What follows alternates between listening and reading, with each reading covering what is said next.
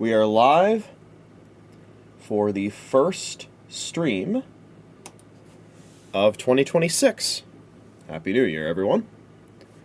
I wish I could say my Christmas and New Year break has gone well, but it hasn't. But, you know, it is what it is. We are here for more Pokemon X. And we are going to be doing something that I had been meaning to do for a while, and I think now is a better time than ever to get around to doing, which is super training. I had been meaning to do this at some point just for the general increase in power that I would be getting from doing this, but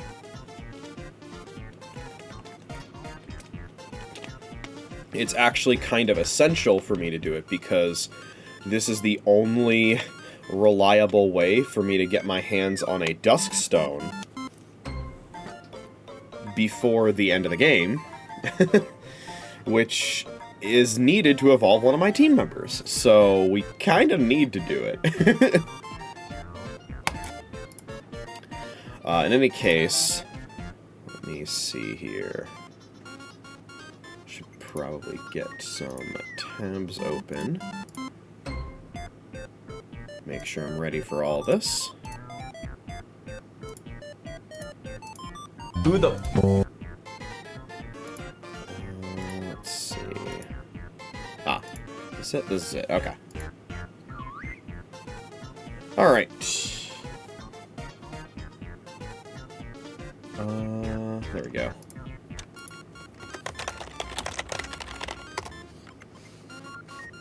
Alright, let's get right into it. Hello, pals. I am JoeDan54, and welcome to 2026. We have once again we've completed a year with a Pokemon game on the backlog with being 6 badges in. That's also what happened at the end of 2024, but the circumstances are very different. Because this time around I actually paced myself the way I wanted to. There's a lot to talk about, so let's get right into it. You can see right now we're standing at the entrance of the Pokeball Factory. Best song in the game is playing. Let's get the Smackro going.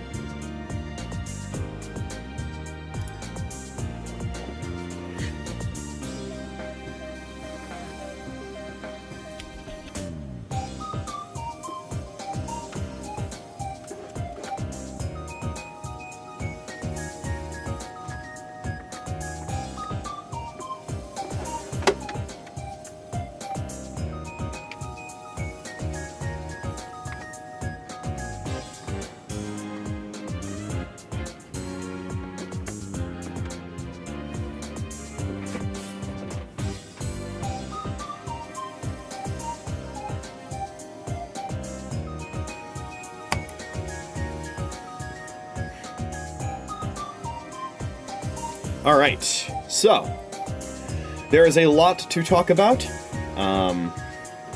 First and foremost, I've mentioned this before, but the stream schedule is going to be changing.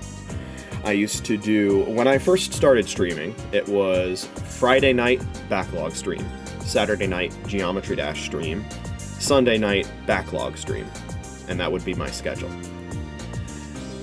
Since starting my new job, it's changed to Friday night Backlog, Saturday night Geometry Dash, Monday night Backlog. Because streaming on Monday nights works better for me than Sunday nights. And that still holds true.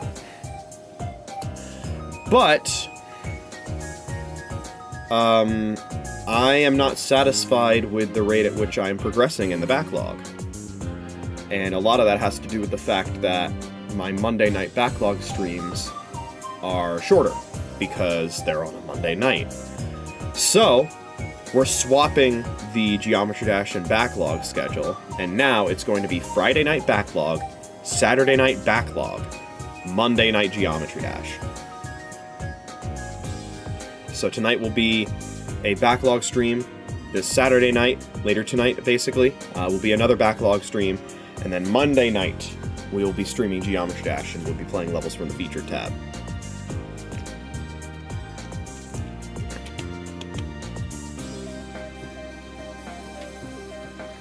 So, why don't we get right into the super training, shall we? So I think at some point there was a tutorial that I kind of skipped through because I accidentally tapped something. Ah, there we go. Okay, cool. It's time for some special training for your Pokemon. Let's experience some super training. I was gonna say, I feel like I remember the first one being Scatterbug.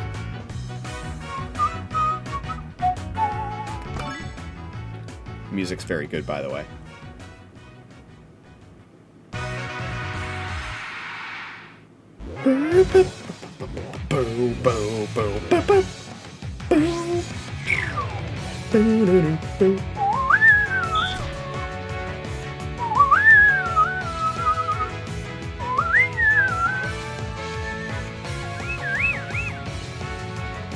That is a balloon bot. Secrets to super training success, not to be confused with secret super training. Hit those goals before you get hit. Use circle pad to move around the virtual space. Tap and drag on the lower screen to both aim and shoot a special ball.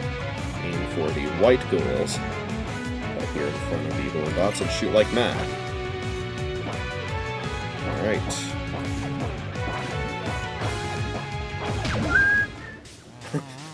Pretty easy.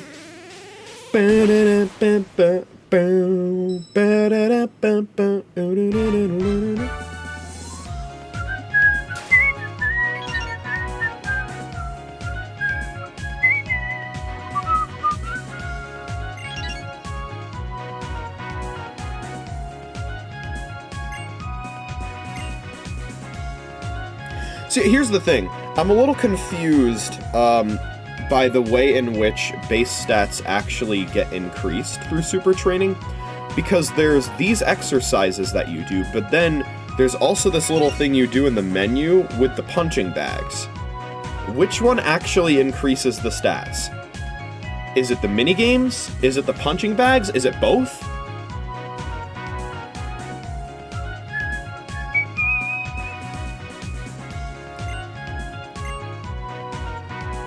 Clearing super training regimens will sometimes award you training bags. Use those training bags in your core training to raise your Pokemon's base stats.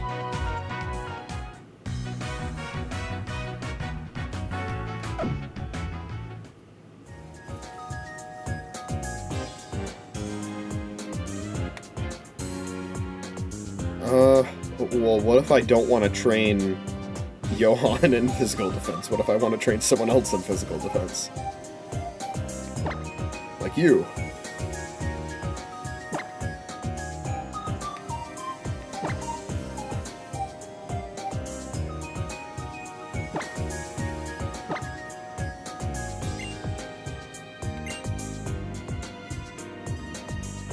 It'll hit the bag once a minute.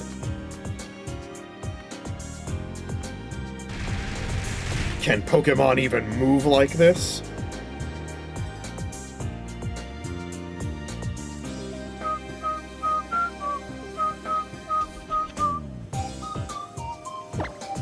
I don't think I have any others. So we meet again.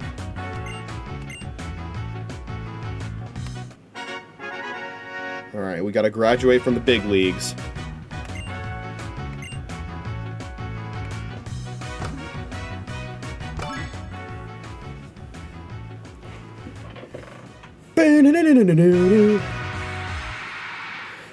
The super training failure theme, by the way, is used in a lot of Pan and Coic 2012 videos.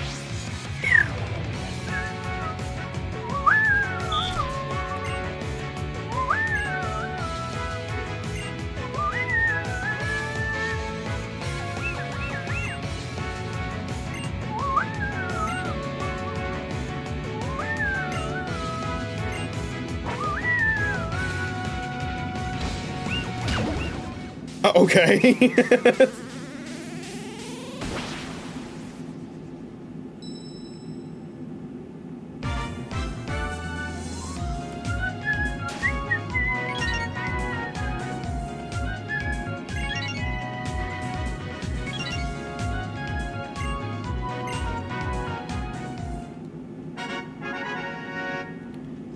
have Super Training level 1.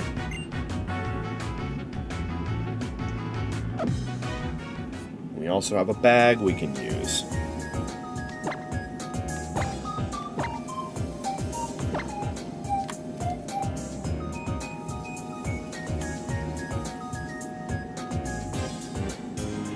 And I do also remember the larger bags take longer to break.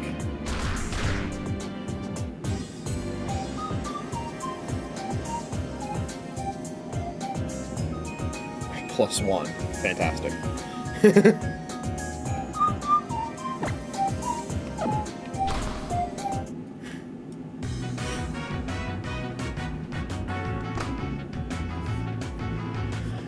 If I remember correctly, fully trained also doesn't mean actually fully trained, because I think you can go beyond that and it becomes supremely trained or something.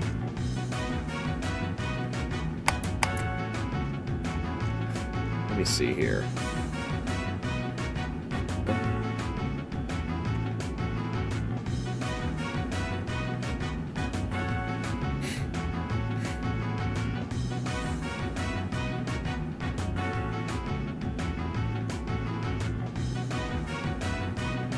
But yeah, so that gave +1 EV for defense onto Scarlet, that defense bag S, I believe it was. Looks like there's ones that increase friendship as well.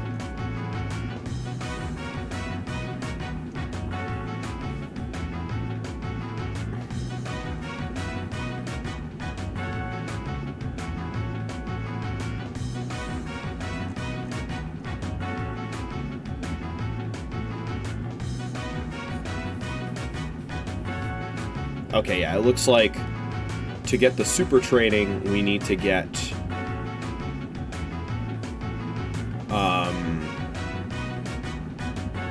fully trained, so that'll be the goal.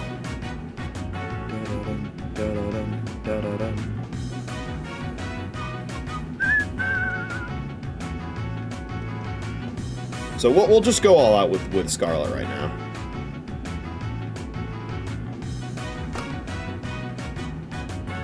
And we'll do...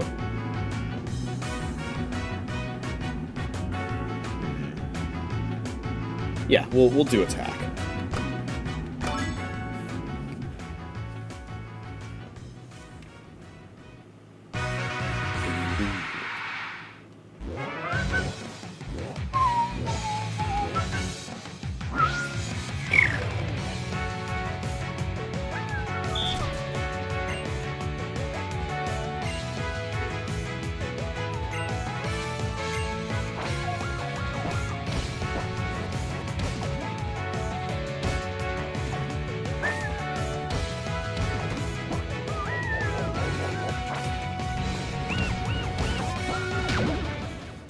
As a whole. Yeah, I don't remember any of these being particularly hard. Get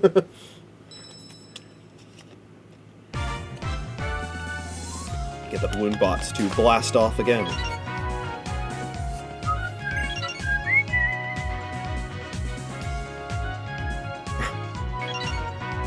Get an attack bag M for our troubles.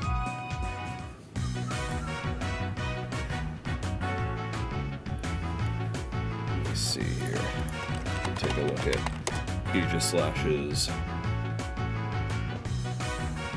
Stats once more. Okay, yeah.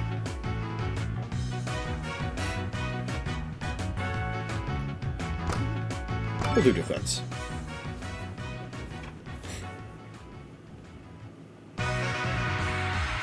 Strength and defense with JoeDan. I remember there are some targets that are a different color at some point.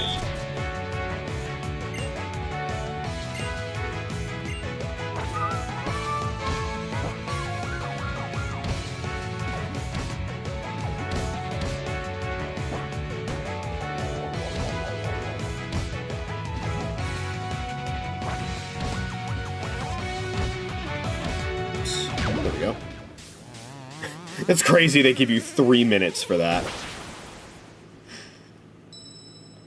Obviously, these are the level 1 ones, but still.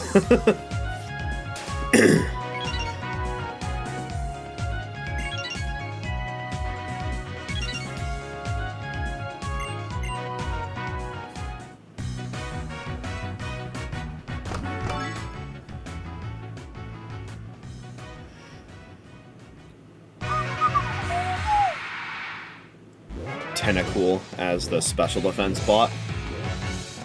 It's a good choice. You wouldn't expect Tentacool to have such high SPDEF, but it indeed does.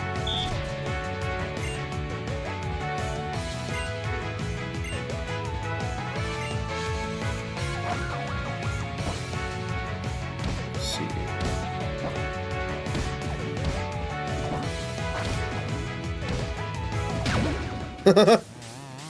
Ezel.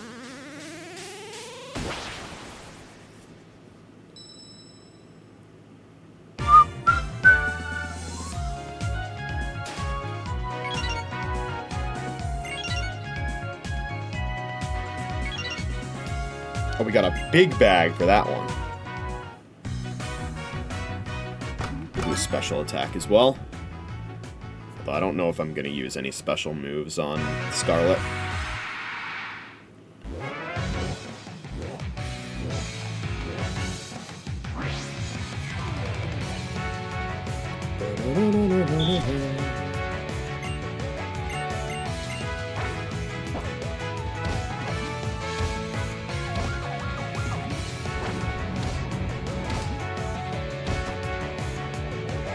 That's a big one! Oh shit!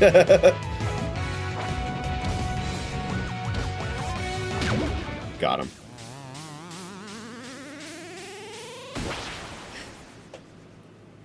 If that timer was 15 seconds, I might have lost that. It was, instead, about 12 times that much.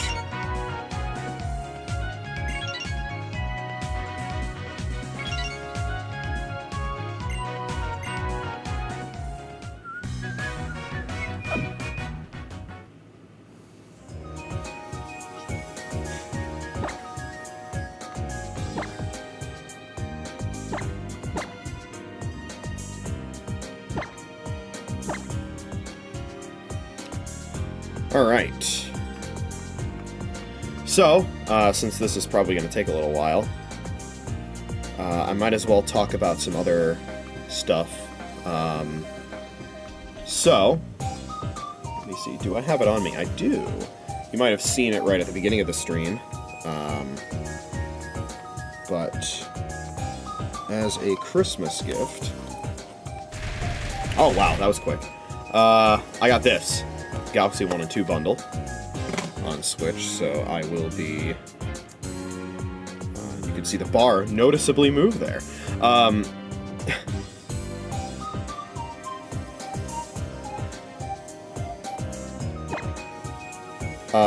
I can check out the,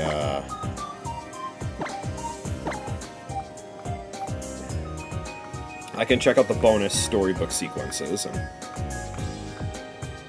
I'm not one to pass up an opportunity to replay Galaxy 1 and 2.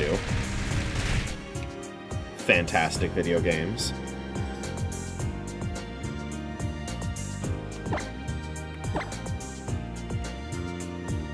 This is... oh, defense back. Okay, let's use that.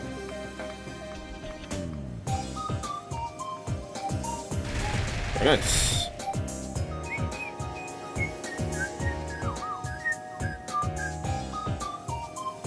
Okay, so for the other stats, like speed, for example, none of my Pokemon on my team right now are particularly optimized for speed, but I guess we'll have Johan do the speed one. I'm curious how the screen will look now that it's switched Pokemon. Okay, so it still says cleared. It's just that, of course, there's a different medal count for Johan specifically. Let's do speed.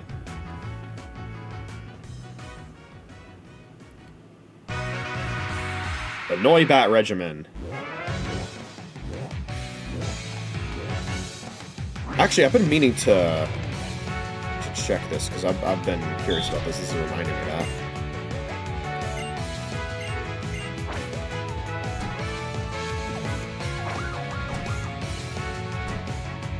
Oops. That's better. Oops. Nice. There we go. Yeah, because I was curious about this after a video I watched. It does, okay. I was curious if Noivern got Tailwind. The answer is yes, it does. It does get Tailwind. And in fact, in Gen 6, it also gets Tailwind. I would have been kind of surprised if it didn't get Tailwind. We got a Speed Bag L for our troubles. We'll do HP as well.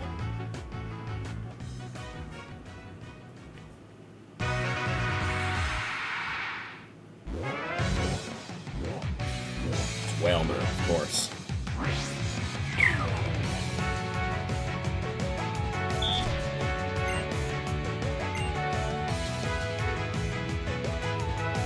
Red goals are special bonus goals you earn, and they won't disappear after one hit. Got it, okay.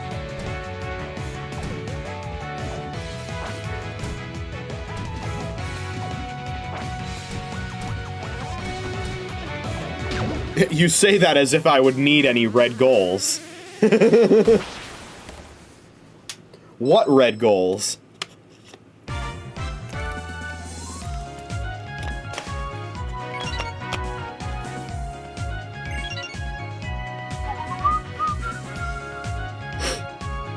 A new record!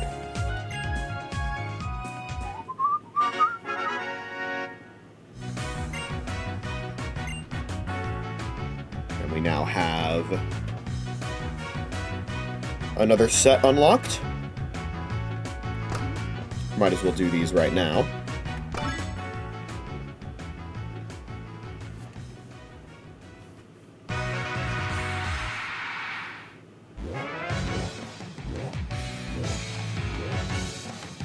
Relicanth, interesting choice.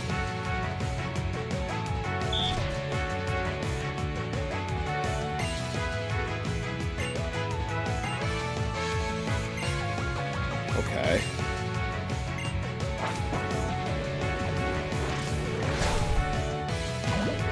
Okay.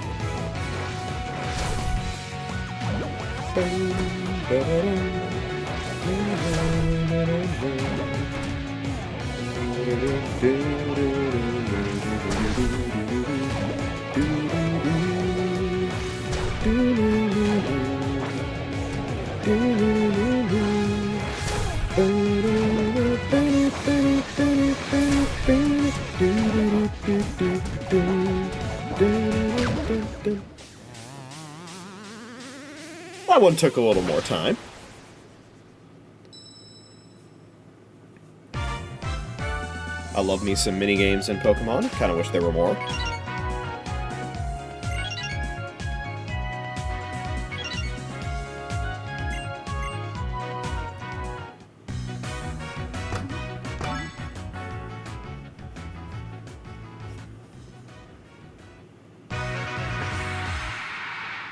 But yeah, I don't really see any point in training Aegislash, or, well, Scarlet in speed or HP.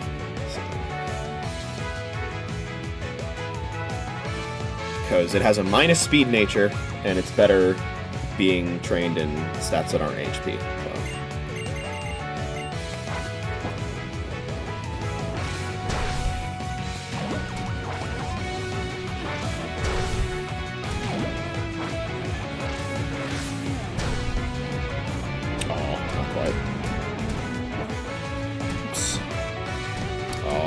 Fucked up that target.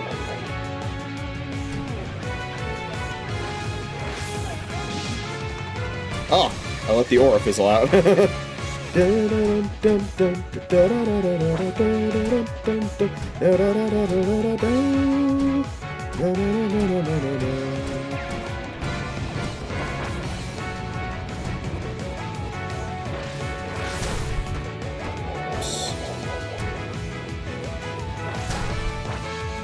Oh, get sniped.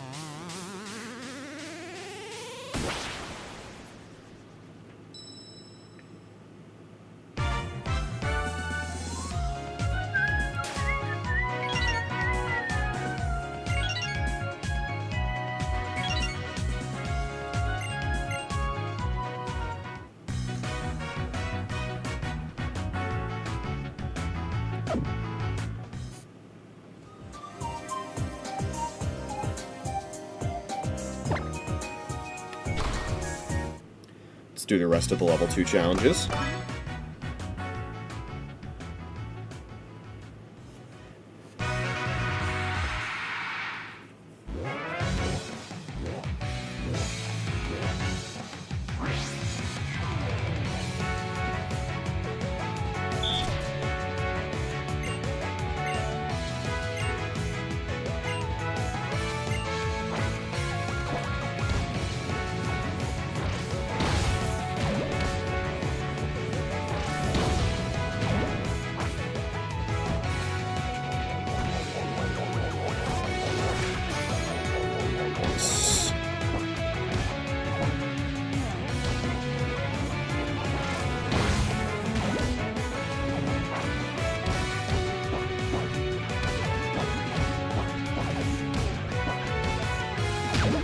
Nice.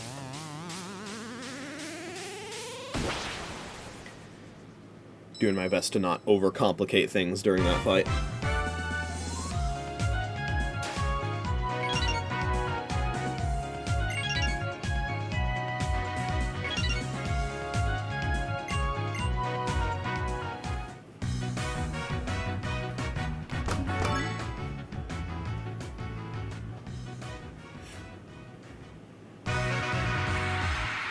Let loose to get fracture. When I swing that axe, you're gonna get your whole branch fractured. In other words, you're sappy, son. Nose pass backwards.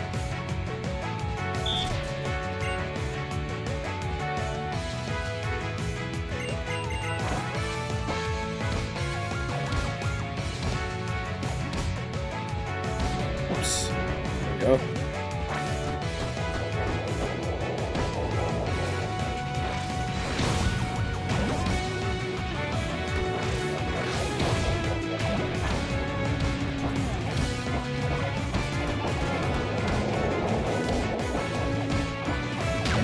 There we go. Keep it simple.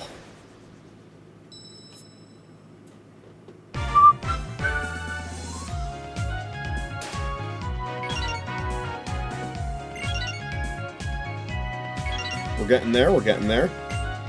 Meter's about halfway full.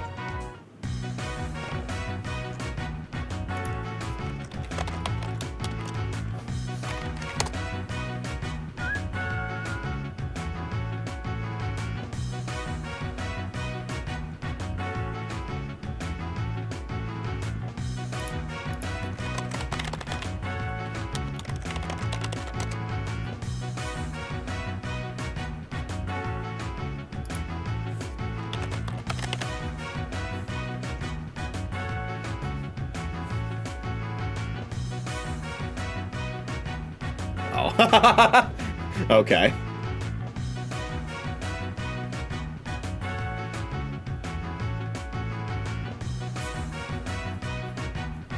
I'm just looking because there's fully trained Pokemon, but then there's supremely trained Pokemon, which is also what I remembered, as I mentioned before. I was trying to see what the difference was and how you can go, you know, beyond fully trained. What supremely trained means. It basically just means you can get a ribbon.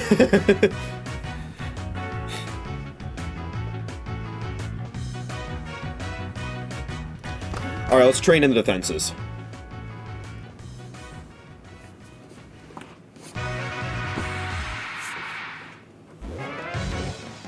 Boom, boom, boom, boom, boom.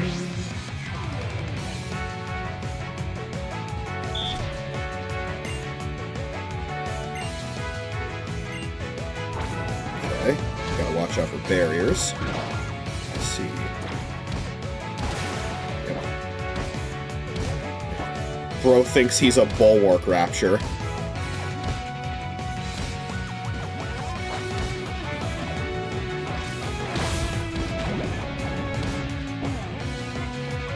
at him.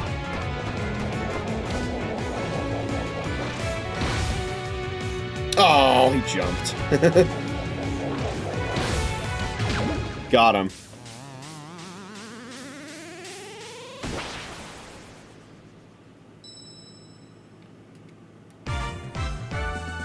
I'm gonna do the next one in 3D mode, see how it looks.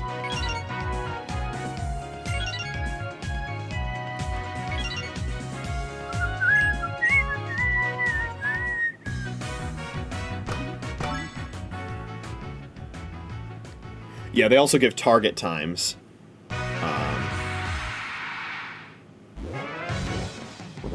Watch out for Tentacruel something. I didn't read that very well.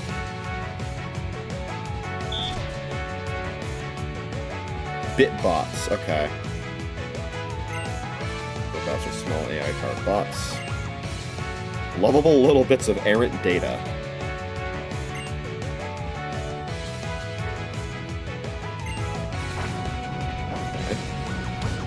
Ooh, okay. Yeah, alright. Forget the 3D mode. The turning on 3D tanks the frame rate.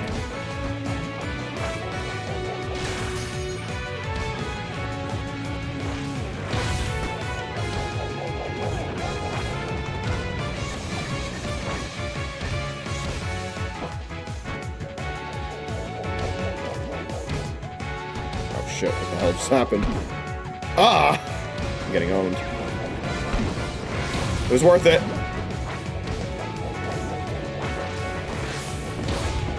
Oh, what a snipe.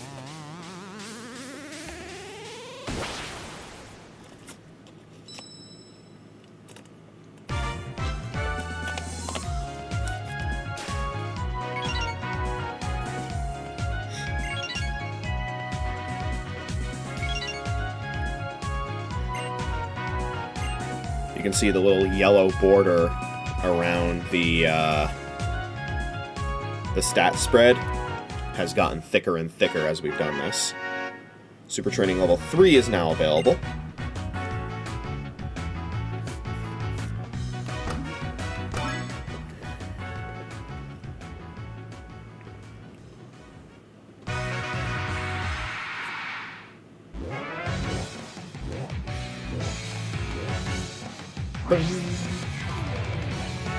Let's do this thing.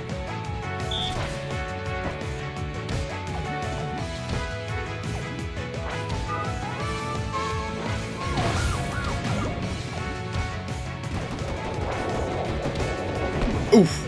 Oh, lost a lot of points from that one. As I probably should.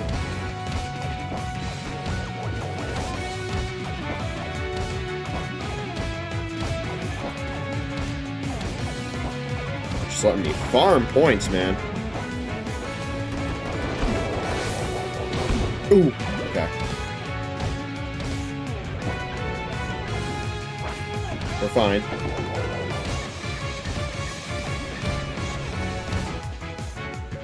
One more good hit. Nice. That should be target time as well.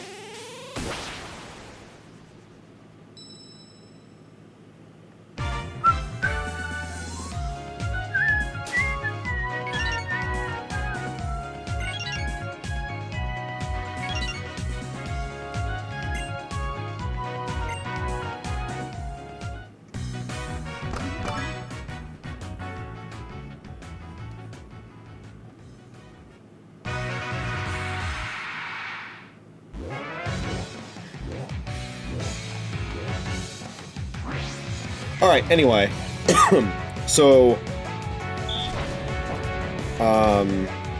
in terms of stream plans for the year,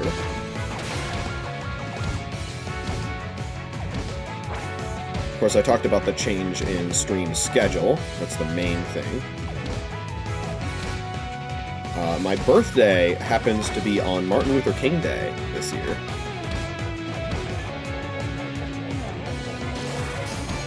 There's probably not going to be a whole lot of crazy stuff I'm going to do on my birthday this year.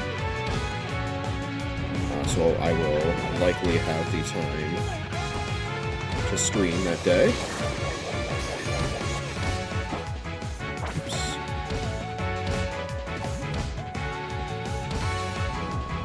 Oh man, I am missing another show.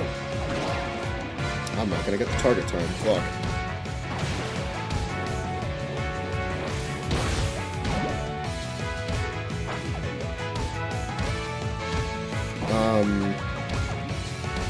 That's what happens when I don't walk in. So...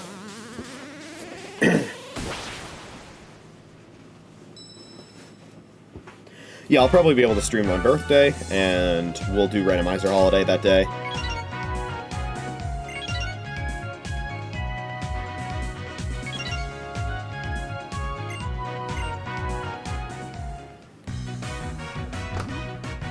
try and get that target time.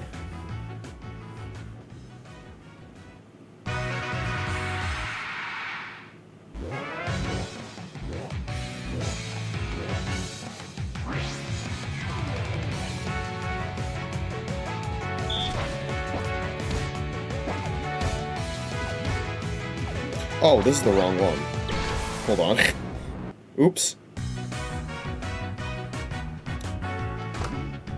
This is the one, okay. And aside from that, it's going to be pretty standard stuff.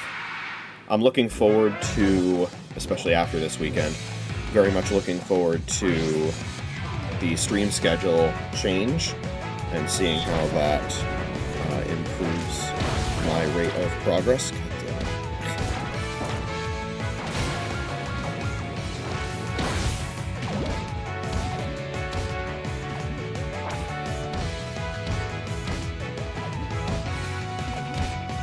And I also, following the Game Awards, I did end up making my list of most anticipated games for 2026. And truthfully, it's not as stacked of a list as it's been in previous... Oh my god. It's not as stacked of a list as it's been in previous years. Nice, there we go. But there's some pretty exciting games on there still. Let me get that list out.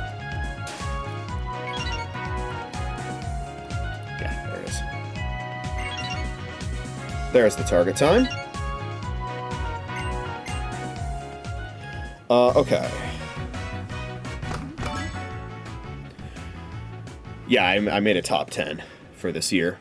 And for those not familiar, I don't buy a lot of new games, just in general, like, at all. The past couple years have kind of been exceptions, because, you know, the entire, you know, Switch 2 came out in 2025, and I wanted to get my hands on one early, in the event that a hacking method proves to be possible with only one of the older models.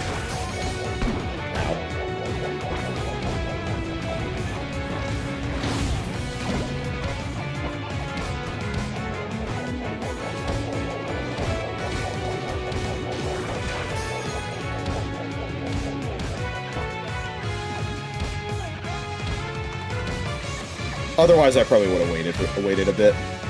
Maybe at least for, like, a bundle deal or something, I don't know.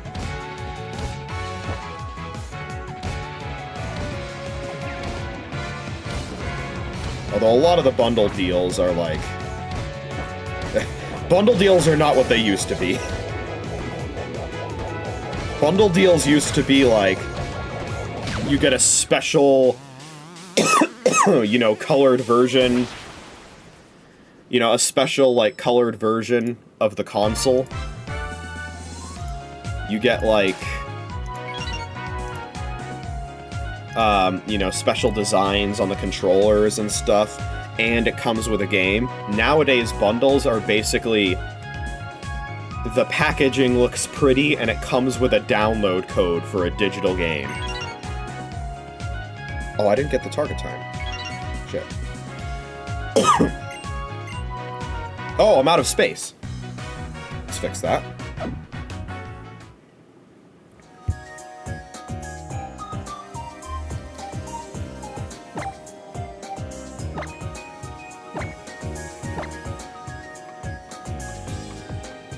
And then, of course, in 2024, the main exception was Mario & Luigi Brothership coming out.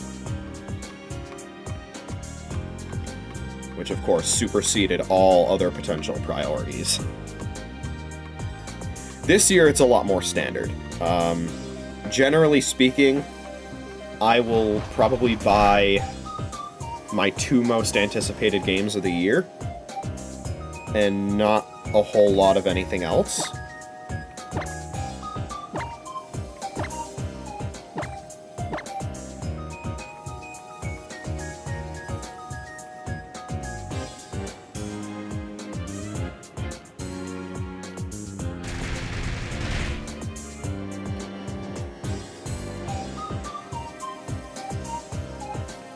But I may end up getting my hands on some of the other games. Or at least doing demos of them and stuff. Or stuff. In fact, one of the games on this list is one that I participated in an open playtest for.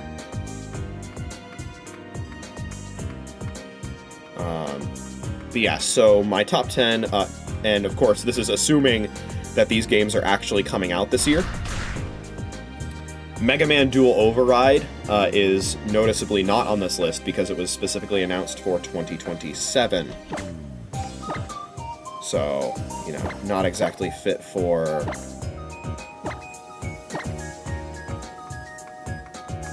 a 2026 list.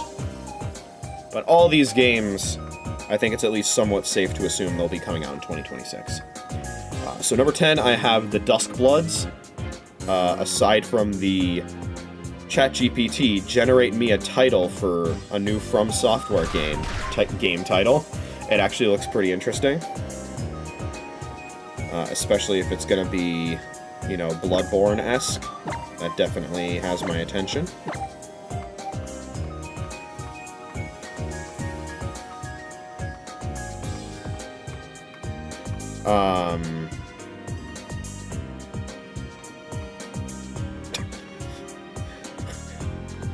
What is Trina doing down there? She's like this? What is that? Is that supposed to represent her sleeping? What is that?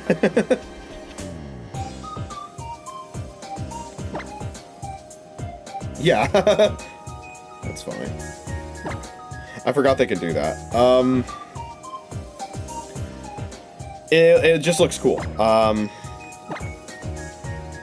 And I do wonder because, you know, it was announced as a Switch 2 exclusive, apparently. I assume that is essentially Nintendo trying to show to the rest of the industry that its new console is powerful.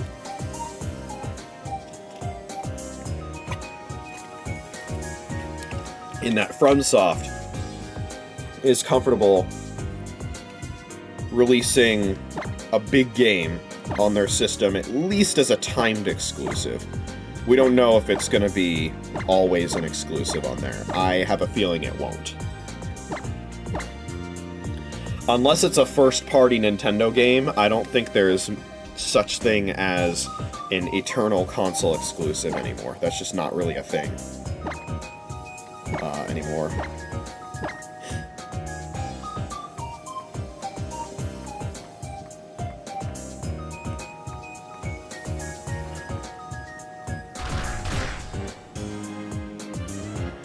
But either way, it looks good. I mean, From Software games just have, you know, solid all-around fundamentals. Even if I think some of them are a little overhyped, but a lot of them do kind of live up to it. Number 9, Mario Tennis Fever. I think it'll be a good Mario Tennis game.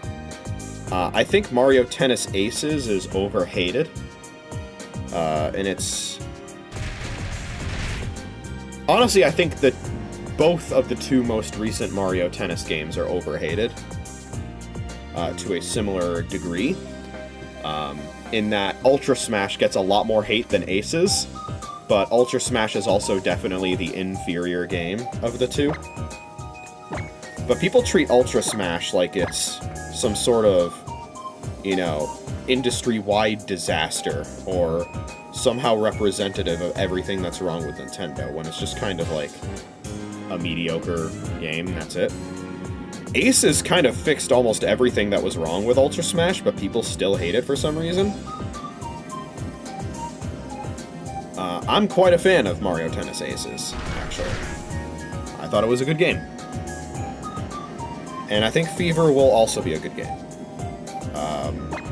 Although, it being Mario Tennis Fever, it's a bit of a confusing name, because Fever is like a really common subtitle for games like that, so, you know. Number 8 is Danganronpa 2x2. I'm so confused as to why 2 specifically is getting a remake and not 1 and 3. But either way, I mean, it seems like, you know, there's new story stuff in it, so it has my interest. I do also wonder, you know, who of the, oh, shit. Fuck. Well, I can't undo that, it looks like. Oops. Oh well,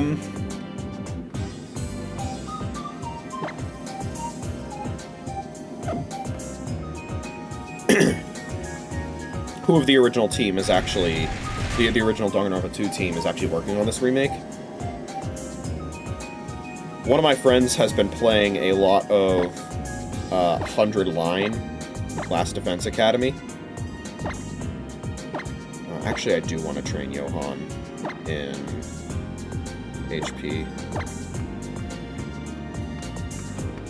And, you know, it's such a gigantic game, so when I say he's been playing a lot of it, relatively speaking, he's hardly played any of it.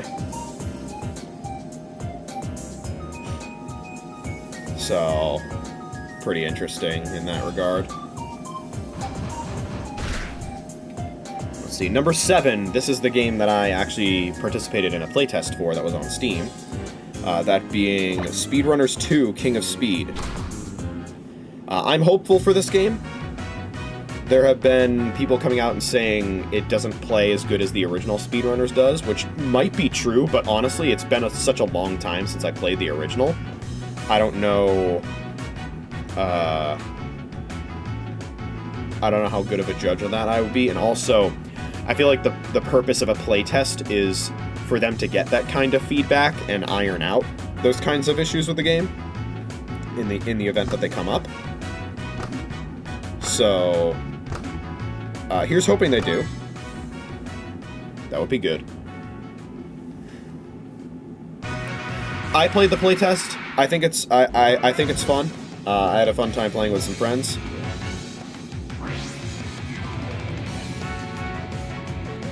I have one desire and one desire only for Speedrunners 2: King of Speed. And that is to make it so that you cannot choose Steam Workshop levels in ranked matches. Because that completely ruined all of my enjoyment from Speedrunners 1. Was people choosing Steam Workshop levels in ranked matches. If you want to play on Steam Workshop levels in Speedrunners, that's fine. Keep that shit out of ranked matches, though. I don't think that's a big ask.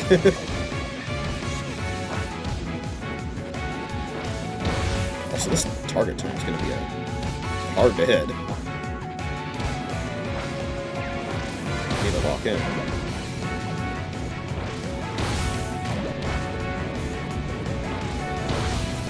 Oh, I'm the fucking go. Okay, that should count.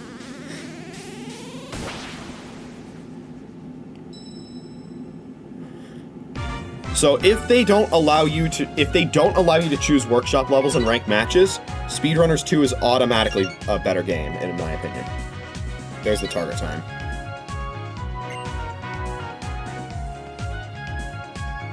So I'll be very excited if that's the case. Otherwise, no thanks, I'll skip.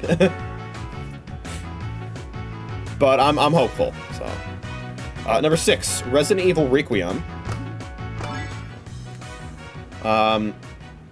Generally, mainline Resident Evil titles are, you know, I have a baseline level of interest in them in general. This one in particular, though, looks pretty good. I like a lot of what Capcom has been doing lately, and this is, in fact, not the only Capcom game on the list. So, you know. And of course, the Resident Evil collab that Nikke had also helped build excitement for Requiem.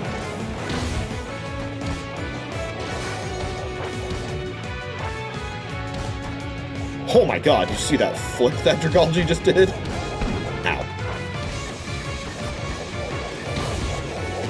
Nice. That was big.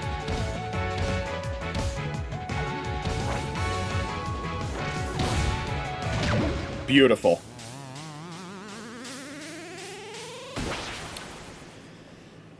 Number 5, Scott Pilgrim EX. Seems like it's very much just like the original Scott Pilgrim vs. the World the game, which I have on Switch. So more of that good action has me excited. Number 4, Avatar Legends, the fighting game. I think it looks pretty sick. I like the moves that have been shown off. The fighting gameplay very much seems like it's good sort of platform fighting stuff with a lot of... It seems to be trying some unique stuff while also keeping some core fighting game fundamentals. It just seems like a very fun fighting game, both to watch at a high level and to play at a casual level, which is what I like in fighting games.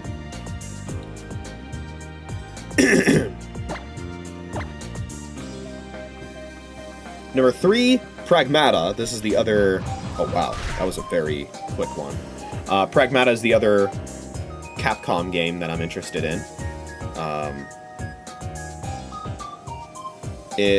The general gameplay of it, and the fact that it's a new IP from Capcom, has me very excited. I like the character designs. I like the gameplay that we've seen so far.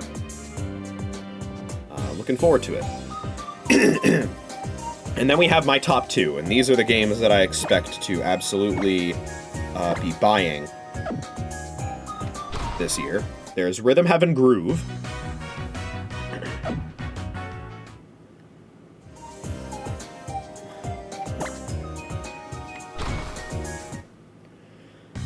The Rhythm Heaven series being revived is, frankly, something that I didn't think would happen, but it is. And, you know, I have Mega Mix on the 3DS, and I'm very excited to play new Rhythm Heaven games. Just about all the old ones have been memed at this point. Let's get some new Rhythm Heaven memes in there. And then my number 1, currently most anticipated game of 2026, and if it stays that way, I will do a day 1-ish stream, much like I did with Metroid Prime 4 this year. And that is out. That is out. That is Yoshi and the Mysterious Book.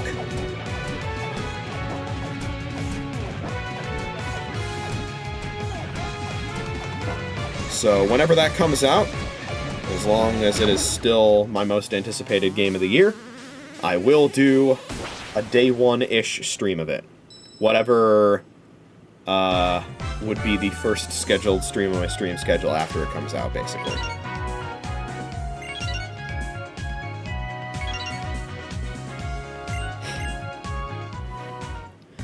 I assume the effects of double up bags don't stack if you hit 2 in a row.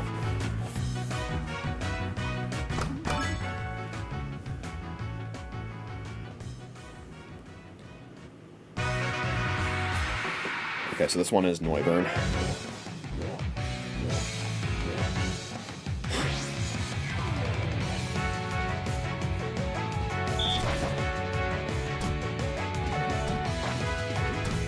So while my Christmas break has not exactly been very good, Christmas itself was very good for me.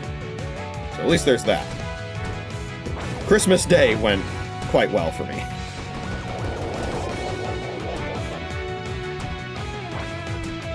One of my friends actually gifted me the PC port of Stellar Blade. It was pretty awesome. And I did not expect that at all. I was just kind of like mentioning in a group chat, I'm like, oh yeah, you know, I didn't get any Steam money for Christmas, but if I did, I would have gotten the Stellar Blade PC port because it's on sale right now. And then one of my friends just gifted it to me after I said that, which I promise you was not my intention.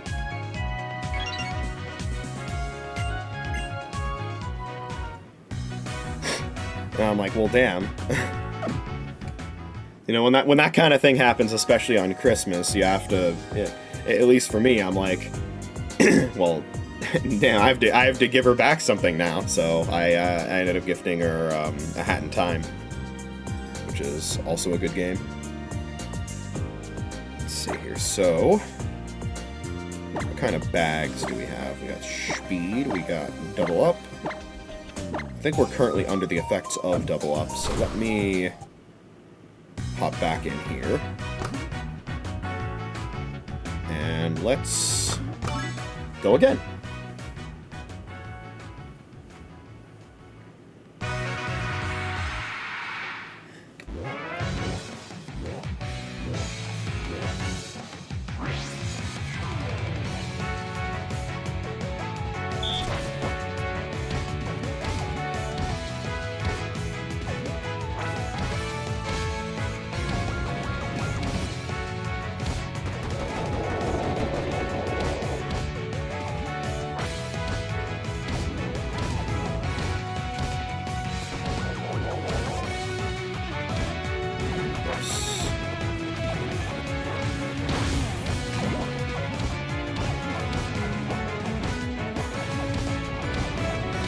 Perfect. Is that a new best time? Let's see.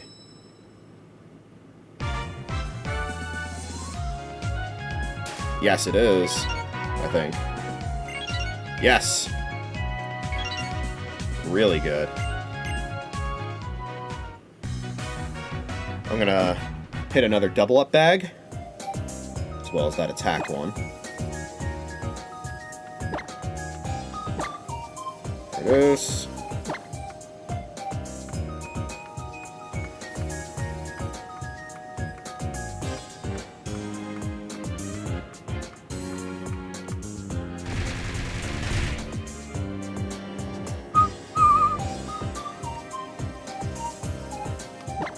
And now let's get the double up bag. Double it all. And don't give it to the next person. And then we will go back in and we will choose another stat to get more stat points in. Let's do special defense. I feel like with the defensive typing that Scarlet has, being able to tank special hits is a little bit more, on average, important than physical. Obviously, physical is still important, but, like, you know, you want to be able to tank fire hits, and those, on average, are usually special. There's obviously physical fire, but more of them are special on average. Same goes for, you know, there's a lot of ghost moves, a lot of, you know, you want to be able to tank Dark Pulse, Earth Power, etc. Damn, that was fast. Lock the fuck in.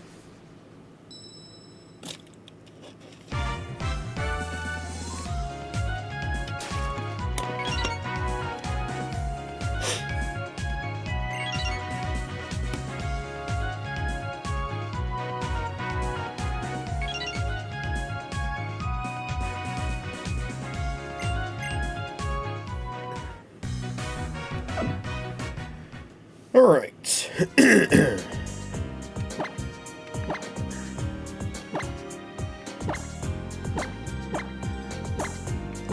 use that Spadef bag. The meter's getting pretty high. I think we'll do the physical defense one next.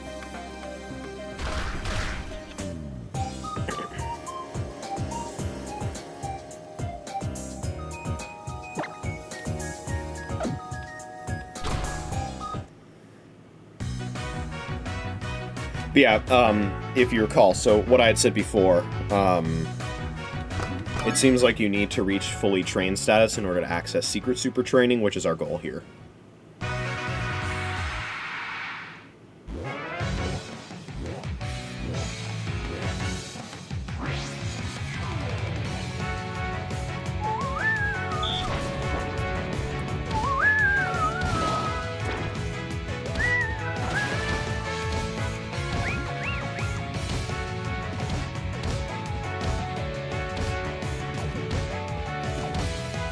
You see that bounce shot I got on there?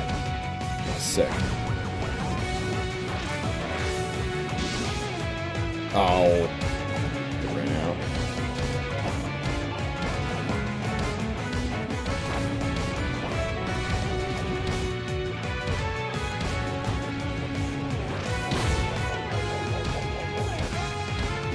out. There we go. Another bounce shot.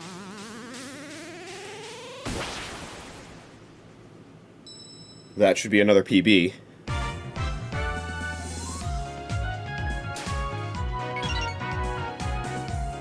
Meteor's getting close.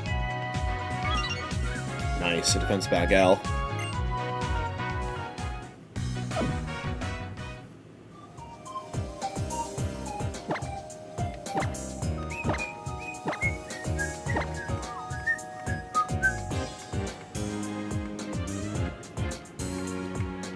So of course this raises the question of, am I going to super train every member of my team? I don't know. I definitely think Scarlet is the most important one to super train because she's the one of this team that I plan on using in the Battle Mason.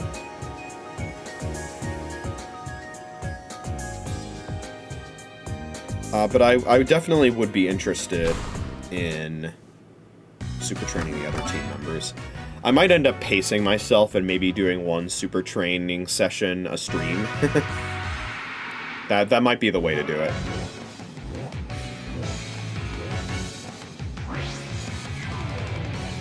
I'm not sure. We'll see.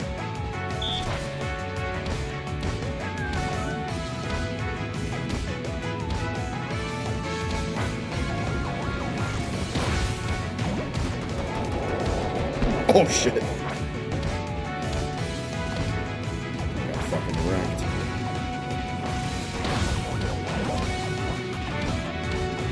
Nice. I think that's PB as well.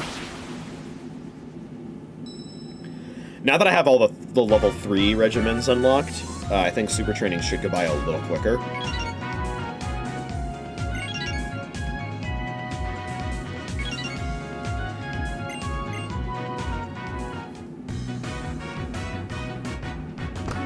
Let's do that one again. I'm not sure how the bag rewards are chosen. It might be random what size bag you get. Because I thought it was linked to your performance, but like, I just did what I thought was a super good performance, and, you know, how quickly I managed to take things out. But I only ended up getting a small bag, and like, sure, I got hit, but, you know, in terms of time, it was still a PB. That one was insanely fast.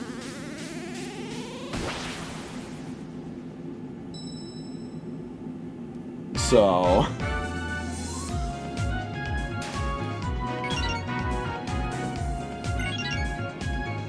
yeah, that one's gonna be tough to beat. But again, attack bag S, and I didn't even get hit that time.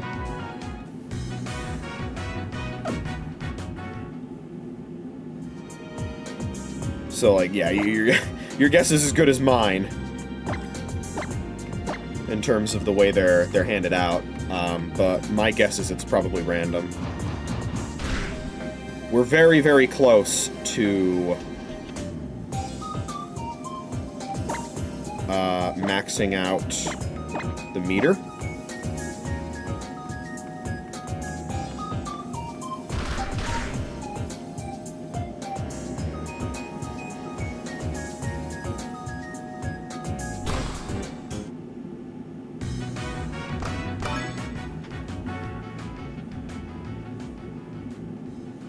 And then we should be able to get Secret Super Training. And then there are some missions there, including one where we should be able to get the Dusk Stone. So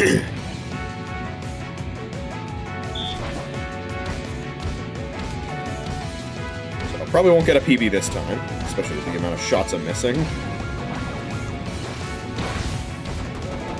Ow! And getting hit. Watch, this will be the time I get a bag L size.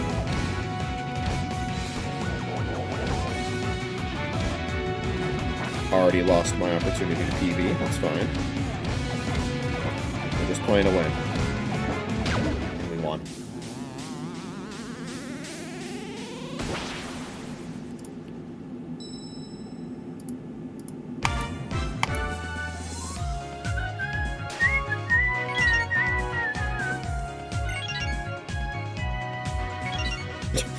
Attack bag M this time. From what was pretty clearly a worse performance.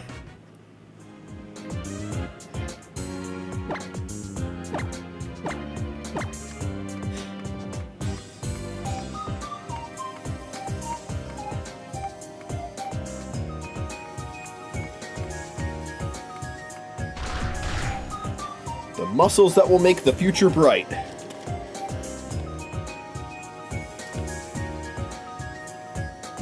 We're close.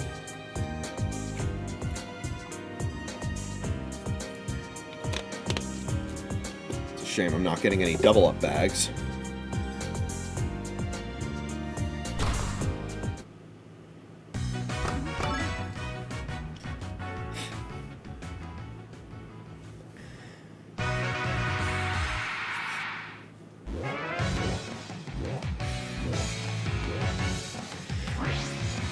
This should be the last time we need to do this.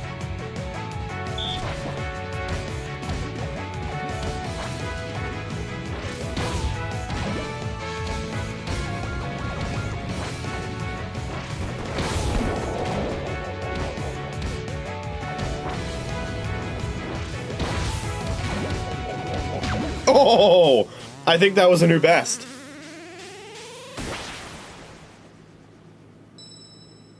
That was clean, even though I got hit. Pretty sure that's a new best target time. And we should be fully trained now. Yes, just barely. Amazing, its base stats are all maxed. It is a fully trained Pokemon. Congratulations, trainer. Fully trained Pokemon can challenge themselves to attempt the difficult secret super training regimens. Let's do it. The Troubles Keep On Coming is the name of this one.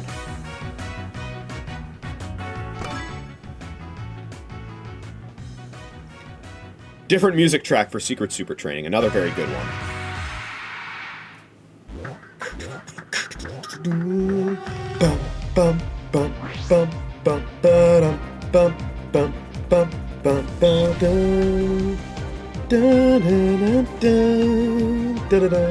This song got remixed for the anime, by the way. Secret Super Training says, what in the world is circuit training? Right, so it's a multi-phase fight, basically. Once we take out this Aurora balloon, there is going to be another one in the back.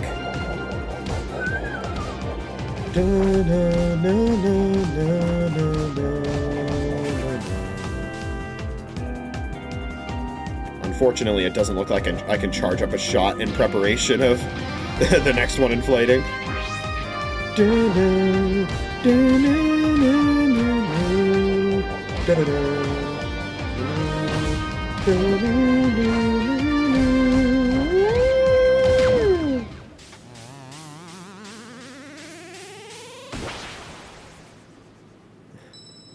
I didn't see what the target time was, but if the text starts popping off, I'll know I got it. Yes, okay. We got a fresh water, and a double-up bag.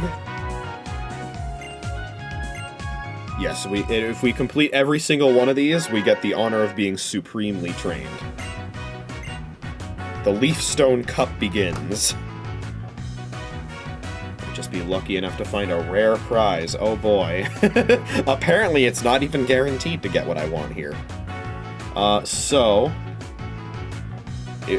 after this, so there's Leafstone Cup, then Firestone Cup, then Waterstone Cup. Then follow those fleeing goals, which is basically the Thunderstone Cup. Then after that, there's the Duskstone Cup. So it looks like the sixth one is the one that we want for the Duskstone. So let's keep rocking and rolling. Bum, bum, bum, ba-dum, ba-dum, bum, bum, bum, bum, ba-dum. To the speediest go the spoils. You clear a regiment a lot faster than the set target time, you'll have a better chance of getting a rare item. Understood.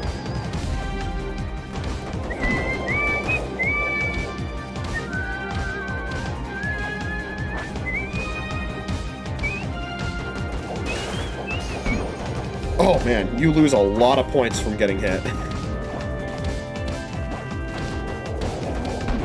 Man.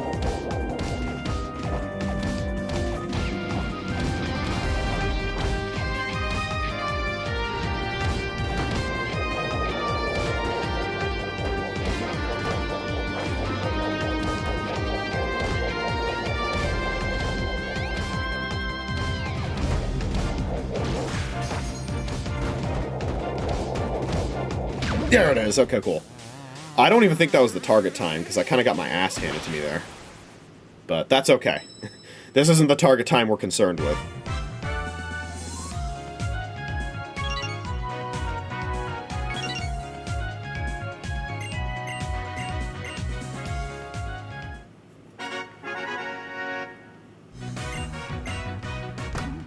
Now for the Firestone. The Firestone Cup. It's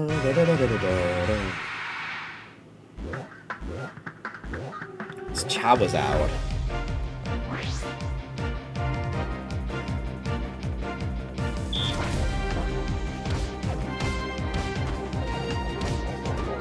Oof. I thought it was far enough away, I guess not.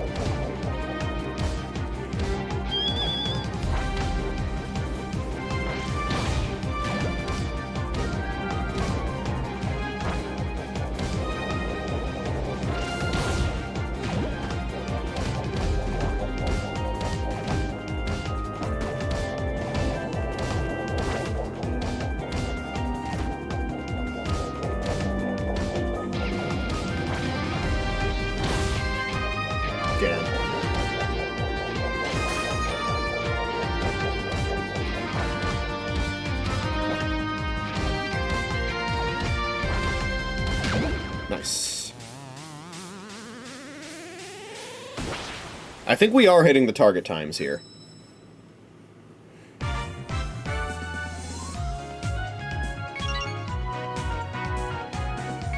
Yeah, okay.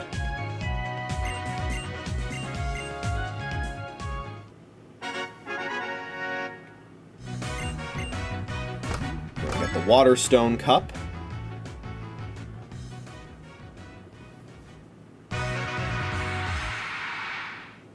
Blastalois. Blastoise.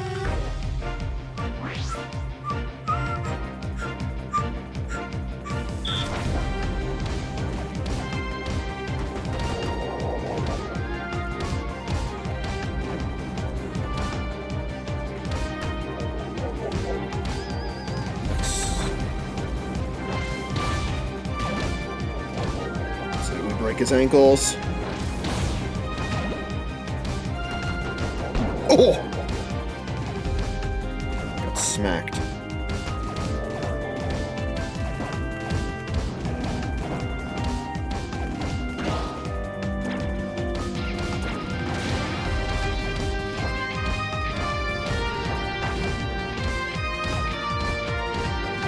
Oh my god, I've never seen that formation before. I'm glad I killed him before it was, before that approached.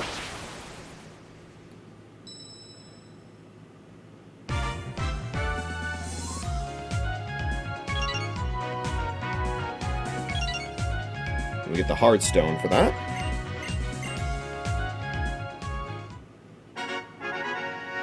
And up next, Follow those fleeing goals. This is basically the Thunderstone cut. You guessed it, Stunfisk.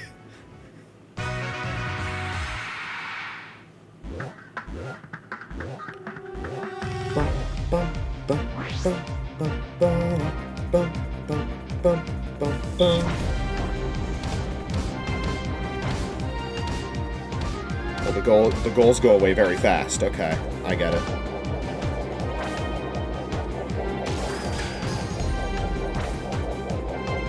Oh man, that's hard. Oh my god.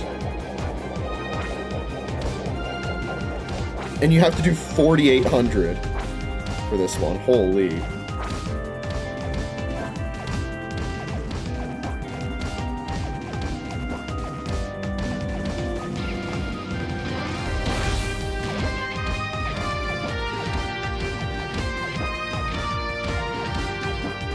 Okay, after the barrage, it's super easy. Alright. I was a little worried there.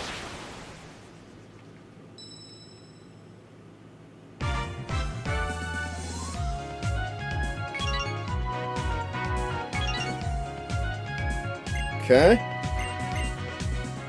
Alright. Here it is. Watch out. That's one tricky second half. One of the potential rewards for this is a Dusk Stone. This is what we're waiting for. And apparently this implies that this challenge is second half heavy, so we'll see. Bum, bum, bum, bum, bum, bum. There you go, Scarlet. That's what I want to evolve you into. Get faster as you get more points. This may change suddenly, okay.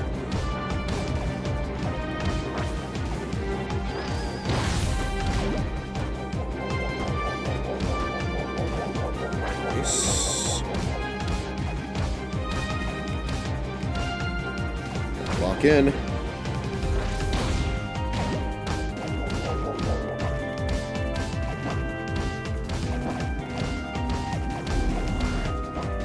Oh, he's angry. Okay.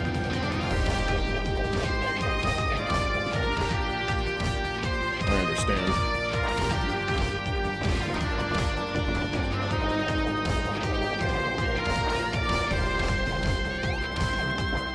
Nice! I think we can do a little better. I missed a few shots there. But we did get the target time, so now it's a matter of doing this one until we get a Dusk Stone. Yes! Oh my god, first try, let's go! Woo! Hell yeah! Da da da da da da. Alright, baby. So there are quite a few other, Secret Super Training missions out there. It looks like there's basically just that entire level 2 screen. And at some point we'll probably try and do all of them, but not right now. So, Dusk Stone. I kind of want to wait until Scarlet levels up one more time. Because I have a feeling... I kind of want the EVs to reflect their changes before I evolve, and I think I need to level up in order to do that. So let's actually put Scarlet in front, and let the combat begin. You're not ready. Can't that idiot outside even handle guard duty? So sorry, but we're not offering tours right now. Ah, yes. I almost forgot Serena was here. Was she watching me do simulations this whole time? With a red suit like that, you must be a member of Team Flare, right? Did you have to take a part-time job at the Pokeball factory to pay for that ugly suit? Forgot how sassy she is. What? How dare you mock Team Flare? Mighty Anna, get them! I'll take care of this. You go on ahead. Oh. I mean, sure. Damn. I kind of wanted to actually fight because I want EXP. I'm a nameless Team Flare Grunt. I've yet to make a name for myself. It's funny that you bring that up, because if I recall correctly...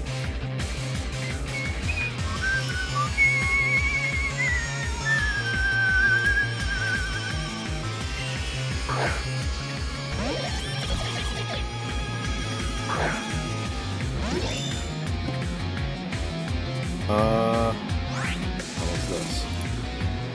I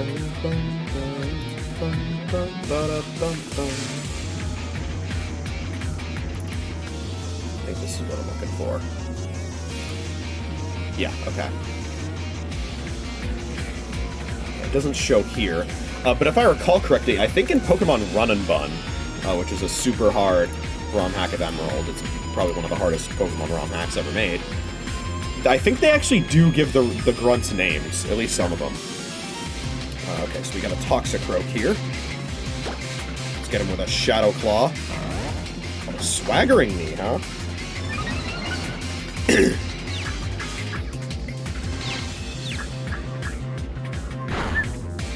Ow.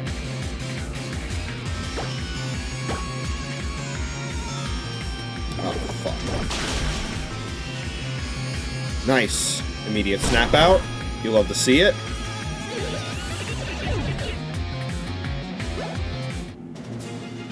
We're close to leveling up.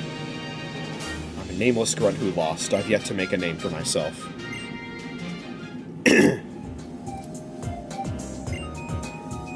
that's all I'll ever be. We got conveyor belts, baby. When I beat you, tears will fall from your eyes like Pokeballs rolling down a conveyor. The conveyor belts are also reminding me of, I was playing Baba as You with some of my friends, and there were some stages that used conveyor belts. Let's see, is this motherfucker gonna use swagger on me again? Let's find out. Assurance, okay. Get Rocky helmeted, idiot. We're gonna Swords Dance.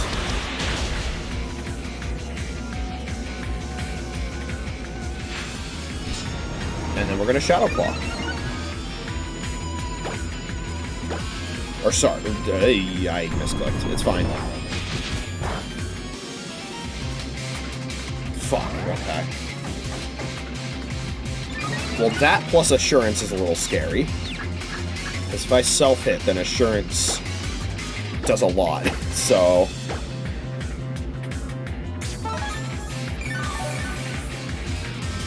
Oh, I should have used the full restore. I don't know if I have any of those, though.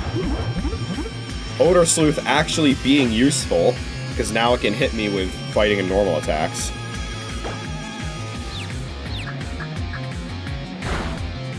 Okay, if Assurance is here, it's gonna do a lot. Roar! After all the effort I put into to keep Scarlet on the field. Whatever, man. Mega Launcher boosted Water Pulse. Die. That might still be enough to level up. Let's see. Yes. It doesn't show you the stat increases if you're not in. Well, I got fucking cheated. Alright. That's some bullshit, man.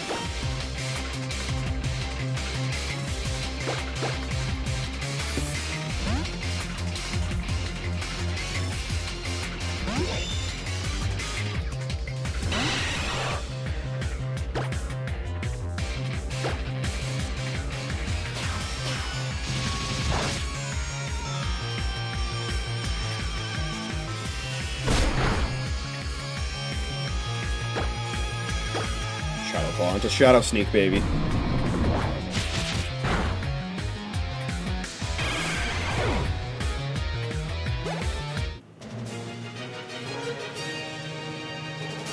Please take me away on the conveyor to a world without pain. Alright, well, regardless,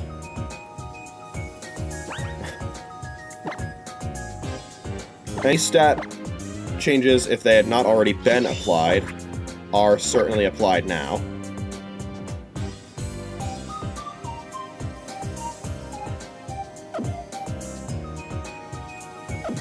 And now, it's time to use the Dusk Stone.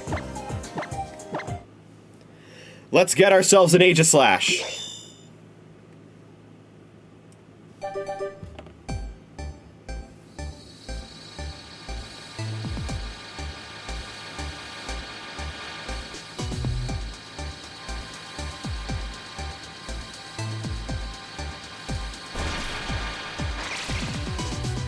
Beautiful.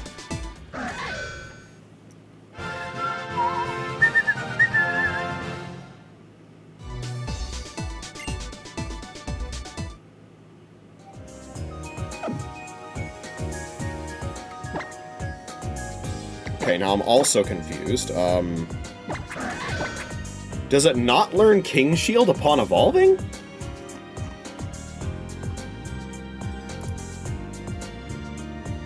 I guess not. Well, that's fucking weird.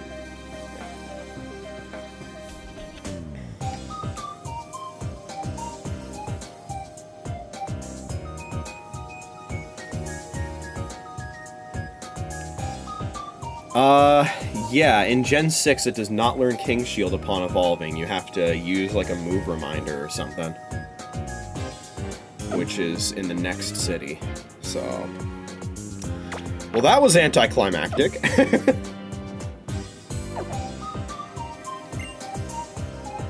Even if I lose, more will come, like Pokeballs rolling down in a conveyor. Let's make sure we're not... Oh, wait, really? Oh, alright. Dowsing Machine is banned in here.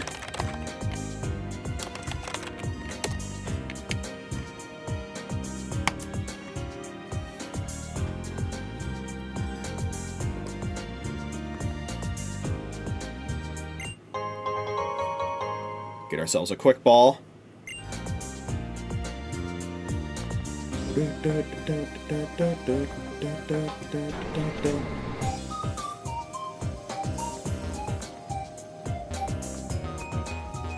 Ooh.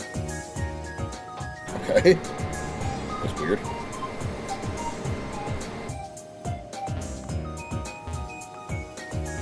So, don't worry, be happy. I'm trying.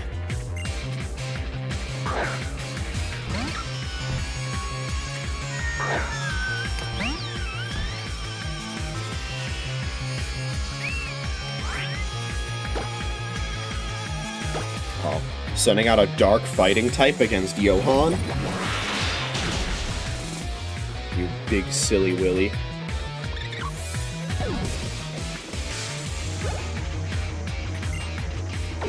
And another dark type.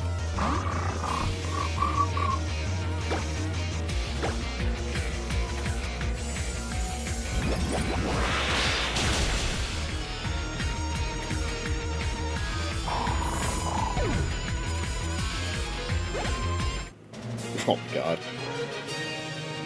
Hard to be happy when you lose. Where did I go wrong? Ma'am, I'm afraid I caught your son doing homework. Where did I go wrong? Metal Coat. Used to evolve Onyx or Scyther. Also just boosts the power of steel moves.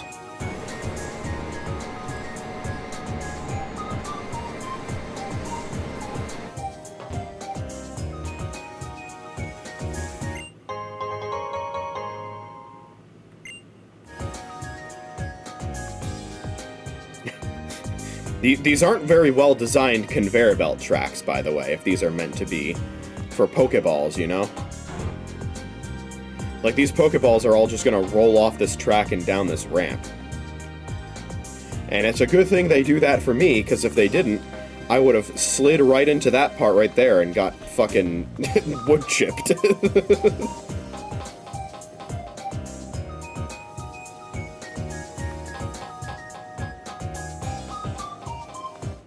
This is a cool location. Ball, ball, Pokeball, ball, ball, Ultra Ball. I guess we do an Ultra Balls now.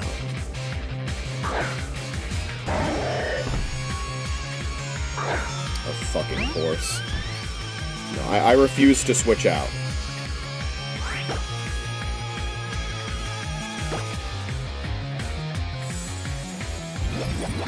I'm not gonna deny myself seeing the stats again. Yeah? Friendship cheese to dodge the Encore?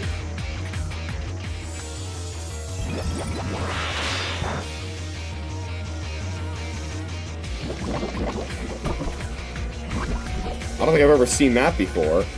Dodging Encore with friendship cheese.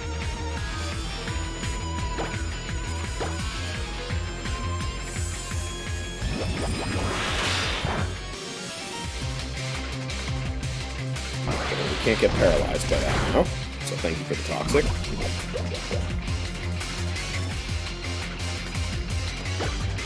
And now we kill this with Moonblast.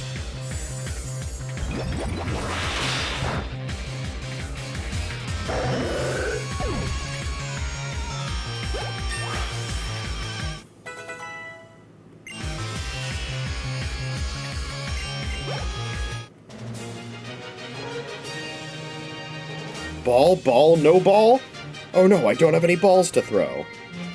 Don't be a thief. Don't be a slimesicle. Those who know.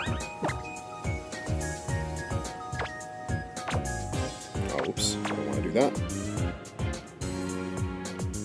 Let's do this.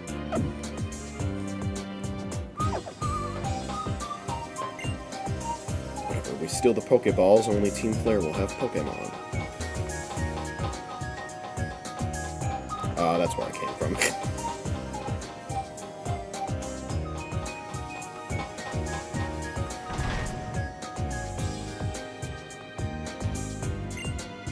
We automated the factory to lighten the burden put on Pokemon, but that also means there are fewer people, so the factory was taken over almost instantly.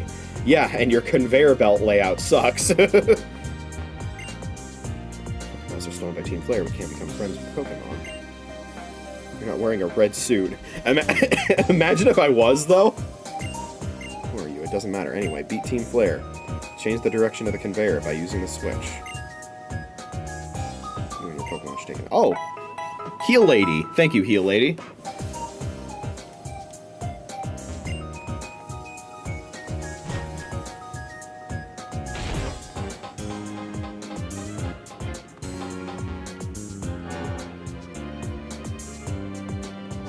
I was gonna say, does it actually visually change? The answer is yes, it does.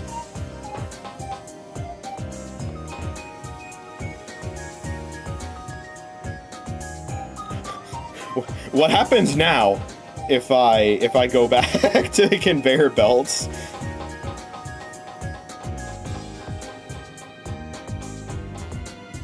Oh, it seems like it didn't affect those. Okay. I was gonna say, do I go back on that one and become mincemeat?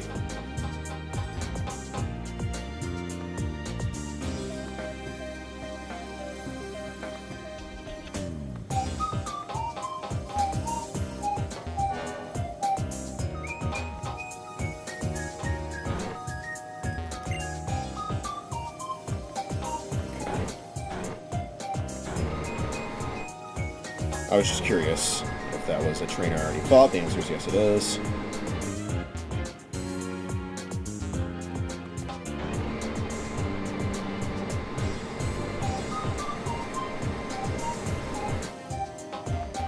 Oh my god!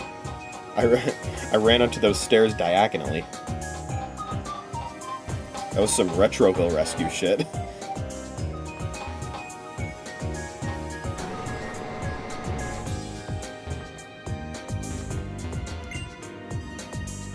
Kind of a scrub, you know?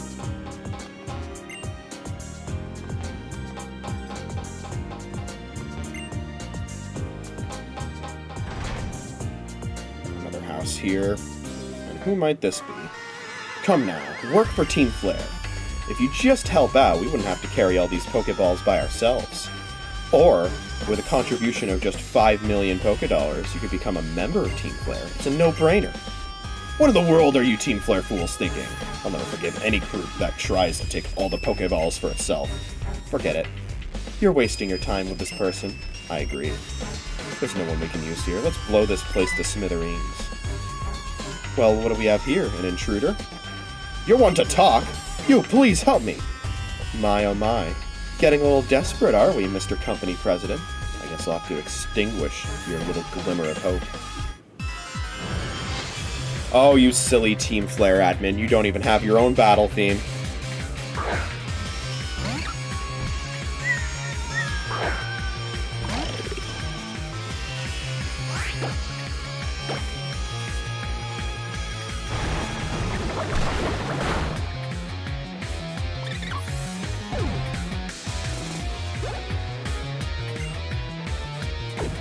Houndoom coming in. I like that matchup.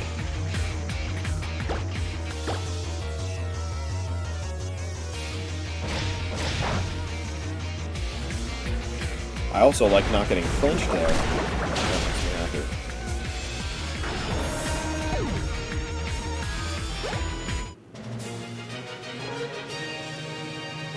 What?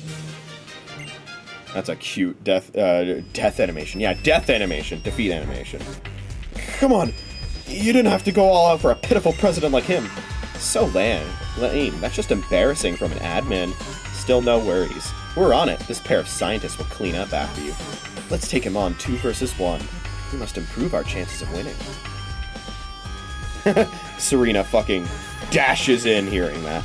We'll see about that. Sorry I'm late. There's another one. 1 kid or 2, it doesn't make a lot of a difference. When we're the ones fighting together, our odds of victory increase exponentially. You might want to check your numbers. Are you really even scientists? Can you help me fight them, neighbor? Let's go. A good old-fashioned multi-battle, is it? Salosha and Briani.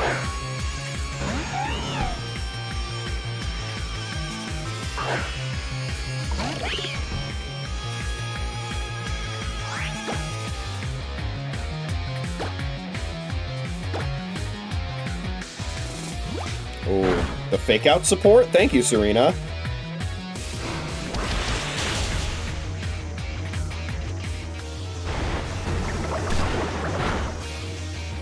Oh, didn't kill.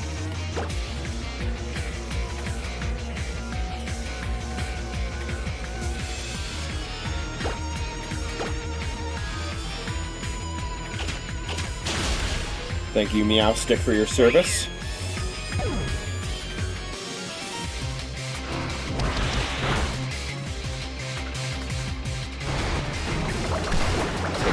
Main Ectric off the field.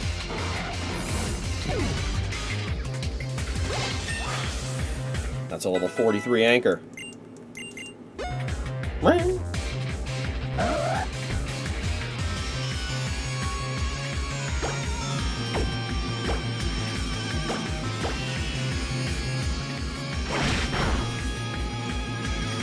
Keep mega launching those boosted water pulses. And that's a one-shot.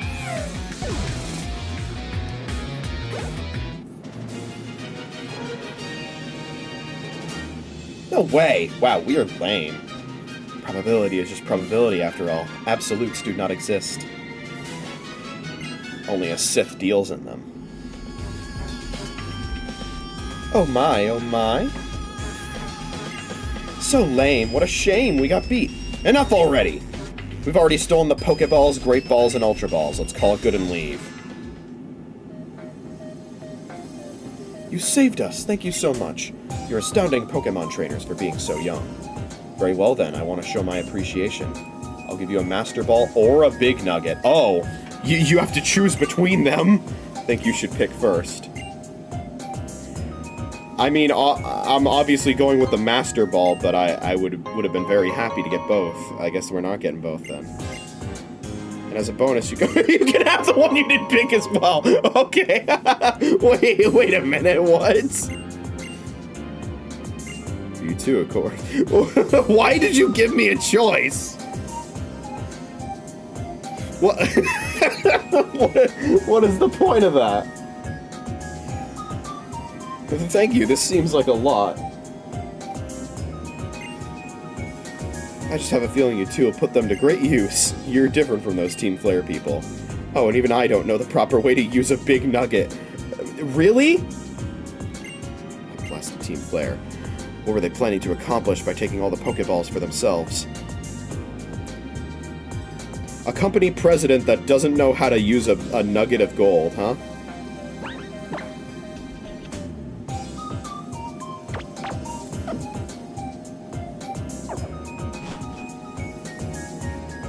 Let that one sink in.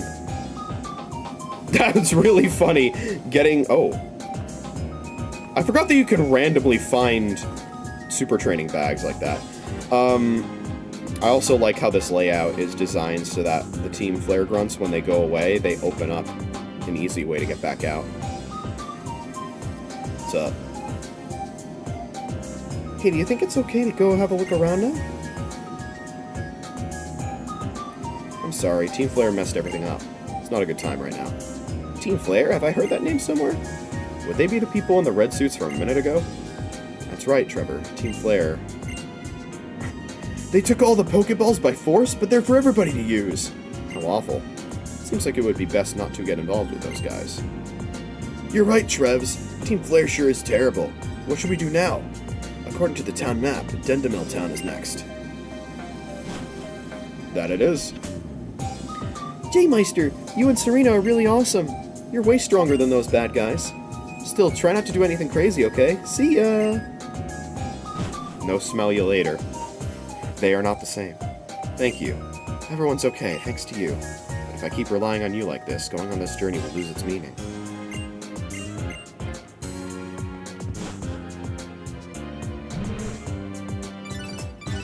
We get a holo clip. Hello. Who might this be? I do like the way that they characterized your rival in this game. How, you know, they're the one that battles you by far the most. And, you know, is... Because the thing about, you know, a Pokemon game like this, obviously, in order to progress in the story, you need to win every fight with every trainer. Because in the Pokemon world, if you're a protagonist, a playable protagonist, a currently being played protagonist, and you lose a fight, you don't simply say, I lost, and then have the story progress. You black out. You pull the fucking, I'm actually neurodivergent and a minor, and then you collapse. And so because of that, the power of the plot demands that you as the being played character must have a perfect winning streak against your rival. And because of that, your rival naturally is probably going to start thinking of themselves as being inferior because they're never able to beat you. And you sort of see those struggles a little bit in your rival in this game. Despite them within the story still being fairly capable. We're bringing you this special bulletin. The Pokeball factory in the area around Laver City has been attacked. The identities of those involved are unknown. However, this is not expected to have any effect on the sales of Pokeballs. Meanwhile, we go to the nearest Pokemart and the fucking prices have been hiked like RAM is right now.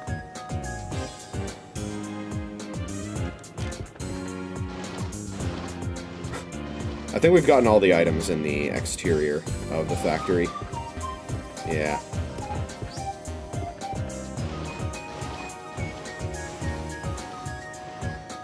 Alright, well that's the last area that we'll be exploring that has that great music.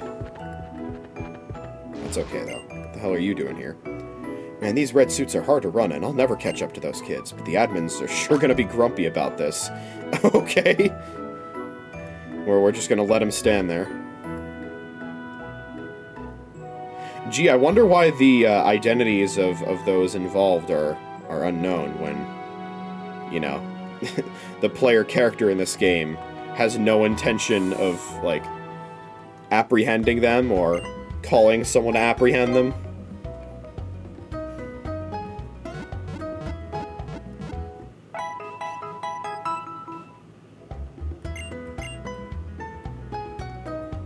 It's not very often that you actually see, you know, the antagonist of a Pokemon game actually get brought into custody. The only time I know of it happening is Getsis in Black 1 and White 1.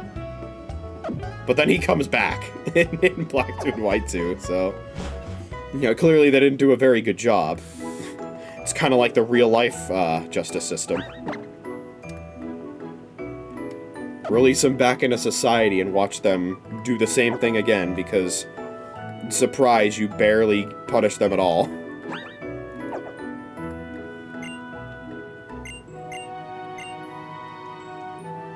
Alright, well, that is the Pokeball Factory.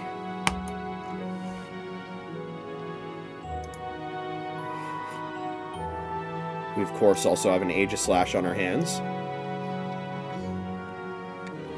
I do dare believe everybody currently in our party, aside from Soldier Agent, of course, is fully evolved now. And so now it is the time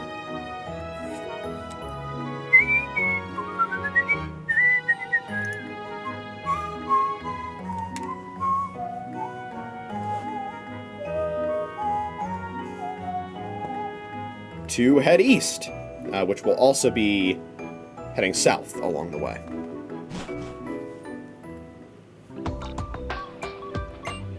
I met some eccentric ladies' man in a cafe the other day.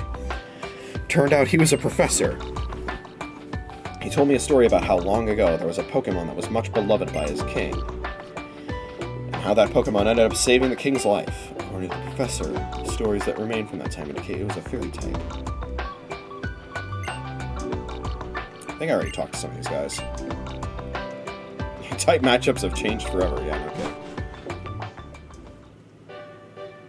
Welcome to Brunway.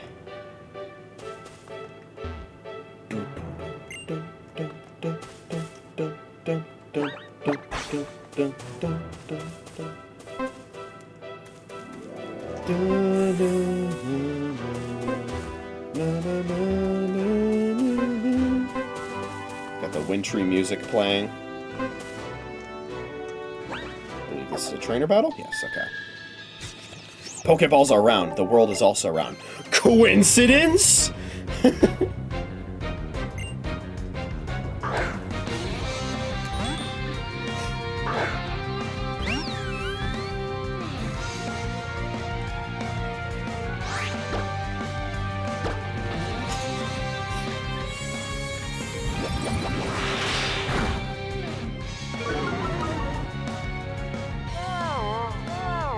That's annoying. That's okay. We killed Moonblast on this turn. And that is her only Pokemon, so we are fine. Win or lose, Pokeballs remain round. That's so true. I'm feeling well-rounded today. Well, then you might want to hop on the treadmill, then. Surprise! I know you didn't invite me, but here I am. I got you good, didn't I? Oh my god, it's Silas? Bro, aren't you supposed to be buffing ice monkeys? What are you doing here?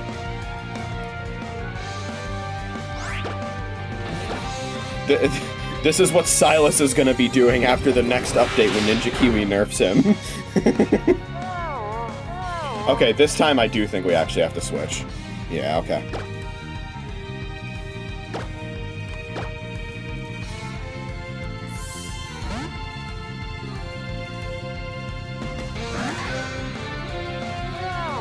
Can you stop?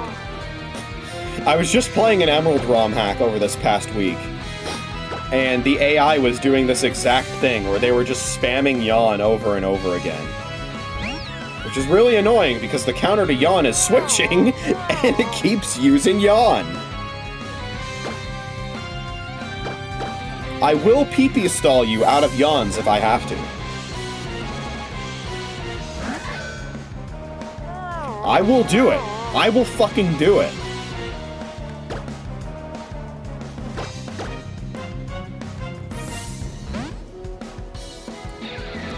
Also, on that emerald hack, I found a full-on shiny Silcoon out of nowhere.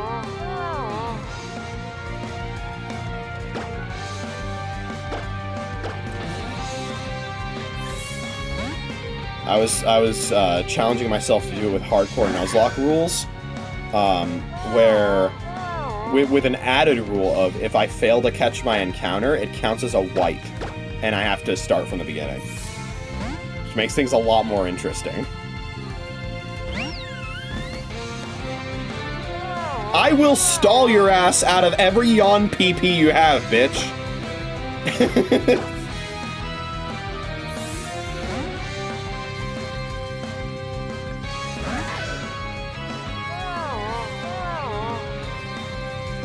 How many PP does yawn have?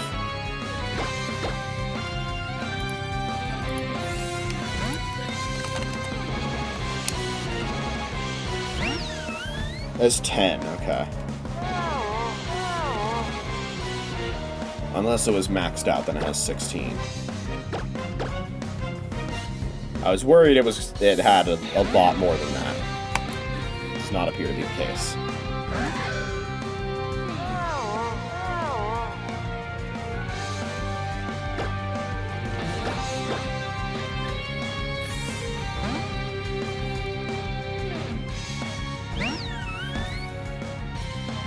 Haha!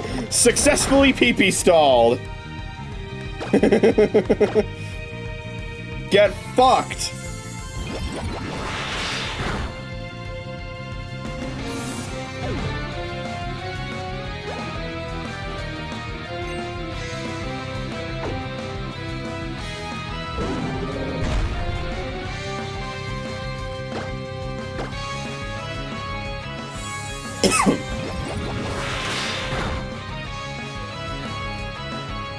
Crit.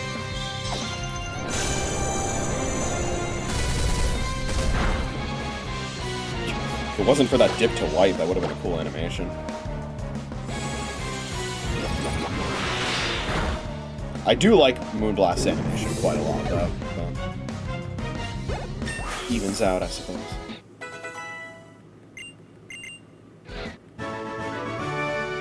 Whoa, you're strong. You got me good. Hiding in the fallen leaves like this makes me feel like a ninja. Fear the Pokemon Ranger, or should I say, the Pokemon Ninja. Yeah, okay.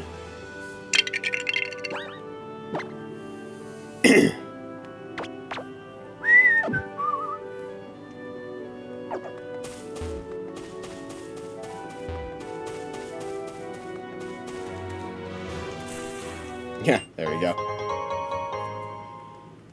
There's a revive there.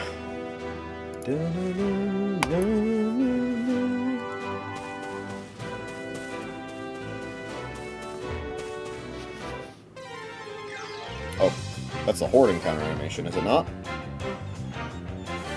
Yeah, there you go. Oh my god! Horde of Klefki!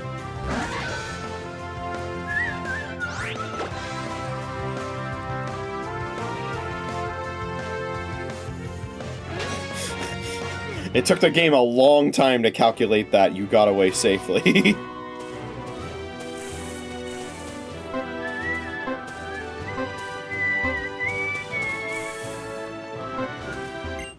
got a netball there.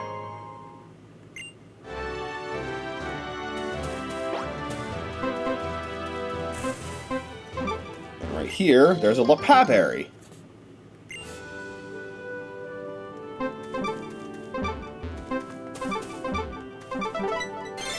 Nice. Alright, there's an antidote.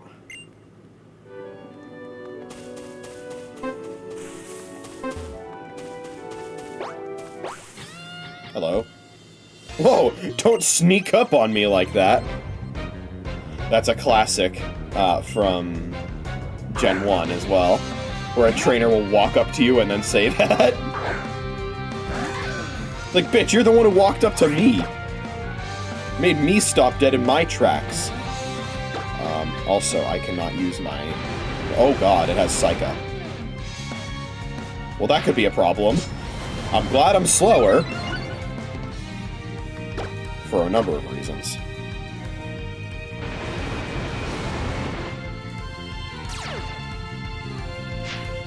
Alright, let's see what you can do, Blade form, Aegislash.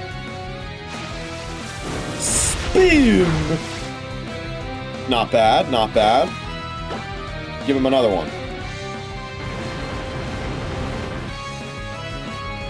That is pretty nice, though. I can stay in shield form while using Swords Dance, set up, and then change to Blade form once I'm done setting up an attack. That's pretty powerful.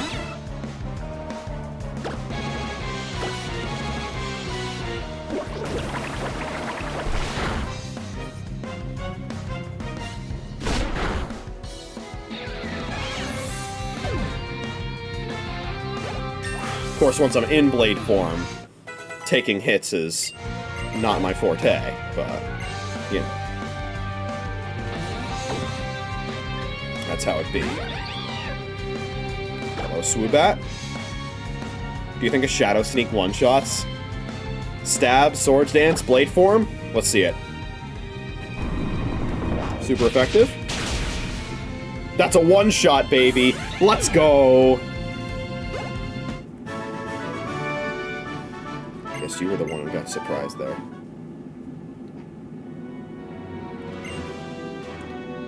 Never been great at talking to other people. That's why I became a Pokemon Ranger. Why, you ask? We Rangers can spend all day just hiding out in nature. That's why. Or for a certain benefactor of mine, I wouldn't be a Pokemon Ranger today. What did he mean by this?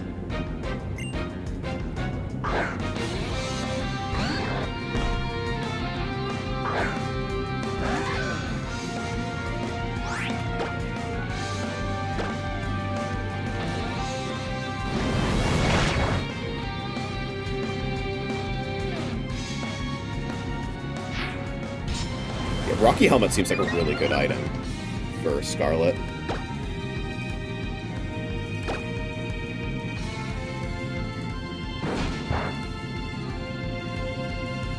It's a really good item. Gabite's ankle's getting destroyed right now.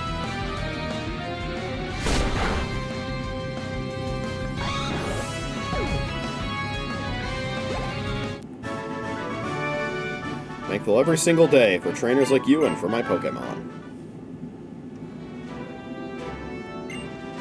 There's a man called Lysander who helped me out long ago and kept me on this path. I wonder how he's doing these days. He's living in a society. That's what he's doing.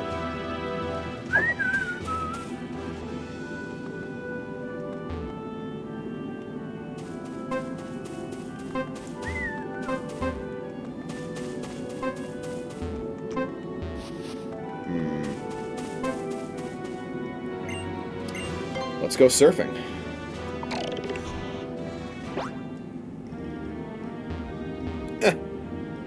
My box moment.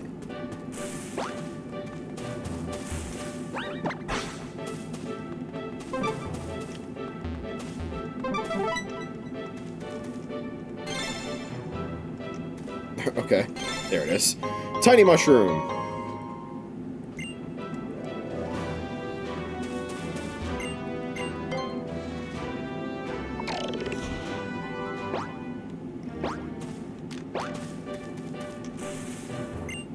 PP up. Nice.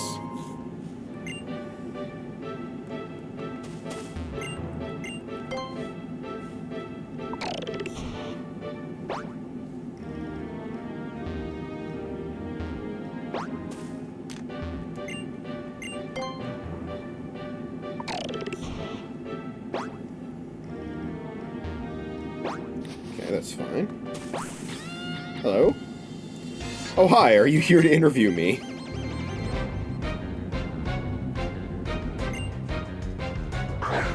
Vile.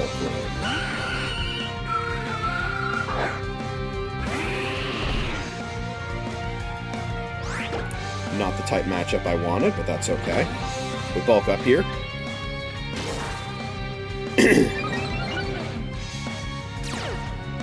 Oh, let's go! I forgot that Sap Sipper blocks Stun Spore. Actually, now that I think about it, aren't grass types immune to powder moves anyway? Wait, the AI is still using Stun Spore after it failed from my ability. Amazing AI right here.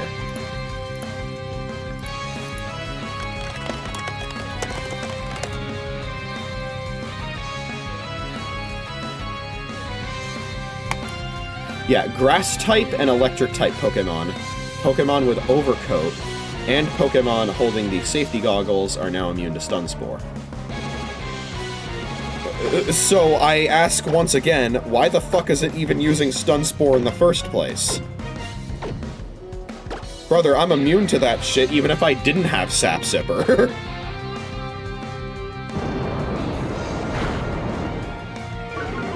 I didn't kill. This AI is the worst AI.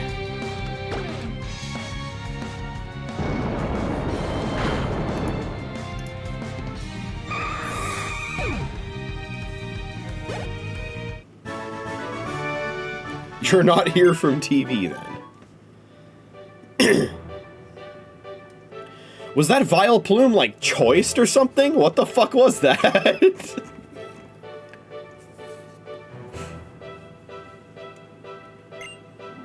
I don't get it. I'm out here every day protecting nature and all that, and I don't get a single interview with anyone. Yeah, you're protecting nature by spamming Stun Spore? We get a dire hit.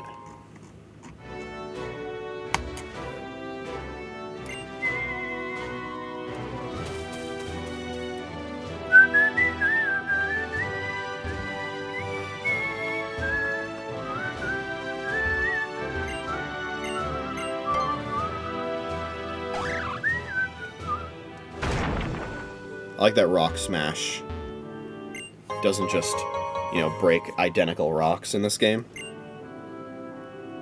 Get a protein there after, you know, causing irreparable damage to a fucking monument, whatever that is.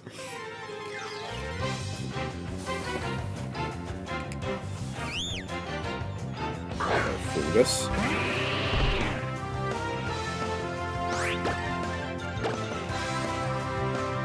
Are you also going to just spam moves I'm immune to?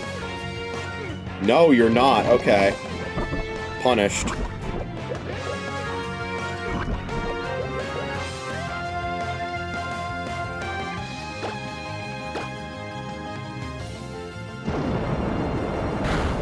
It's fine. We can take it. You are still gonna spam Toxic even after I'm poisoned.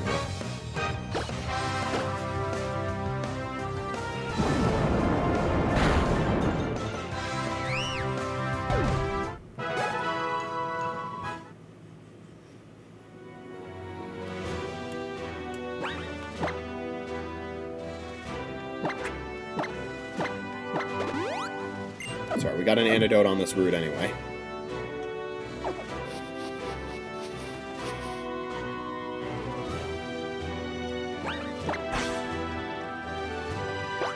Ah, okay.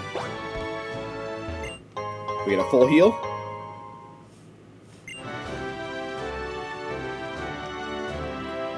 It looks like there's also some stuff on this route that we need Waterfall to get, so we can't get that yet.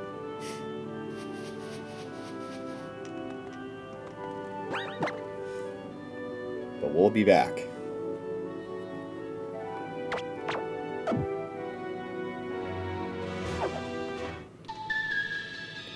Oh, you! If it's a battle you want, we won't refuse. Who are you? Why are you talking to me? Is it a battle you want? A battle? Aren't they called Suspicious Duo? Oh, Mysterious Sisters, okay.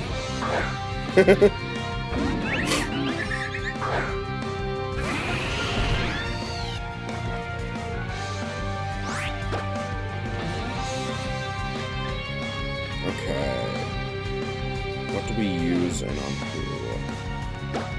I'll go Seed Bomb on Floette. Flamethrower on Drifblim.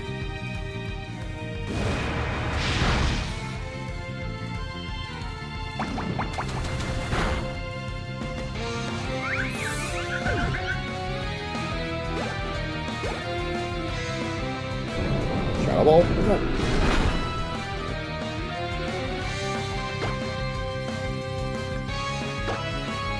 Do not use strength.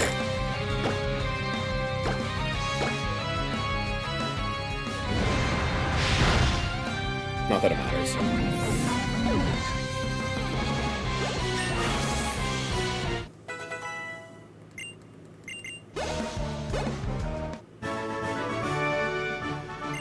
Hey, that was fun.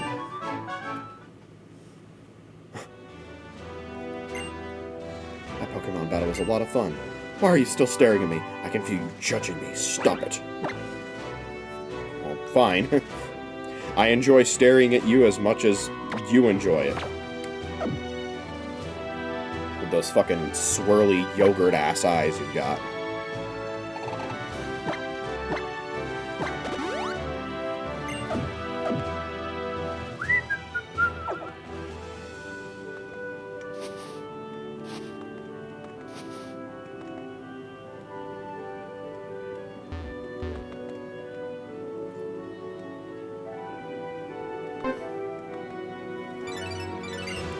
Another holo clip.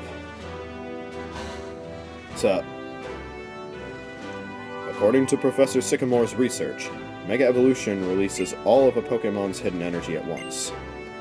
The Pokemon then exhibits a level of power it could not attain through ordinary evolution. What meaning can we draw from this? Do all people and Pokemon have such potential, or is it hidden within a chosen few? Okay. Lysander sending everybody messages because he starts noticing. God, he's such a noticer. Trainer tips! Grass-type Pokemon are unaffected by powder and spore moves. You don't say!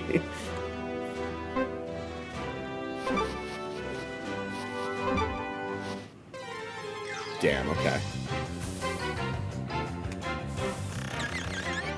Hello, Scorpy.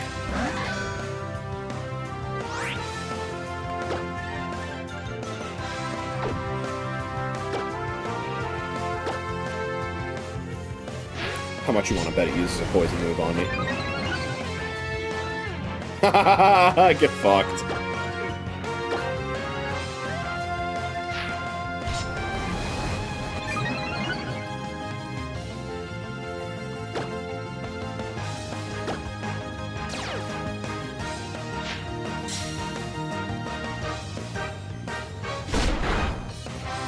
Nice.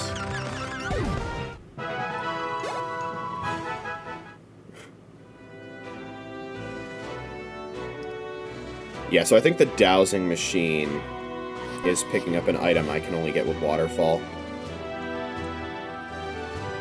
So let's keep moving.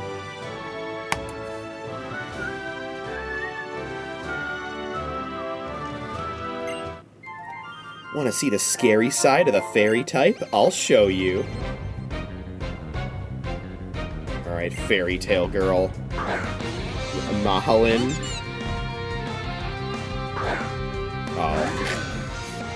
Of course, she opens with a fairy type that isn't actually weak to steel.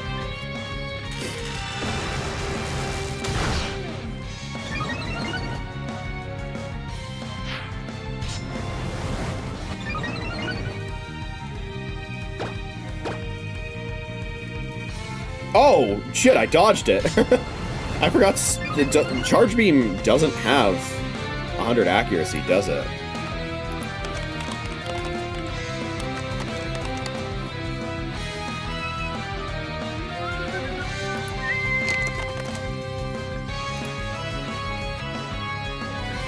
Yeah, it's got 90 accuracy.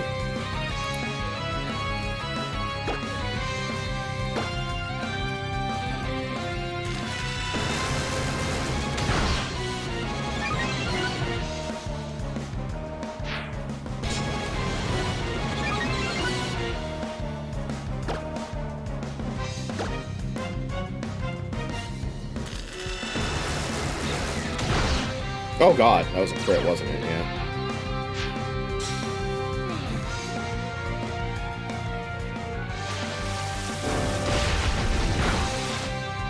Destroyed.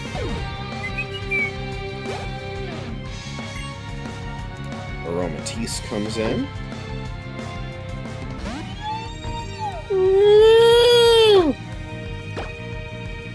We gyro ball the Aromatisse as well. I actually forgot Aromatisse is pretty slow. That's fine. We Shadow Sneak. We win.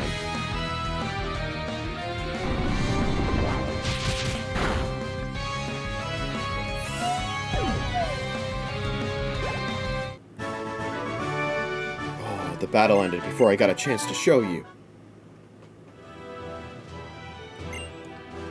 What's scary about fairy types is that they're so cute and pretty. Looks are deceiving when fairies are involved.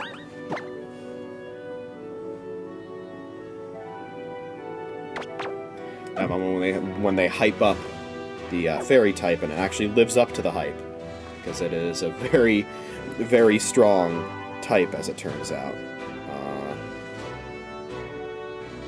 Interesting. Okay. Head that way.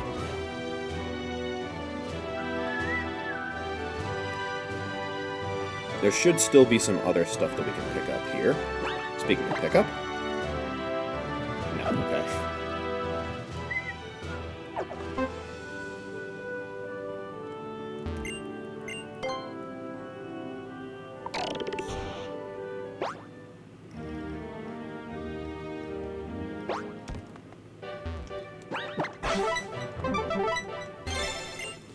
Pretty Wing!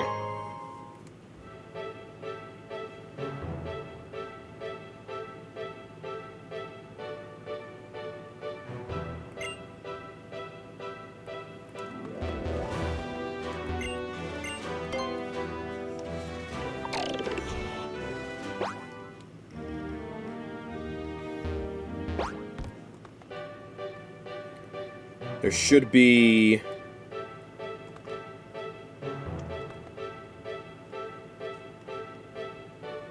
two more items we can get here.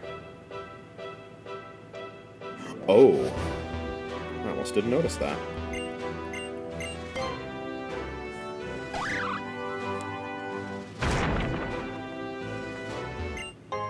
Macho Brace.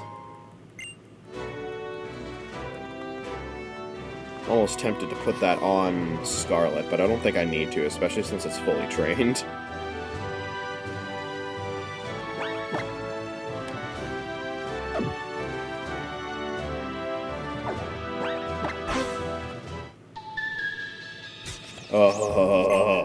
Did you hear the voice too?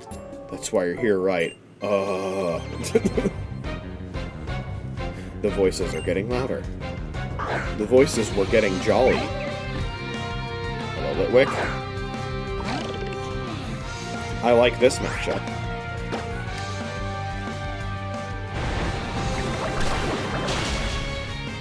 Get owned.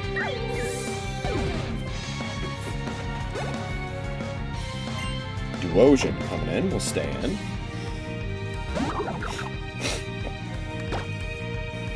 I mean, what is this thing gonna have? Energy Ball?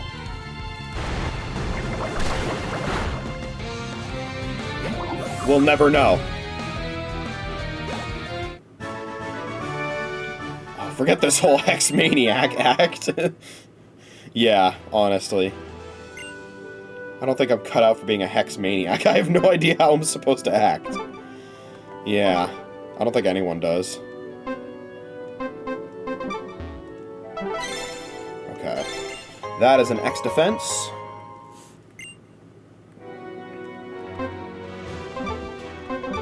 I think it's picking up the waterfall item over there. So I think we have all of the items that we can get without waterfall. This, I believe, brings us to Dendamil. What's nice about windmills is they can be moved by a breeze and in a pinch by people or Pokémon. Keep on truckin', young adventurer. I hear your future is secure if you join Team Flare. Keep on truckin', they say. Well, it's a good thing this isn't the Hoenn region.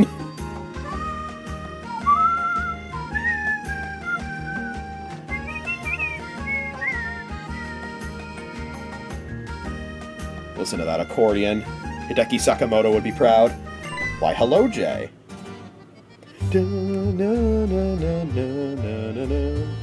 How have you been? How's your journey going? See, when I was younger, I visited many different regions as well. I met many kinds of Pokémon, and noticed how each place has its own distinct flavors. So I really came to enjoy trying new foods as I traveled. Because of my adventures, I'm an expert on the cafes all over Kalos. Professor. Come now, Dexio, I'm going somewhere with this. Do you remember the Pokémon Lysander mentioned in that cafe?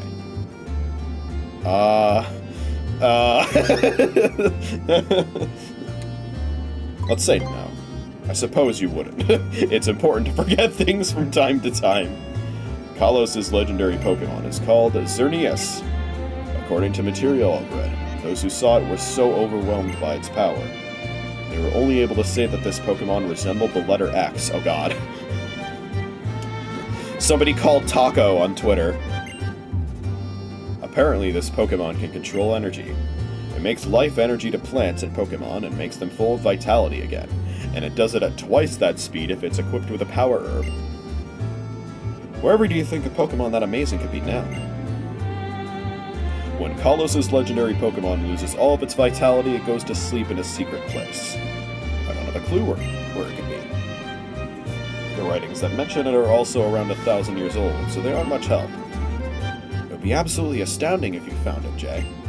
Maybe I'll look into the legend a little bit. If I find something, I'll let you know. Oh, it would be a thrill if you found it indeed. Your journey is yours and your Pokemon's alone. I want you to enjoy yourself and do whatever you'd like. Hello, Trevor. He's so much shorter than the professor. Is the professor gone already? I was hoping to have him have a look at my Pokedex in person. Oh, well, I can still get my Pokedex evaluated at Pokemon Center's PC. Anyway, I'm heading off to go look for Pokemon in the Frost Cavern and fill up more of my Pokedex.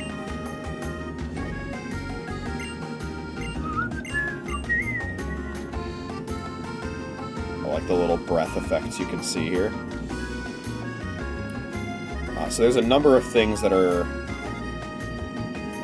good in this city. Get this nice look at this windmill here. The move reminder should be in this city, and that's going to be very useful for us, of course. What the hell's here?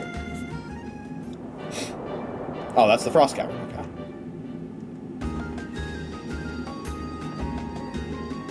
We'll go there eventually. I was going to say, I'm just trying to find the Pokemon Center.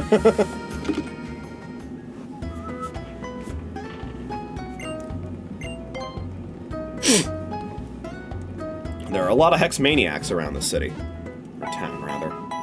And there's one in particular that, is kind of the reason that the Hex Maniacs are inescapable on the internet. Despite, you know, having what I personally think is not a very appealing design. Something nasty is afoot in the Frost Cavern. It could be true, right? Hey! How's it going, friend? It's time to get another O-Power! It's bonding time!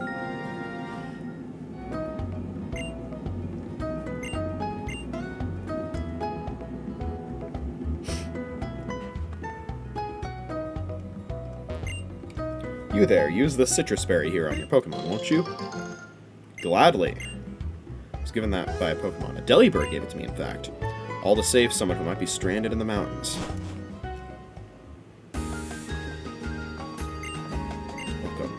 There she is. Oh my god, guys, look! Look! She's selling Moo Moo milk, guys! Oh my god! Guys? Female NPC selling Moo Moo milk? Oh! Soy! Bat chest! Oh my god, guys!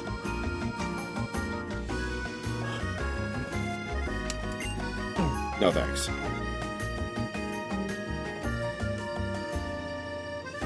Oh, there's a skating ramp here. Looks like I can only reach it from the top, though. Windmills rotate just like the Wheel of Destiny, so rotation battles are like windmills. I mean destiny. Mamoswine is amazing. It lived 10,000 years, frozen in ice. Alright, so let's see which of these houses is the move reminder. So bad guys are all like, we'll take over the world, but I think it would be really hard to look after everybody. That's the neat part, they won't do that, and then just take over the world through anarcho-tyranny. Hoo-ha! You have a Pokédex. How many of the Pokemon have you found in the Mountain Colossus Pokédex? Hoo-ha! You found 26. If you found 70 or more, I'll give you something sure to delight.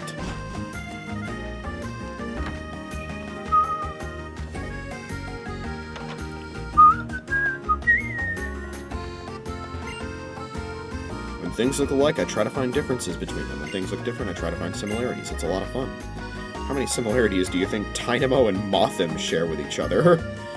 Good question. Size comes down to personal preference. So true. No one will believe that I saw a huge Gorgeist. Yeah, that is a Pokemon with a bunch of size variations, isn't it?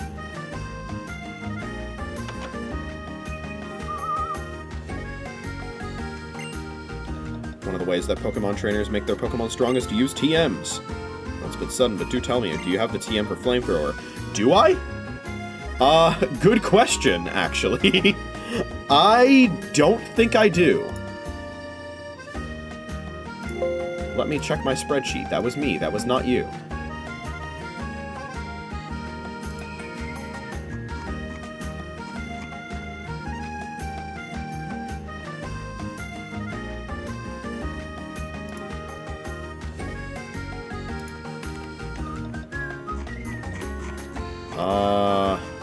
This does not look like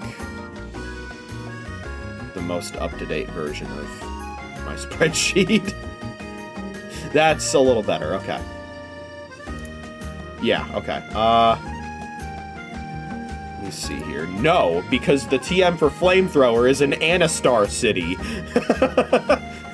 Obviously, I don't have that yet.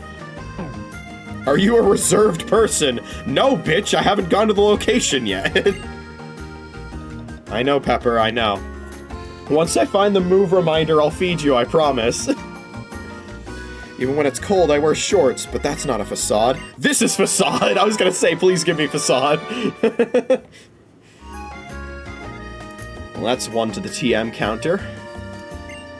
The move facade doubles its power if the user is poisoned, badly poisoned, paralyzed, or burned. Very, very good move. Especially on a Guts Pokemon.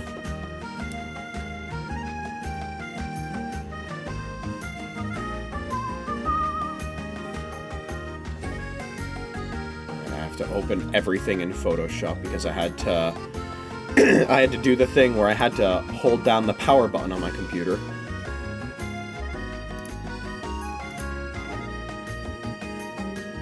Which is really funny that it did that because like it was fine, and then I was on VC with my friends earlier tonight. It was fine. Then I went AFK to have dinner, and then I came back. and everything was frozen.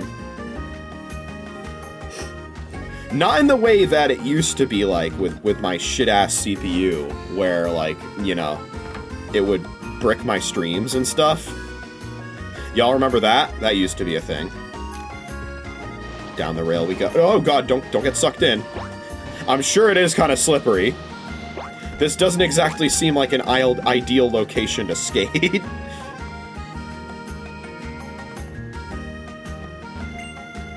Something about the word lost always piques my interest. Well, boy howdy, do I have a Control-Alt-Delete comic strip to show you. Okay, where the hell is the fucking move reminder? I was promised by my brain's memory that the move reminder is in this very city. Who was I again? You're the move deleter. Okay.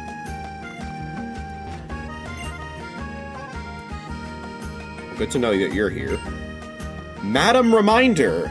I know every move that Pokemon learn while they're leveling up, and I can make Pokemon remember those moves. If you bring me a heart scale, I'll make a Pokemon remember a move. Should a move be remembered? Absolutely.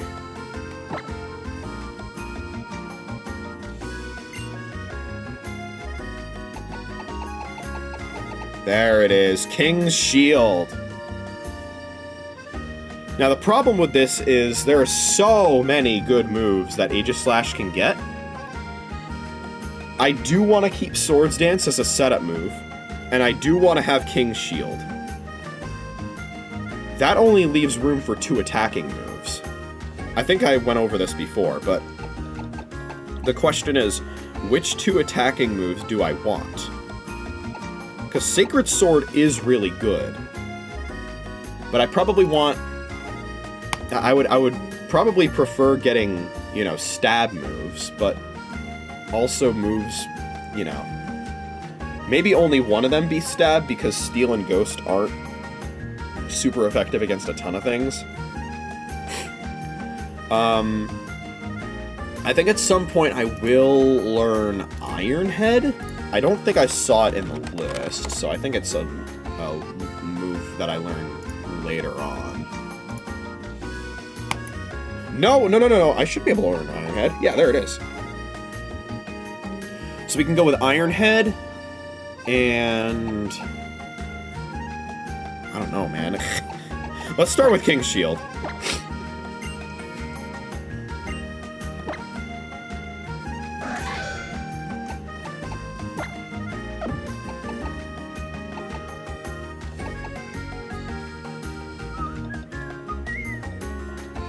I feel like having Shadow Sneak might still provide a lot of utility, so... But Iron Head is really good. We probably don't want to use Head Smash.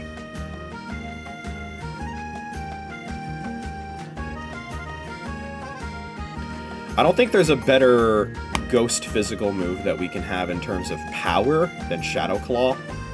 Yeah, it looks like the only 2 physical Ghost moves it learns are Shadow Claw and Shadow Sneak. And having that priority move on a slow Pokemon like this that can set up while it's bulky, I think is really good. Honestly, it feels kind of one-dimensional to do a strat like this, but having King's Shield there to bait an attack, because, yeah, the way it works is it's a Protect move, and then if a Pokemon uses a move that makes contact into King's Shield, it drops their attack stage by 2. In addition to being a Protect move. So it's a really, really good Protect move. It's probably the 2nd best Protect move in the series, only behind, what is the other one? Baneful Bunker. It's pretty cracked. Then, while I'm still in Shield form, I can Swords Dance, while my defenses are still, you know, out of this world. In fact, Aegislash's stats were so high, it actually got nerfed in Gen 7.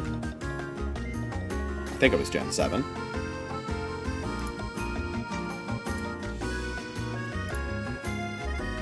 It was Gen 8. In Gen 8, it got nerfed.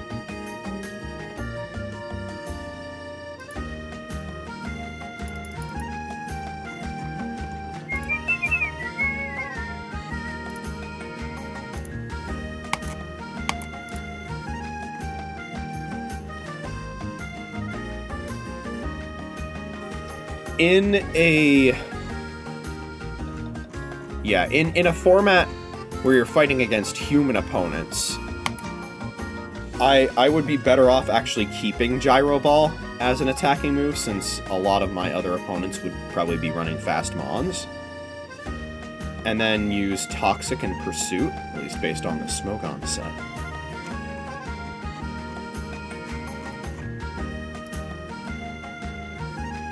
But I'm going to be fighting, you know, CPU opponents that aren't going to be switching very often.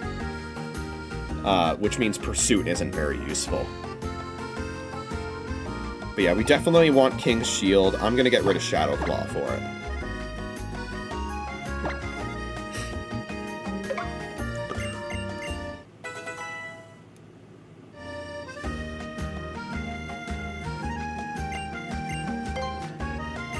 And we will remember one more move for Scarlet.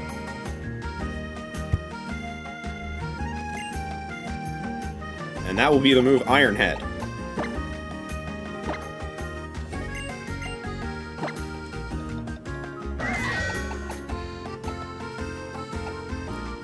Which I think is overall going to be more more consistent than Gyro Ball.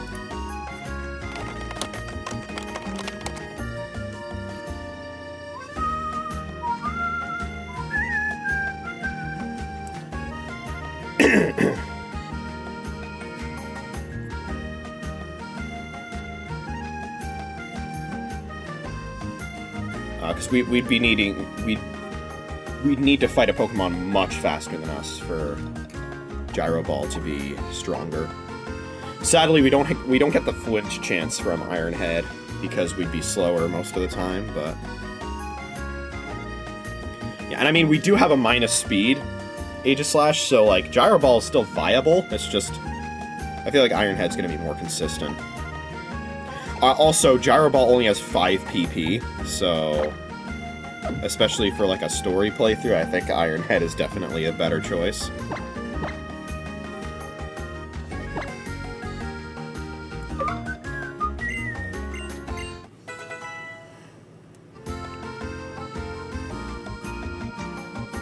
Nice. There may be more moves that we want to remember at some point, but those are definitely the two that stuck out to me. And now Scarlet is in very good shape. I will now run a BRB to feed my kitty. And when we're back, I'm probably going to exit out the way I came from Dendemil Town because there are still some things on that route that we can explore. So I will be right back. See you guys in a bit. Alright, we're back.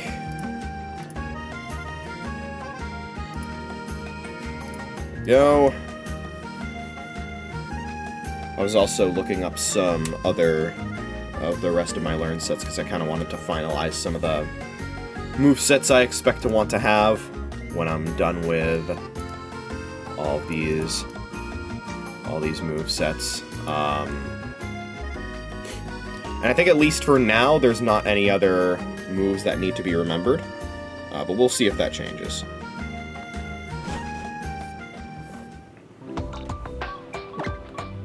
Let's wake up Johan there.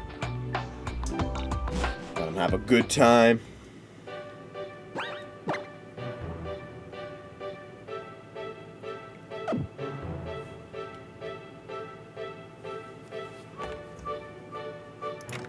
Also, let me see, what is the level of the next gym leader's ace? 48, okay.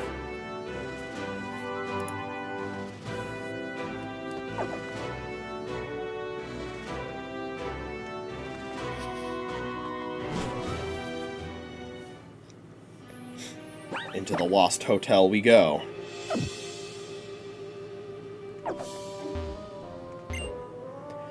Here because I heard there was some great roller skater, but it seems like my skills as a roller skater still aren't quite up to snuff.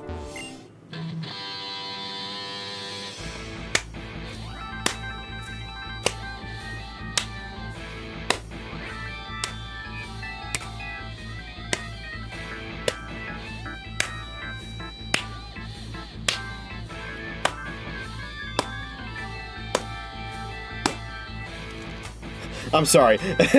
they just went so hard on that Trainer's Eyes Meet theme. I had to jam there for a bit. I ain't holding back just because you're a kid, you little punk.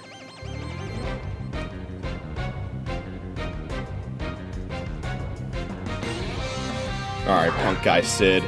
I don't even know if this is the first punk guy I've fought in this playthrough. But, yeah, that one goes super hard. My favorite Trainer's Eyes Meet theme is still the Ace Trainer one. That one is still really good. The punk guy equivalent in Oraz, if I recall correctly, the Roughneck, also has a fantastic Trainer's Eyes Meet theme that was composed uniquely for Oraz. It wasn't in Ruby Sapphire Emerald.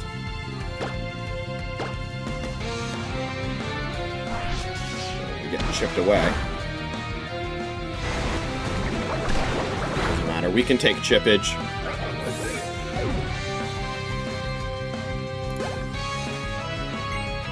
Sharpedo coming in. We'll stay in.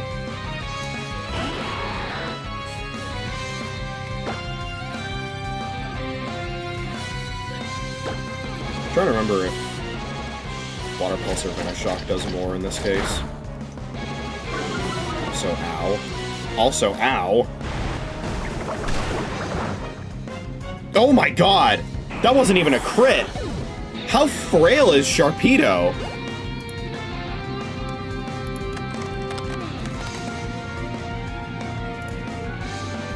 Oh, it has 40 base defense and 40 base special defense. I didn't realize Sharpedo was that much of a glass cannon.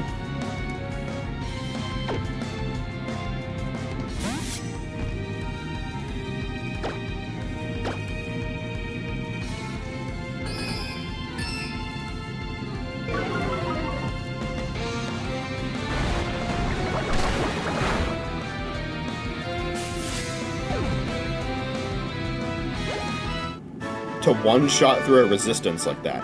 Ah, blast it all. What's the deal? Kids aren't supposed to be this strong. Age don't matter when it comes to a serious Pokémon battle.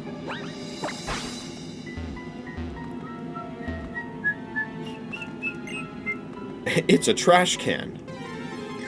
Oh, there's wild Pokémon in the Lost Hotel. Okay. Interesting. Oh, and you can find in the shaking trash cans is where you can actually find certain Pokemon. Trubbish and Garbodor are there. Although, apparently on Tuesday, you can find Rotom on those trash cans. So I guess if I was still doing backlog streams on Monday night into Tuesday morning, I could potentially get Rotom that way.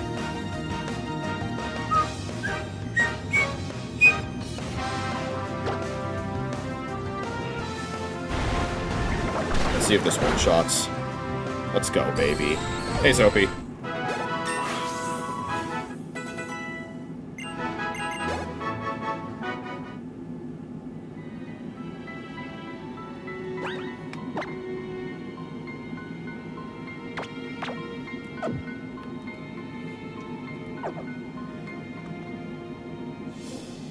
It's a double battle. Oh shit. Because I'm bad to the bone. I don't have the bad to the bone riff on my stream deck.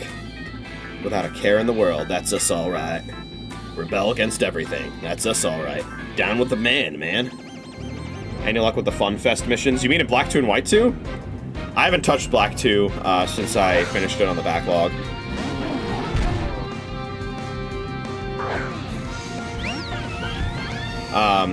I did try and get a Fun Fest mission started when I was at PAX West, because there was a Pokemon cosplay meetup, but there weren't a whole lot of people there with copies of Black 2 and White 2.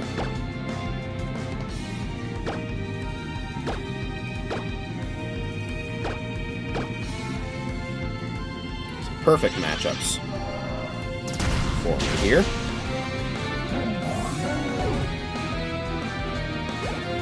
It's fine. I mean, as far as I'm concerned, I've got a lot of time before I'm really going to start stressing about getting that Fun Fest mission done, because it's going to be a little bit before I get around to really trying to get every medal.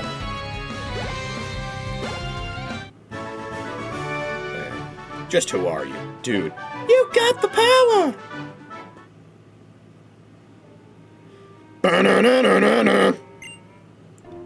Being bad to the bone might not be so good after all.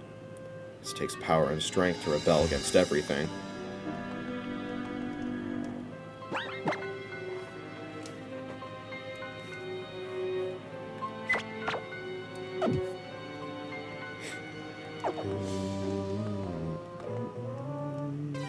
Oh, okay. Sure enough, a battle did start here. It was not a trainer battle, though.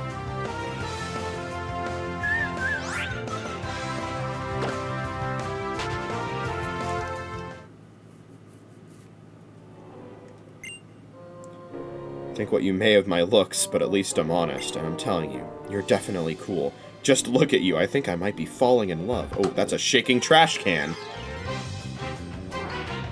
Trubbish or Garbodor in here. It's a Trubbish. And yeah, on Tuesdays, that's a Rotom.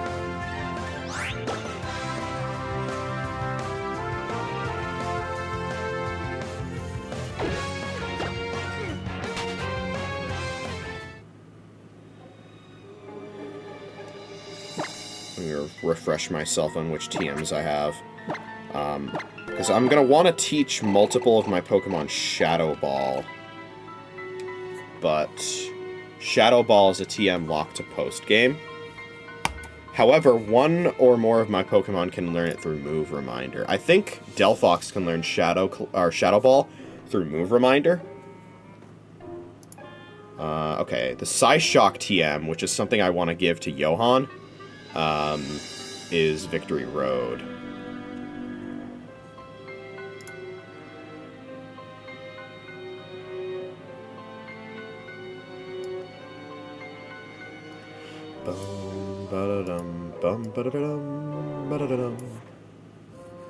Anchor can actually learn her final moveset right now through the Move Reminder, but I don't want to do that. For the record, Anchor can learn an entire moveset of Mega Launcher boosted moves, and each one is a different type.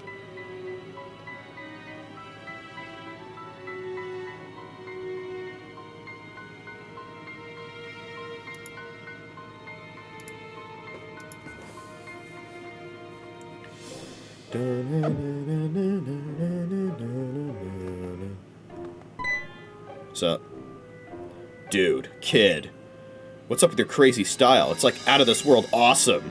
I'm begging you, kid, please, won't you meet with the boss? Yo, boss! Go on with you, but don't say nothing rude. He is the boss, you know. You've done well to come to me. I am the boss here. Call me boss. Forget names. That's the only word that could be properly used to describe me.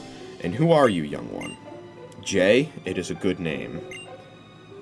I have been waiting many years. I've sought an individual who was born into this world for the great purpose of beautiful skating. It seems the moment I have been waiting for has finally come. You are the one! You will be able to use this move far better than I have ever been able to. The Cosmic Flip Trick! What I just taught you can only be done by going off a ledge while doing a drift and dash. It is an extremely difficult technique to master. This technique is known as the Cosmic Flip. If you can use that move successfully, then I'll have no regrets left in life. Damn. They say he could once captivate the hearts of all of Lumio City, dashing through her streets. The legendary roller skater and his legendary move. I really want to learn it.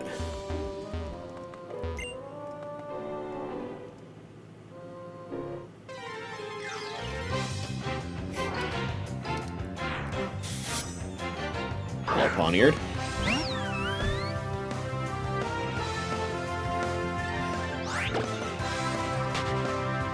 A Shadow Ball will be really useful on Johan, because then I can hit Steel types, at least for neutral damage. Get ourselves a Twisted Spoon.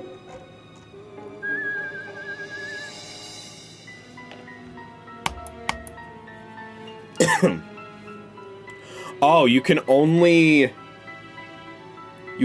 get to this point if you already know certain other tricks. Interesting. Well, then I'm glad I explored Lumio City, because that's where you get the other tricks.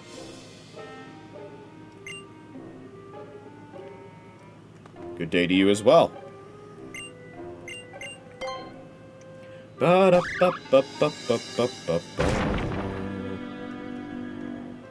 This is Snarl. That's another TM.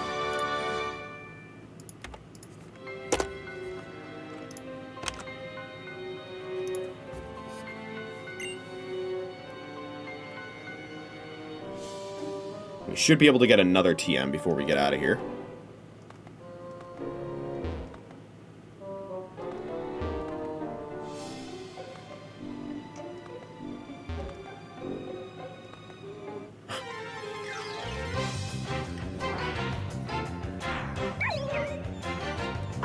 I'm tempted to try the Cosmic Flip.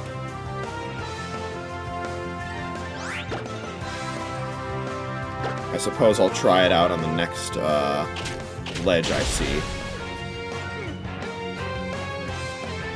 Memento!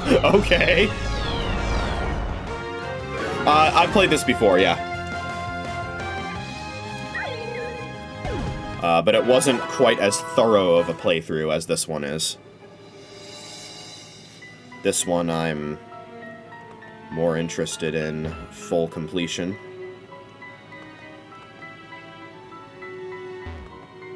So there are definitely some things I'm experiencing for the first time, but most of the game I've seen before, especially the story. Come on, darling, bring out your Pokémon. My Seviper and Arbok are itching to play. Those sound like poison types. I don't think Johan is going to be very happy with these matchups.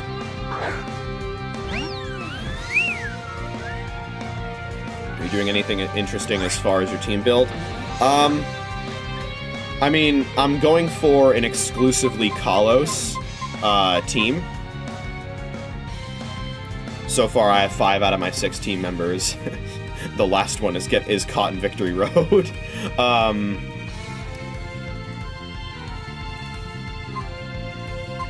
But aside from that, I mean, it's largely pretty standard in terms of what you would see in a team for this game.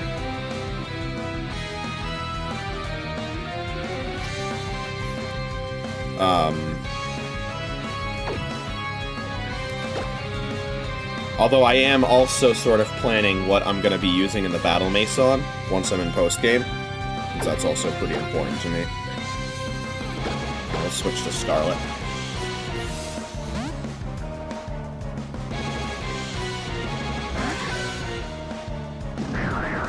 Oh. That's fine. You know what? Go ahead. Use that again.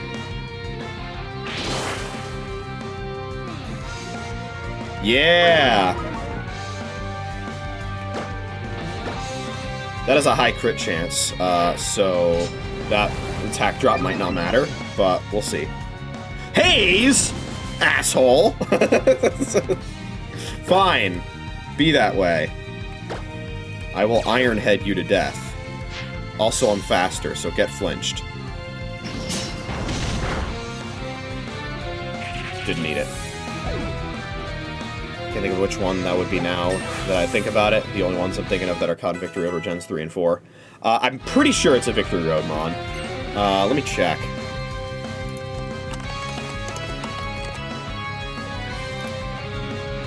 Yeah, it is.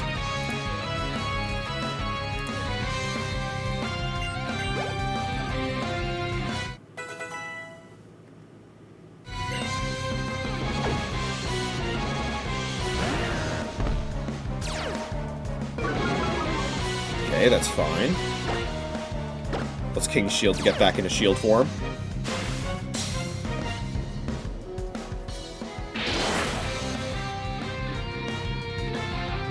I was gonna say, I don't think that makes contact, but we protect against it, and now we can Source Dance.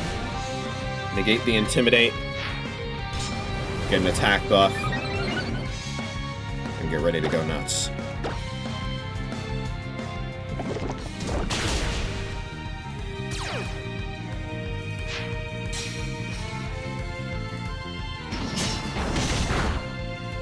Nice. If I'm not mistaken, Stance Change is a rare case of an ability that cannot be copied by something like Roleplay or Trace. Hate to lose, but I gotta admit, you got some strong Pokemon there, kid. Yes. I've talked about this before, but Age of Slash is a Pokemon good enough to be in Ubers in Gen 6 singles on Pokemon Showdown. There's a smoke ball. You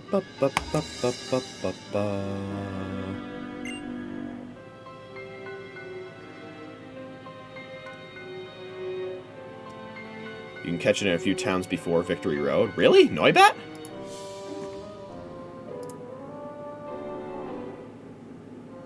According to what I see here, it can only be in Terminus Cave, Victory... Terminus Cave is a post-game location.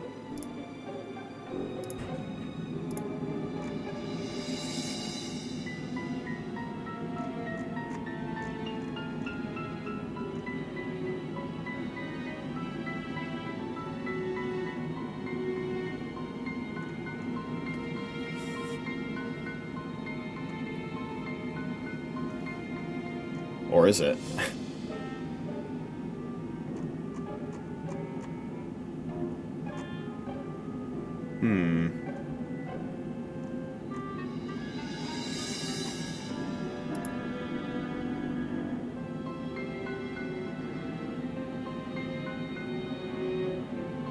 Yeah, okay, it does, it actually looks like you can get in there before post-game. It's just that, getting Zygarde is locked to post-game.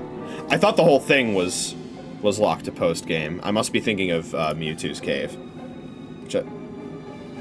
What is Mewtwo's Cave called again in X and Y? Is it, it's just called, like, Unknown Dungeon or some shit? It's, yeah, Unknown Dungeon.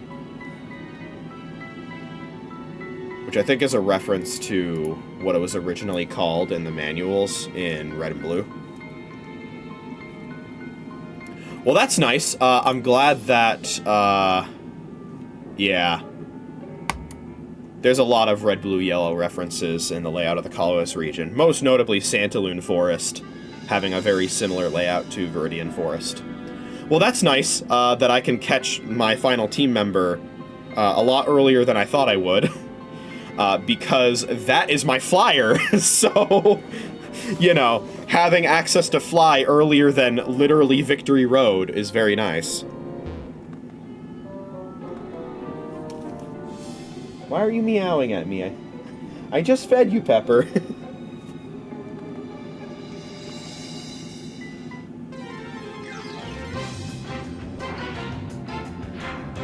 Additionally, I think, based on my spreadsheet I was just looking at, yeah, the TM for Shadow Ball is also in Terminus Cave. Meaning I can get that sooner than I thought, too.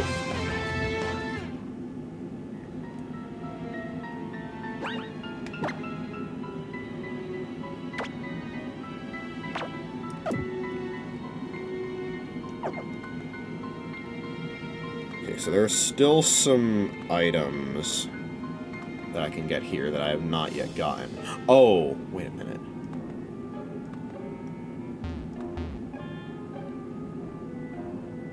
Ah, I see. Okay. I get it now. There's multiple entrances to this area.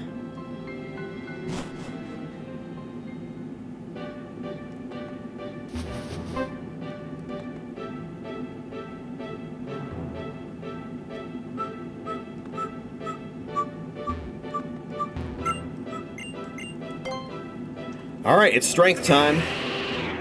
Into Route 16 we go.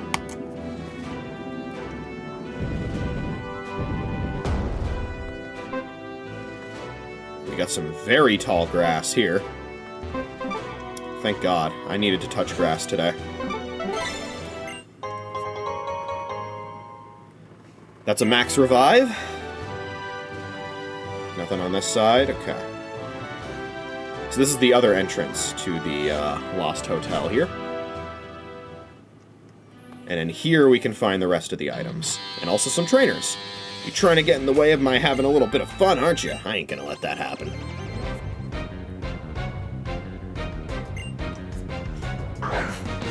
Alright, Dunsparce trainer.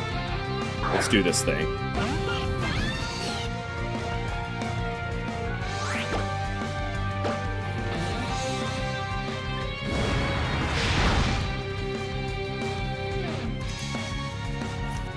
Get dodged, idiot.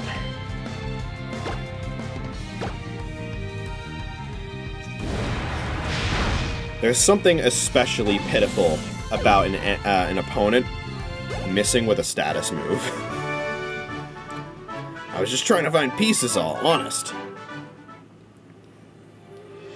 Which is, of course, especially funny in Gen 1, and I think also Gen 2, where all enemy AI opponents are programmed to have a 1 in 4 chance to just fail their status moves regardless of accuracy. I love abandoned buildings like this. There's a sense of melancholy to them that I just can't get enough of. So we can break a bunch of walls here. And some of them will have stuff behind them. This reminds me of the rooms inside of the Hammerhead Bros location in Bean Bean Outskirts in Superstar Saga. Oh, it has sturdy. Oh, it got burned! Let's go!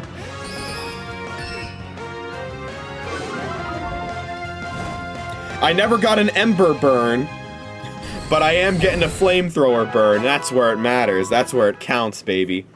Where you have to play a game with Thwomp to choose the right wall to break down in order to get an item. And each time you try and play, it costs a huge amount of coins. One of the walls will have nothing behind it. One of them will have more than the coins that you spent to play behind it. And one of them will have a secret scroll behind it that will let you learn a new Bros attack.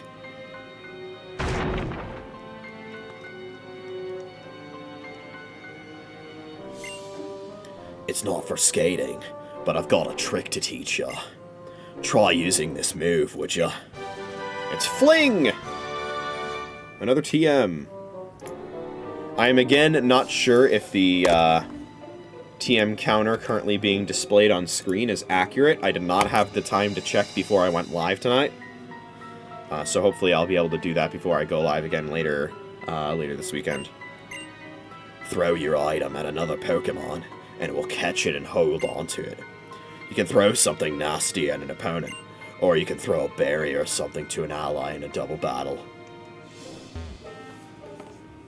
Yeah, there's a lot of interesting fling technology you can do.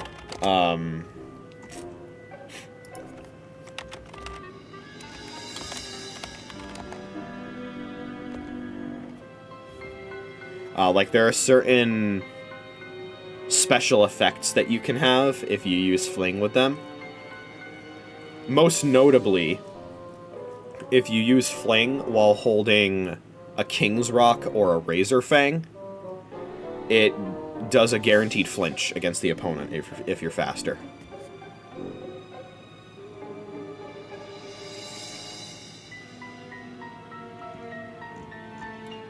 And that's used a fair bit in Run and Bun Nuzlocke, actually, because you can get a lot of King's Rocks. So let's see here. In the Lost Hotel, there should be one more item. But first, my buddy was putting on the whole bad guy act, so I copied him and ended up like this. You hate losing the items to fling, so you never used it? Yeah.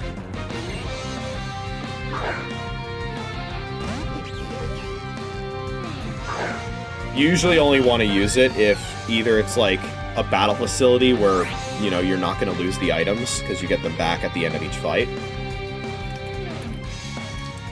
Or it's a situation where you can easily, you know, get more of the item that you just flung.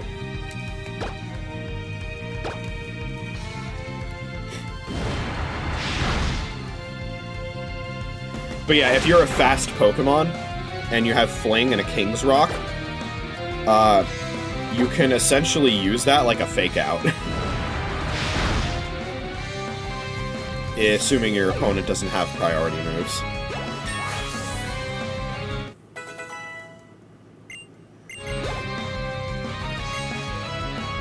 Groudon coming in.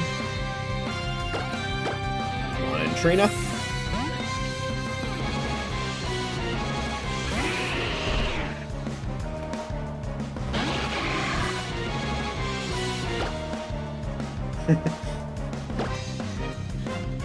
Getting flashbacks from the Brilliant Diamond Battle Tower just looking at Groudon.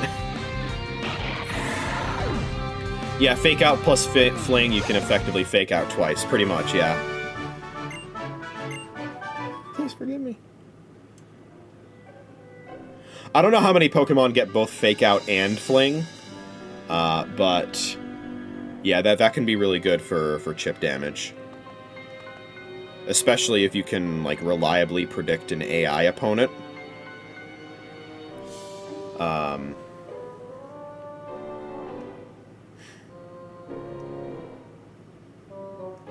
You don't get a turn. Yeah,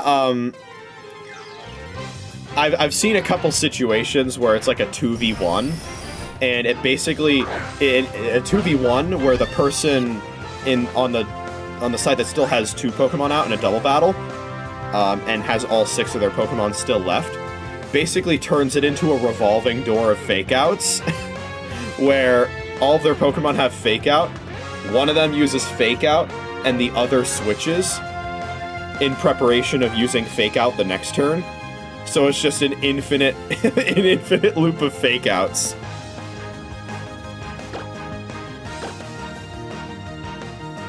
Which just completely invalidates any Pokemon that doesn't have inner focus.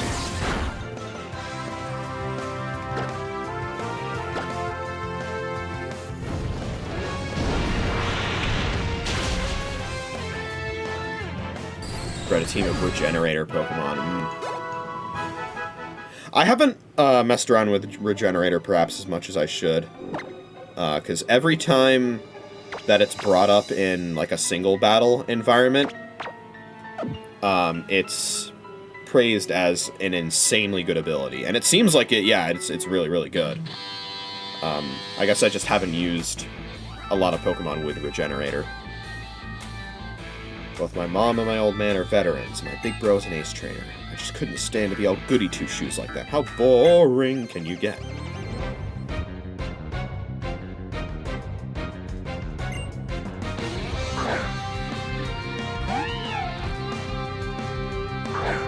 I know there are also some situations where this is funny. There have been some cases in... Okay, well, I guess we're only bulking up once then. The whole team ended up Gen 5 because most of the good Regenerator Pokemon were there. Now that I think about it, yeah, a lot of the Regenerator Mons are Gen 5. The one that comes to mind to me, I think, is Mienshao, right? I think Mienshao gets Regenerator. Yeah.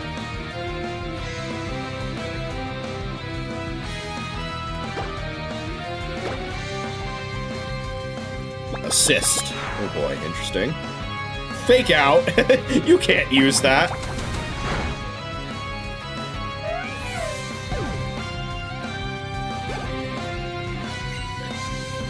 You can't use fake out if it's not your first turn!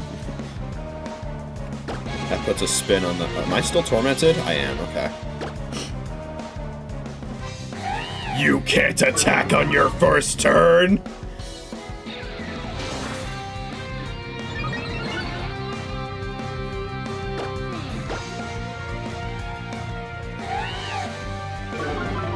Reuniclus, Alomomola, Mungus, Mienshao. I didn't know Alomomola got Regenerator. Huh. Interesting.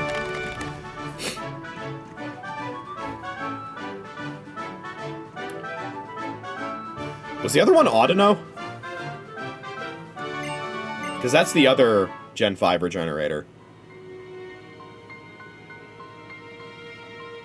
The Regenerator Mon I think of when I think Regenerator, at least outside of Gen 5, is Toxapex.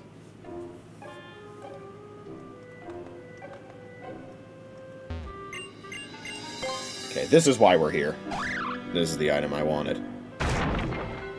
If you can't have a Regenerator, you can at least have a Protector. That'll be good whenever I get around to Dex completion and need a Rhyperior.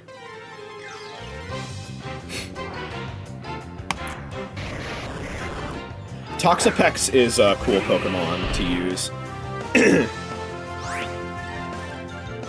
I kind of wanted to try and see if I could set up a strat where I have, like... Because the thing is, there's uses for all of Toxapex's abilities. Regenerator is obviously great, in singles especially.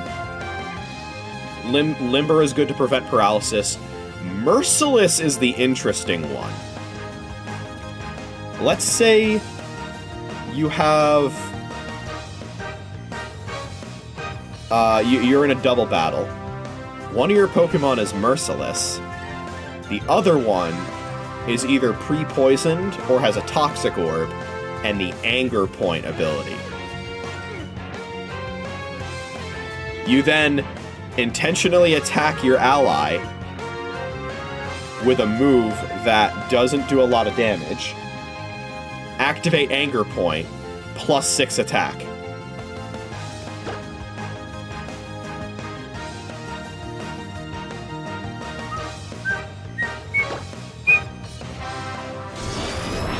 It seems really specific. I'm sure people have tried it before, and it's just a little too technical for it to be consistently viable, but I've always found it kind of interesting to see strategies that involve doing something that traditionally you would think would be harming your ally, but in reality is that harm actually turns to help.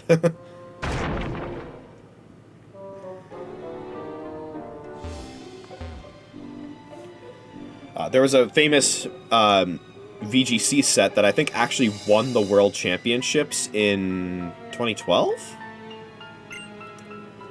Where it was a Metagross and a Cresselia. And the Cresselia would use Swagger on the Metagross. And Metagross would get +2 attack and then get confused, but it was holding a Lumberry. So it would basically get +2 attack at the cost of its held item. And then opponents would not be able to get rid of that +2 attack because Metagross has Clear Body. Bye! Have a wonderful time!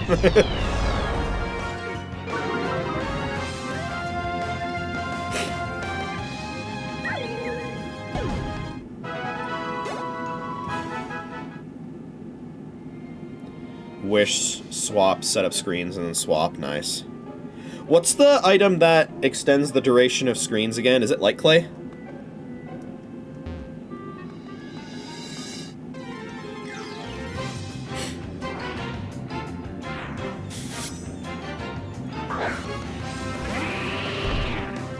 Because I think that also works with Aurora Veil, and I ended up using Light Clay on my Abomasnow and Brilliant Diamond.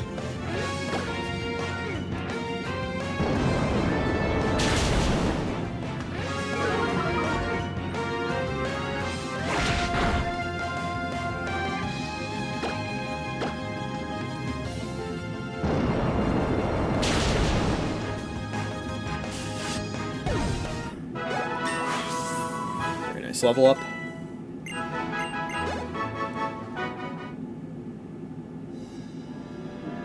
Option for full double battles, yeah. Or at least more double battles. I know the Scarlet and Violet DLC was very big on double battles.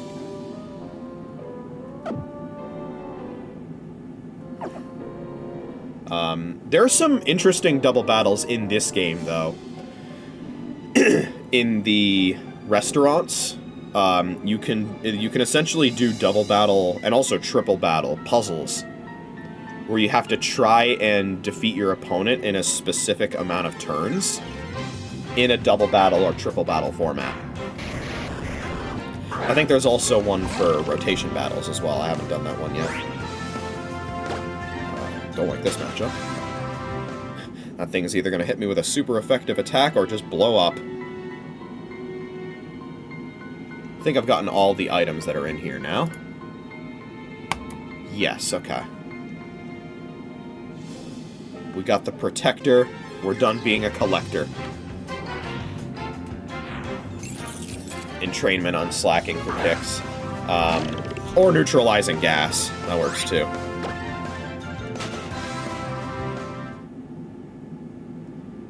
Speaking of stuff like that, there was a strategy I tried out in the Brilliant Diamond Battle Tower where I would bring Latios and Regigigas.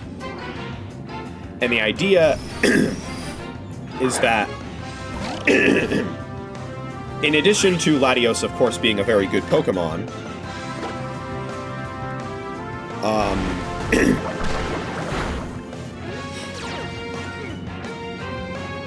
it gets Simple Beam. So I would Simple Beam my Regigigas, which gets rid of Slow Start.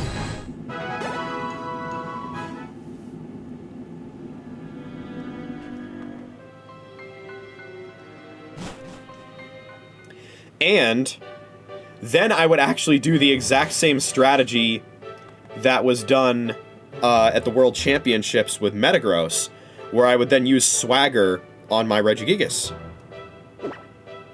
Oh, I got a little notification there. Johan's hungry.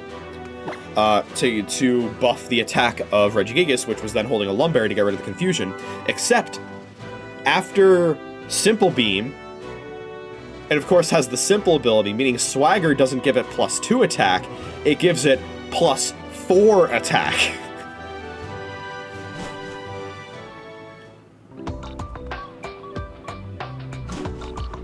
So then you're dealing with the stats of a full-on legendary Pokemon with no slow start,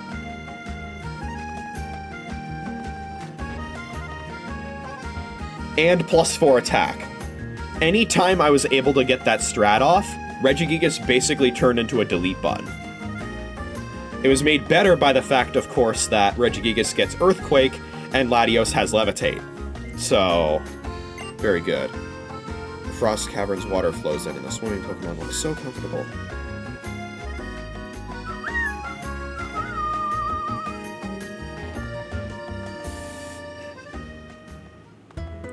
Sets of battles with limited turns where you had to win with a specific setup for both you and the opponent. Black 2 and White 2 also has a ton of stuff like that as well in Pokestar Studios, which I fully 100%ed when I played through Black 2 last year. I got all of the good endings and all of the strange endings. It was pretty interesting. I had a lot of fun. I also ran into a really funny glitch during one of the fights as well, where it wasn't able to... There was something preventing it from using the move that the AI was hard-coding it to use. Because the way the AI works in Pokestar Studios is completely different from the way AI conventionally works in Pokemon. It starts out by picking a random move, but then,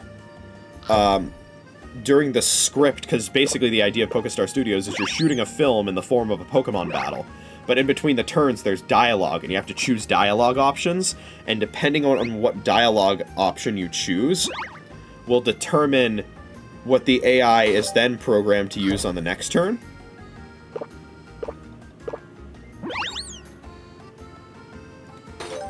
And if it's hard-coded to use a move that, for one reason or another, it's not able to use, it will still select that move. He's so happy.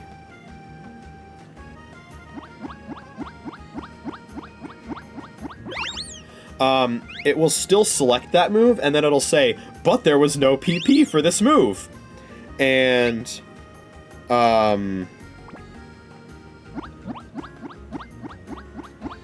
and it will basically waste that turn. And that's known as the impossible move selection glitch. I think Johan's at max affection now. You'll be friends forever with Johan. Found a wooden table. Yes, it is at full affection. Very nice. Let's get some decorations out. Where's that wooden table I just got? Oh, I already had one. Let's put one right there. Sweet.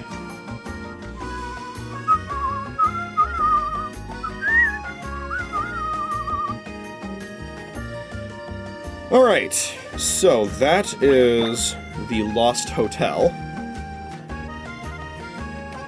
Soul Great Gem's got an item. It's the antidote. Yeah, and, a lot of the strange endings that you have to get in Pokestar Studios to fully 100% it involve choosing certain dialogue options that make the AI go for super aggressive moves. When you first do Pokestar Studios films, you have to do them with rental Pokemon that they give you. Eventually, we will be able to do these Sky battles. And sooner than I thought we'd be able to. That's very nice. And with the rental Pokemon, almost all of the time, if you pick the dialogue options that result in a strange ending, I'm pretty sure it's completely impossible to actually pull off the strange ending correctly with the rental Pokemon. But that's fine, because if you're going for the strange endings, you're probably going for full 100%. In which case, you get the good ending first, with the rental Pokemon, which is always possible. Then you go for the strange ending with any Pokemon that you can use, because once you get the good ending, you don't have to use rental Pokemon anymore. And there was one specific film where I had to go out of my way to get... I had to go and catch another Pokemon in order to make that one possible. I'm trying to remember why.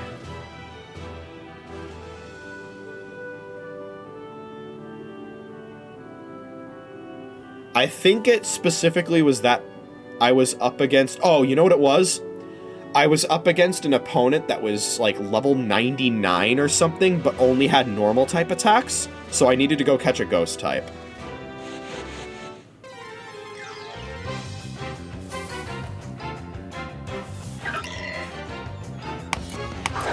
When you go for the good ending, it's fine, because you choose dialogue options that prevent her from attacking, but the strange ending, you do not have that luxury.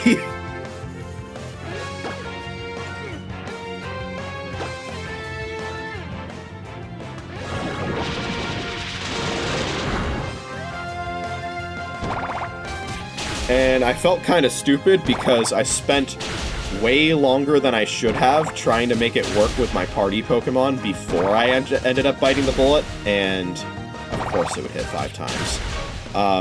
And getting one. Did you go with Curse to win that fight? No. I think I ended up, Shadow Sneak. I don't die to that, right? Okay. Jesus Christ. This Pumpkaboo's a demon. I think I ended up stalling it out with Will-O-Wisp. I don't remember.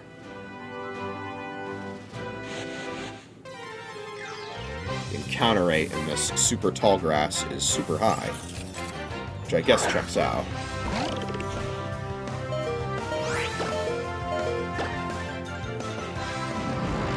Crafty shield. Idiot. I don't even know what that does. Nice crit.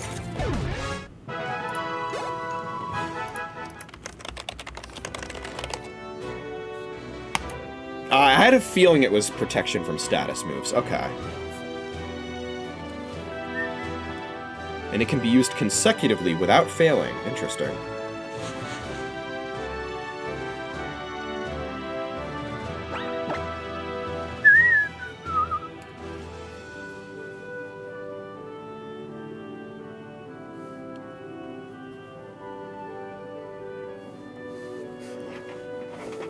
There are actually a couple of fights in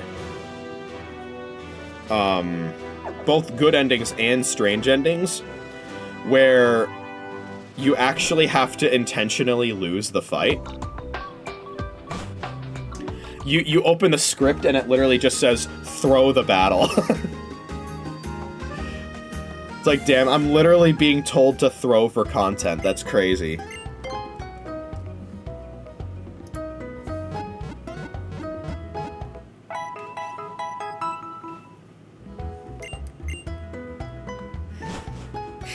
Getting all the good endings and the strange endings takes a long time.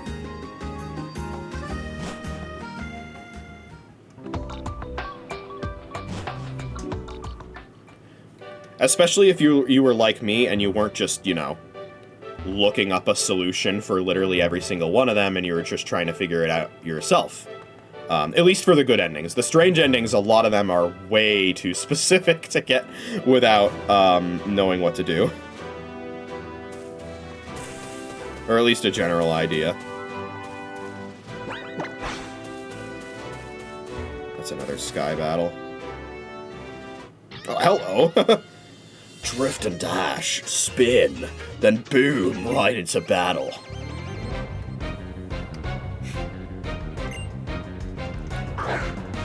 Roller skater jet.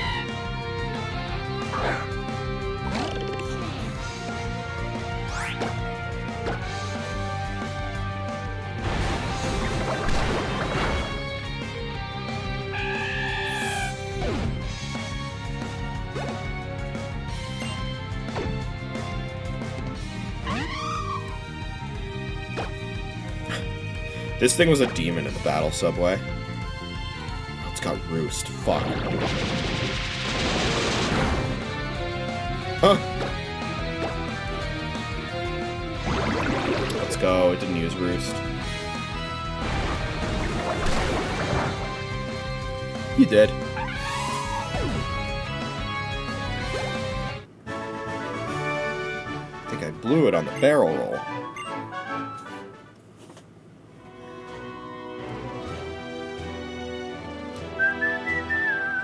Another one? Get back here. Get back here. Think you got the skills to take me on? Alright,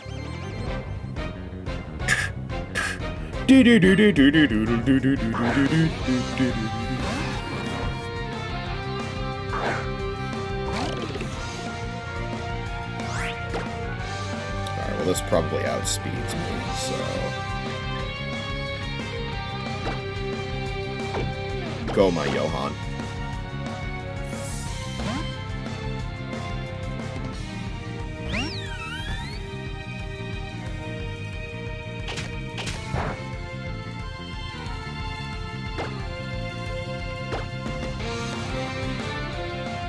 Don't flinch.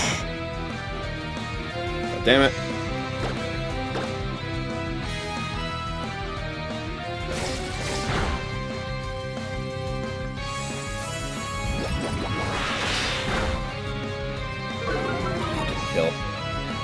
Quick attack? That's fucking right.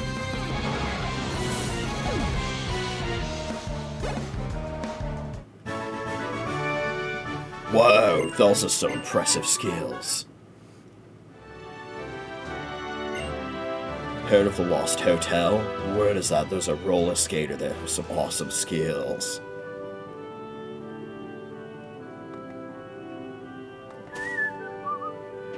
Okay, I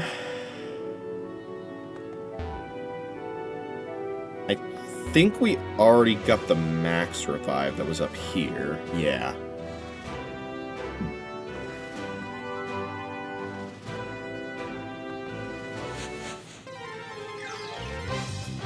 Oh, we get the super rod on this route. Okay, nice. I was wondering where we would get it. I was talking to a fisherman NPC in Dendemil Town expecting to get it. I'm like, when do I get the super rod? It's on this route.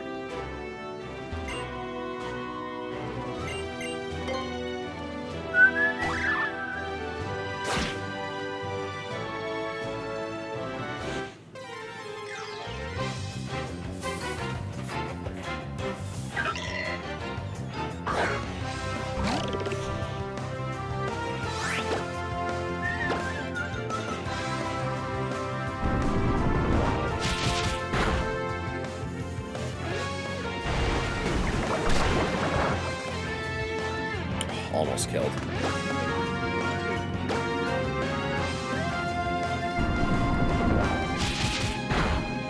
Glad I didn't go for fucking... Oh! Okay. What? Oh. I was so used to it attacking first, but it didn't Shadow Sneak that time. I completely forgot Crab Hammer can miss. That's such a vestigial part of my moveset.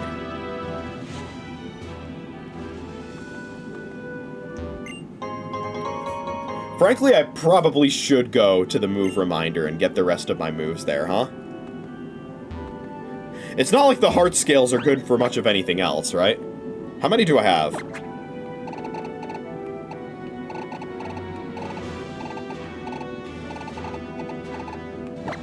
Three. Oh, shit. Okay.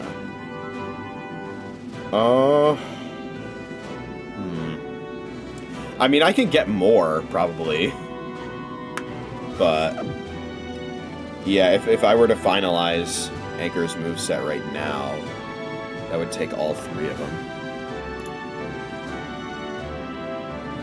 Which is probably not worth it. Yeah, heart scales are easy to farm. And there's probably more I can just get on the overworld from searching.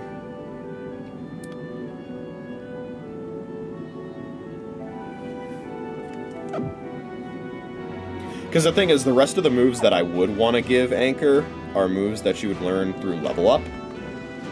So... the choice is either use 3 heart scales or be patient.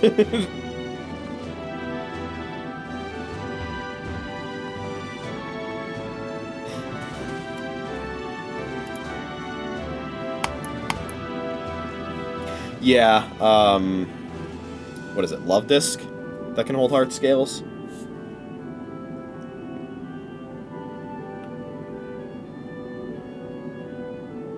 So we got a rare candy. Let's see what else we can get.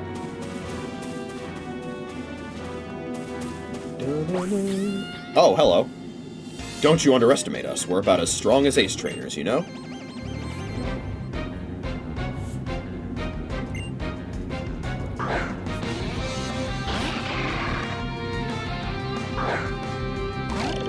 Bulbapedia page gives different encounter rates for all the different sizes of Pumpkaboo. That's interesting. I don't know if there's a way to tell which ones are which size when you're just encountering them, though.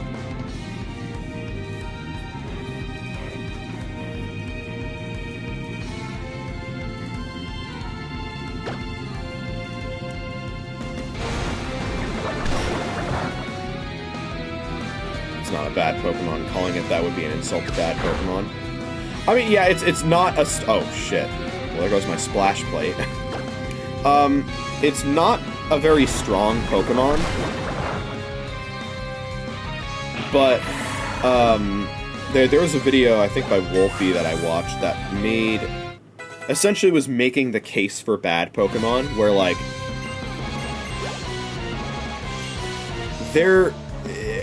it's important for there to be some Pokemon that are bad. To have representation of, you know, the whole ecosystem, the entire food chain. There are gonna be some Pokemon you look at and are like, yeah, that one sucks. I'm not gonna use that one. And that's part of the game.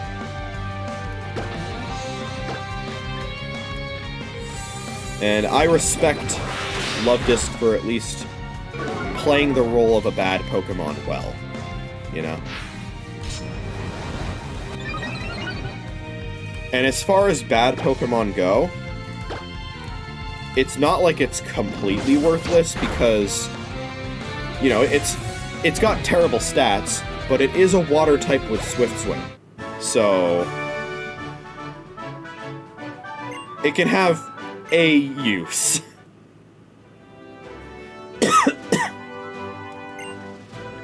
In terms of actual practicality, wouldn't you say that we Pokemon Rangers are actually superior to ace trainers?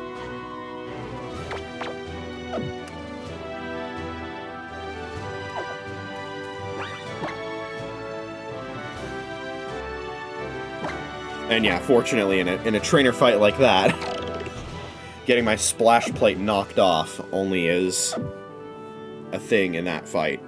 In a hack like Run and Bun, if your item gets knocked off, you lose it permanently.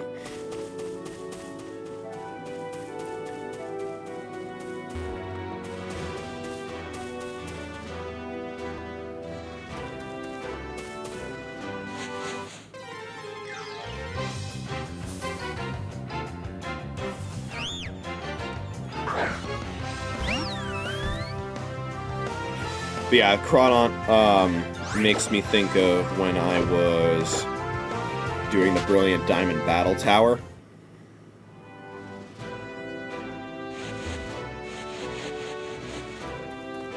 Oh, staircase. Hello, trainer. That's right, I'm the Red Pokémon Ranger.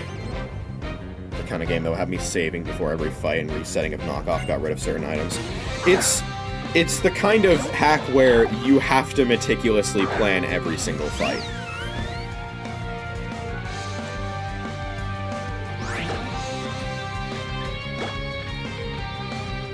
So, like, you would know if you were at risk of knockoff. It's the kind of game that's designed to be played, you know, with MGBA on one monitor and the documentation on the other monitor. The Red Pokémon Ranger is in trouble.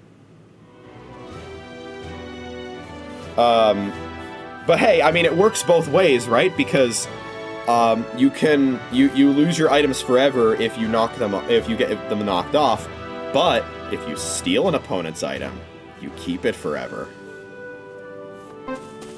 You just don't get a lot of opportunities to do that. Get a big mushroom.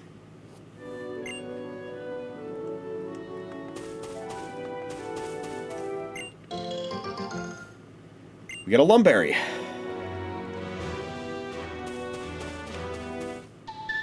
Hello.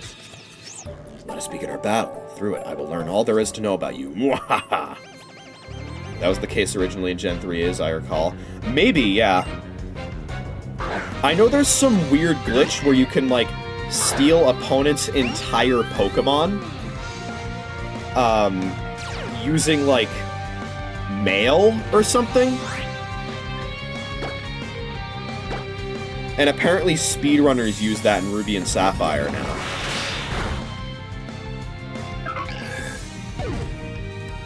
Certain items can in fact only be obtained that way, such as the Dragon Scale.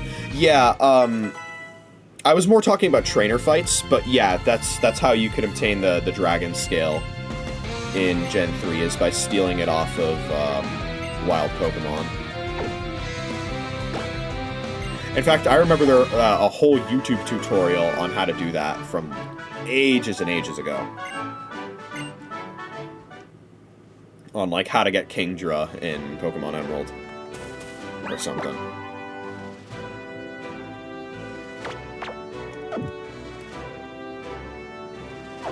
Shout out, there was this one channel I remember from back in, like, 2011 or something called Emerald Help.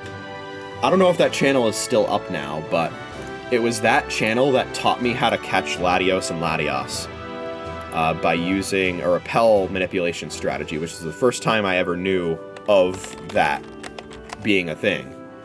Yeah, Emerald Help. It's the only video on his channel, catching and finding Latios in Pokemon Emerald. There you go.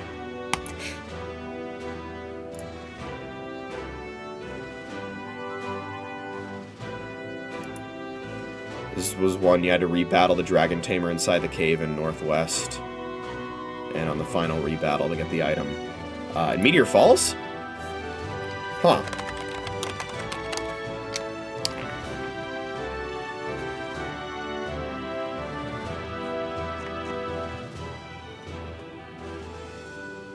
Because the Dragon Scale can be held by Wild Horsey and Bagon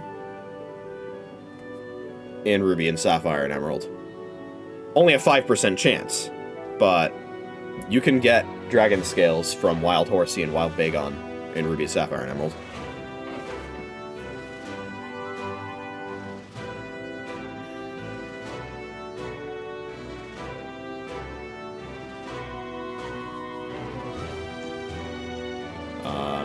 maybe you're thinking of Dragon Fang?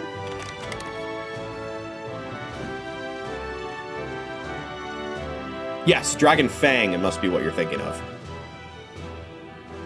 Dragon Fang can only be obtained by stealing the Dragon Fang off of Dragon Tamer Nicholas's Shelgon from the 4th rematch onward in Meteor Falls. Bro, imagine trying to get that if that was, like, an item you needed to complete the Pokédex instead of just, like, an item that boosts Dragon-type moves.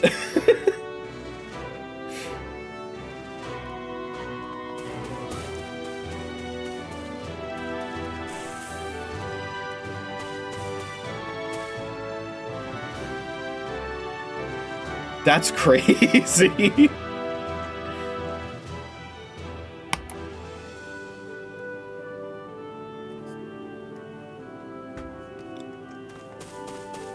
But yeah, there's an exploit a lot of run and bun players use if they have the team for it, where they will steal the leftovers off of the Hoopa in the Tate fight. There were 5 items like that. This is a rabbit hole I need to go through. Assuming they're all similar to Dragon Fang, and they're like type boosting moves, I do wonder. Because Charcoal I know you can just get, it's in Lava Ridge Town. Miracle Seed is in Petalburg Woods. Mystic Water, I'm not sure. Let's see. That one's held by the Castform Weather Institute.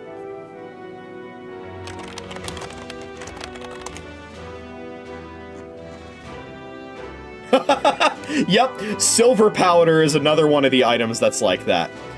You need to steal it off of Bug Maniac Jeffrey's Masquerain from the 4th rematch onward in Route 120.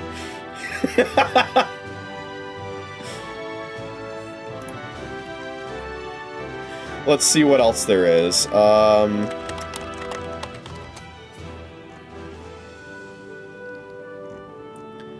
You can get the spell tag from wild Pokemon. Black glasses I know you can get in that one exit from Rusturf Tunnel. How about the Twisted Spoon? 5% chance to be held by Wild Abra. Metal Coat? 5% chance to be held by Magnemite and Magneton. That's also a trade item, so that would be pretty bad if that one was part of the has to be stolen from 4th rematch. Hearthstone is in a Trick House puzzle. It can also be held by Aeron and Lairon.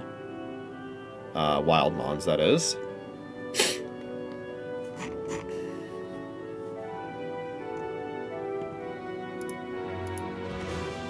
What's the flying type one? Shark Beak. Held by Wild Doduo and Dodrio. Where do you even find Doduo and Dodrio in Ruby Sapphire and Emerald? Is that just the Safari Zone? Oh god, it is. Yeah, that honestly might be worse than trying to get that from 4th rematch onward and stealing it. Is from having to roll a 5% chance on a Wild Mon in the Safari Zone. That's hell. What else? The Magnet. That's in the 6th puzzle of the Trick House, okay. Silk Scarf you can get in Dewford Town, that one I know.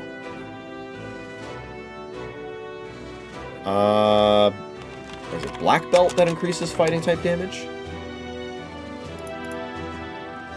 Yeah, it is. Has to be stolen from Black Belt Knobs Machamp from the 4th rematch onward in Route 115. Okay, so, Silver Powder, Black Belt, Dragon Fang. What else? That's insane.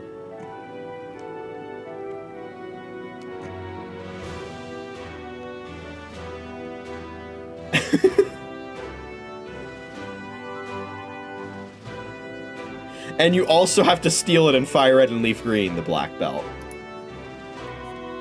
Yeah, at that point, just come up with a different strategy. Just put your foolish ambitions to rest.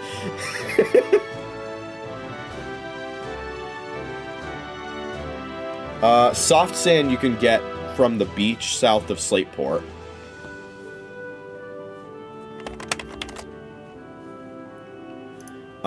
What's the item for poison? Is it poison barb? Yeah, it is. 5% chance to be held by Cacnea or Roselia.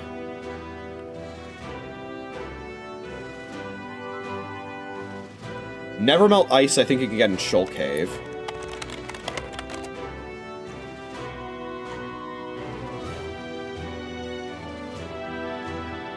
Yeah, it's in Shoal Cave.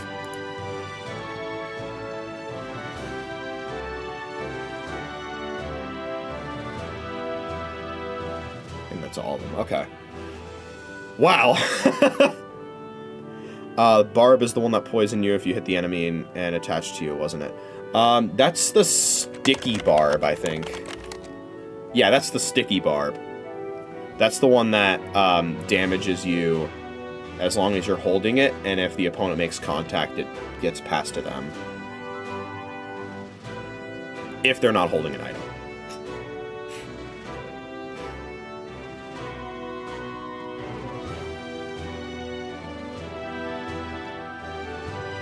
I wonder if anybody's done a strat like that to troll people, where they run Sticky Barb on a Magic Guard Pokemon that often takes hits from moves that make contact.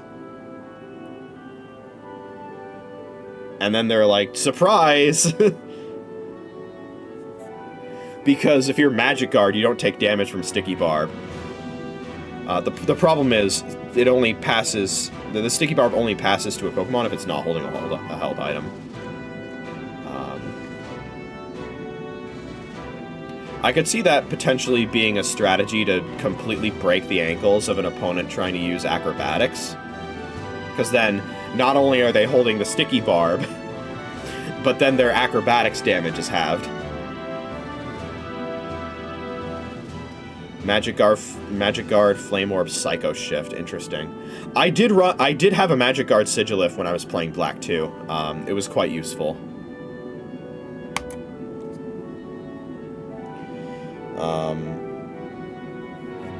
Magic Guard Life Orb is the synergy that I really like. I remember it being pretty scary in the Battle Tower whenever I would see a set that had Magic Guard Life Orb Alakazam, because that just outputs absolutely insane special damage.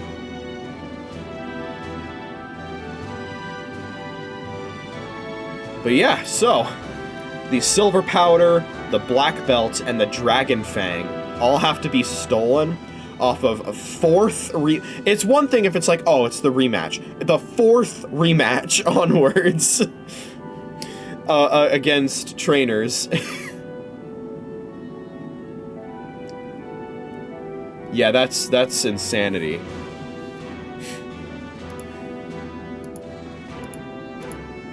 Well, that's quite a rabbit hole that we just went through.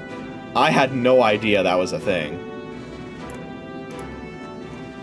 I'm glad that kind of those kinds of shenanigans were at least presumably limited to, you know, type-based move buffer held items and not something like a trait evolution item. That would be so evil if you had to do that to complete the Pokédex.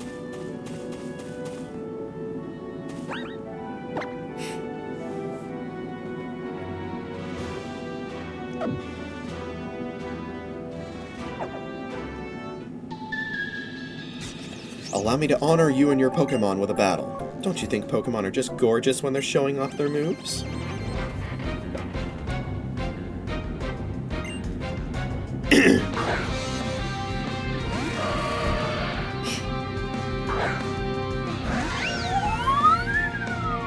Oh, speak of the devil.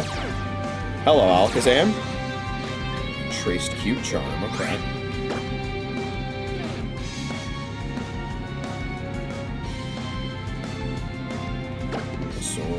Dance. Blast.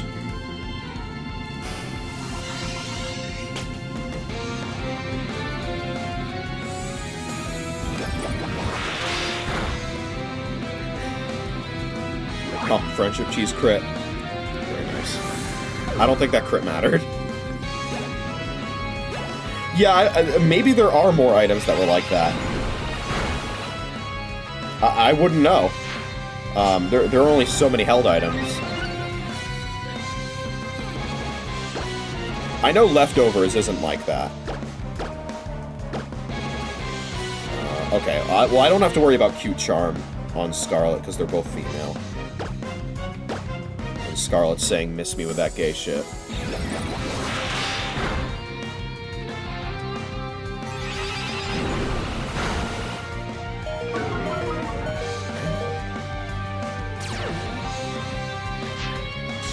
Stance change, we Iron Head. Bet you wish you were still Mono Psychic, Guardy.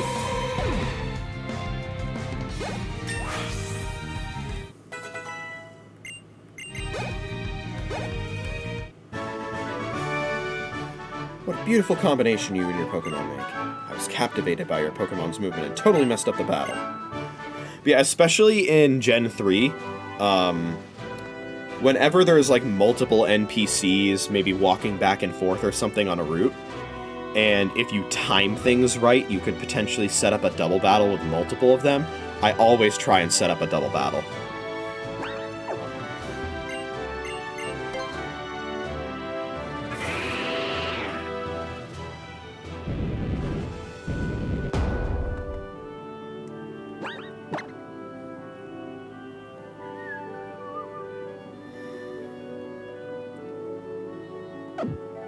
Team could probably use a few potions.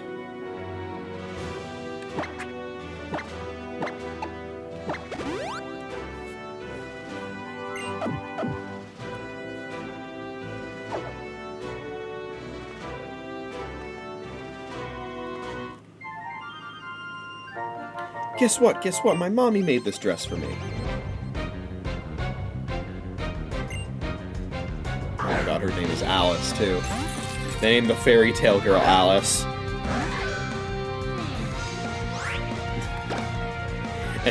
And she's battling my team, entirely made of Pokemon named after characters from Nikkei.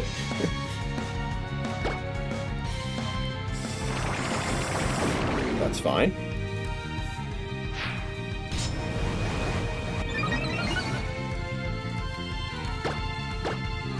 King Shield.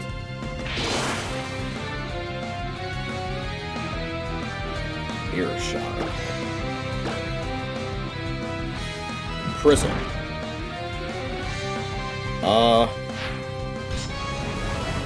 I'm gonna bet that it doesn't have Iron Head. Let's see if I'm right.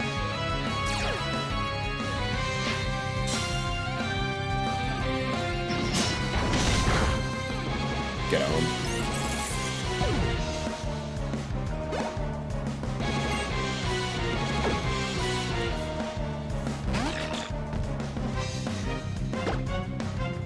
Yeah, the combination of King's Shield and Swords Dance seems really good.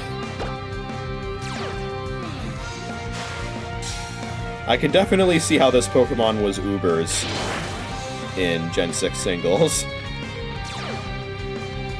Oh, Hyper Cutter blocking the King's Shield attack drop. Interesting.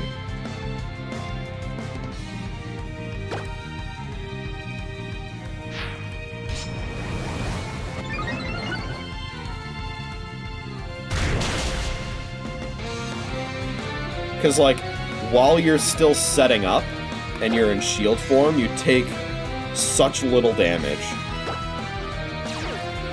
And then once you're actually attacking, you switch to the form that deals damage. And then, oh, you didn't kill, but you survived? You can go right back into shield form.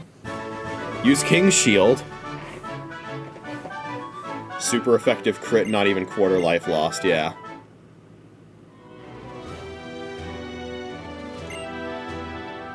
That's Shield 4 Aegis Slash for you.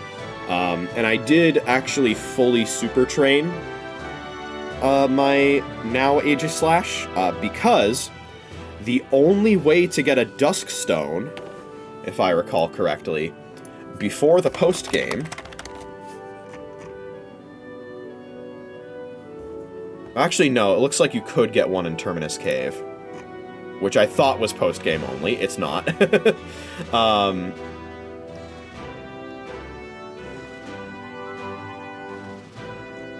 You could get one in Terminus Cave.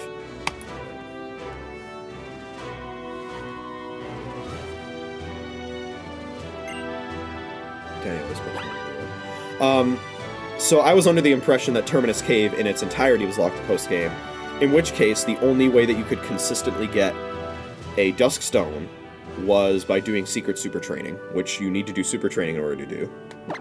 So I have it fully trained right now. And it's funny you mention a minus speed nature, because that's exactly what Scarlet is.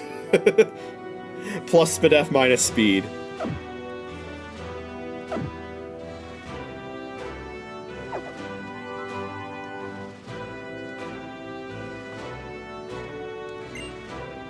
Fishing Shack. This is probably where I got a Super Rod. Before I gave it Iron Head, it did have Gyro Ball, which would synergize well with that minus speed nature. But for a casual playthrough where I'm fighting a lot of Pokemon that don't have EVs, there's a good chance that even despite having not EV trained it with any speed, all of the super training speed-related stuff I did with Johan instead of Scarlet. And I made sure not to break any punching bags with speed. Even despite that, most enemy trainers don't have EVs in a typical playthrough. So there's still a good chance I'd be faster than certain Mons. You look like someone who'd be interested in going fishing to find some underwater Pokemon. I just so happen to have a spare rod right here. What do you say? I will gladly take your spare rod. One Super Rod coming right at you. Go on out there and give it a try. Not listed in my goals, I've mentioned this before, is I want to get as many key items as I can without doing, you know, shiny charm level stuff to get them. Ever heard of consecutive fishing? It's when you successfully reel in a Pokemon multiple times in a row. It just so happens that I'm a consecutive fishing pro. They call me the General. My current best is 7 times in a row. Pretty impressive, huh? I'll tell you what, if you somehow manage to beat my record, I'll give you some dive balls. Okay. That reminds me of the fishing challenge that you can do in the Unova region as well, which I think you also get dive balls for doing. And all enemies having no EVs before Gen 7. Something like that, yeah. At least outside of battle facilities. And battle facilities, they are given EVs.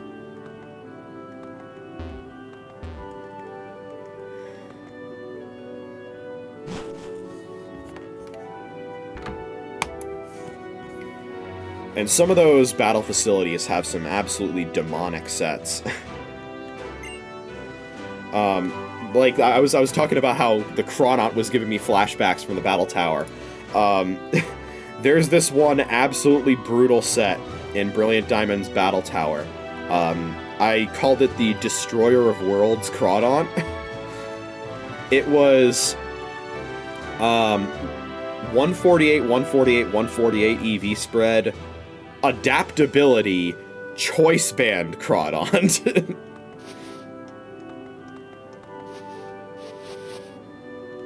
And it one-tapped all 3 of my Pokemon, including a Snorlax. With knockoff.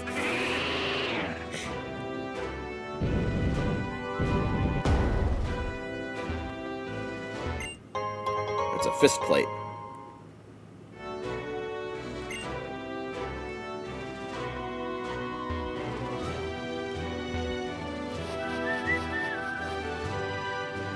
Now, once I was actually ready to fight that Crawdaunt set, especially after I had EV trained as Zapdos, it wasn't as scary, but there were still some very scary sets in the Battle Tower. Like, the Battle Tower will teach you to be very scared of Starmie. Because that thing is extremely fast, and it hits a lot of the best Battle Tower Pokemon for super effective damage. Starmie is a demon.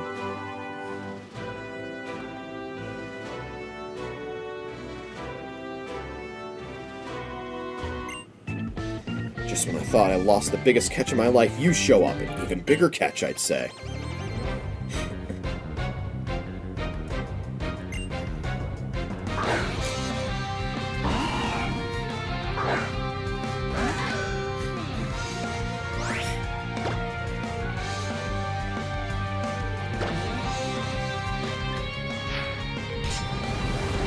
Yeah, HP stats certainly don't tell the whole story all the time.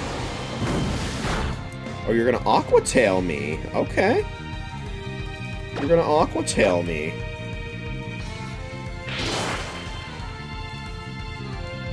Oh! Okay. Sure.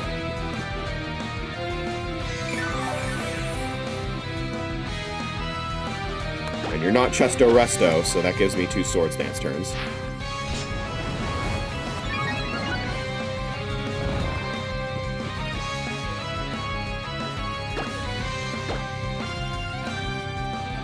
As good as the Rocky Helmet is on Aegislash, I should probably give it Leftovers. I feel like that's probably the better item here. Considering how many turns it spends on the field.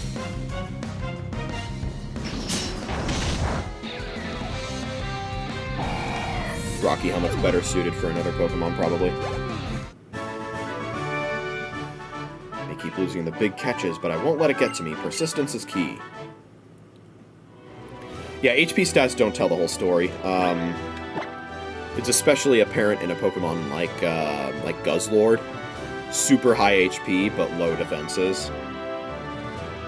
Still gets pretty severely damaged.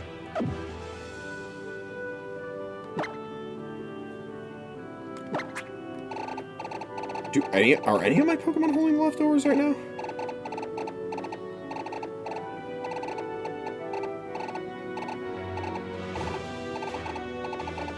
They're not. Okay. Let's fix that.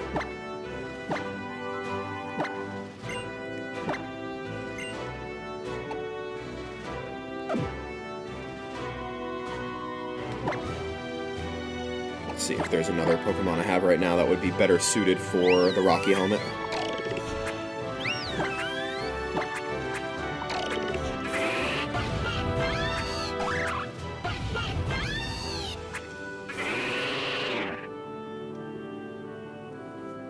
PvP. It's online. Made it his life's mission to make a team that could consistently beat me. Oh god. Iron Barb's Rocky Helmet Ferrothorn. Makes me mad just thinking about it. Oh, Ultra Ball! Shout out to Pickup. Let's go, baby.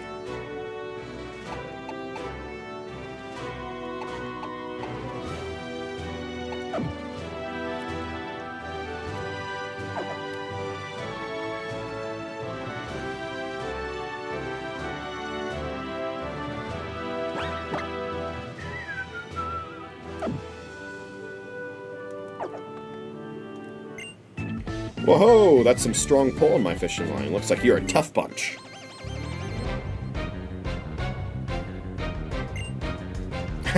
Fisherman Wade. What a great name.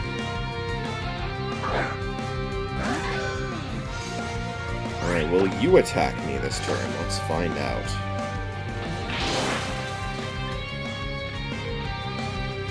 You will, but not with a contact move.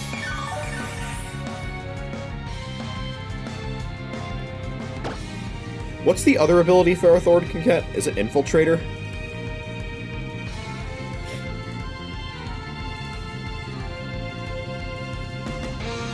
Hidden Power Fire, yeah. That could be a way to go after him. Or, if you want to get really crafty with it, Natural Gift, Occaberry.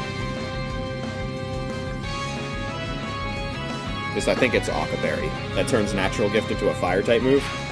Anticipation, okay, yeah. Oh, shit, Belly Drum.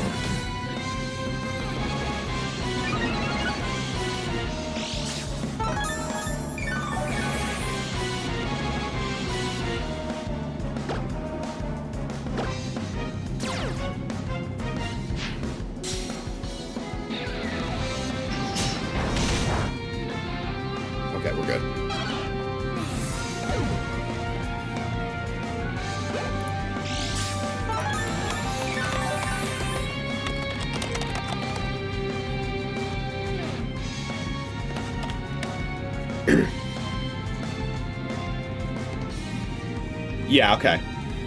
Natural Gift, Aqua Berry, yeah. Would be 80 power, fire type. It is only one use, that's true.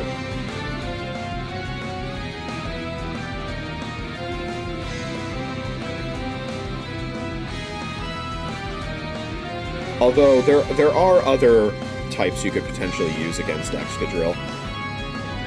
Like, you could probably use water types against Excadrill unless it has, like, electric or grass coverage. Especially if you have something that can set it to weather that isn't sand.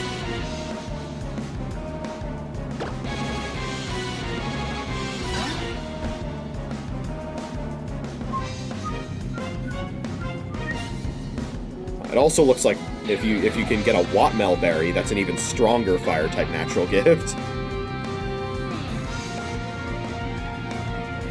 Oh, does Espeon get Magic Bounce? I didn't know that.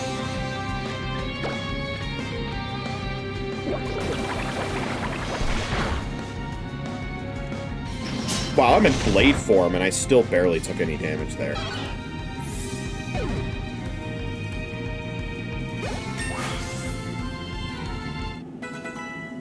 That's a hidden ability. That's awesome. I owe you an apology, Espeon. I wasn't familiar with your game. Yeah, that was one rootin' tootin' Pokemon battle. My Poliwhirl is all tuckered out. That's a fun guy right there. When you're fishing, you get to meet Pokemon twice. Once when they catch the line, and once when you pull them up. That's why I say fishing is the best way to get to know a Pokemon.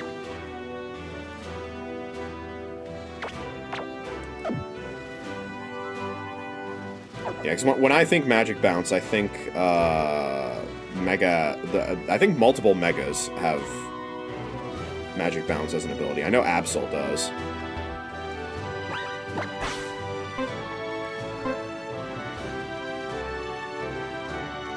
There's a Dive Ball.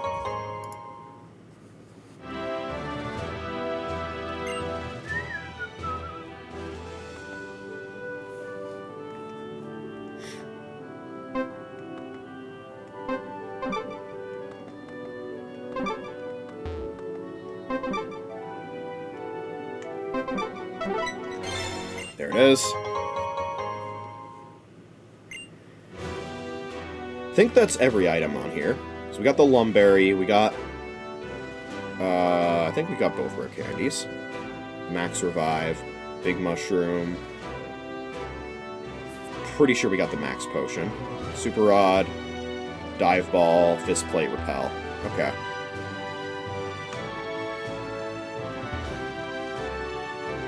Yeah, hazards are a big deal in 6v6 singles. You can't make friends with the Pokemon under the water unless you take up fishing. That's why Heavy Duty Boots was such a game changer when that was introduced. It's Fisherman Finn.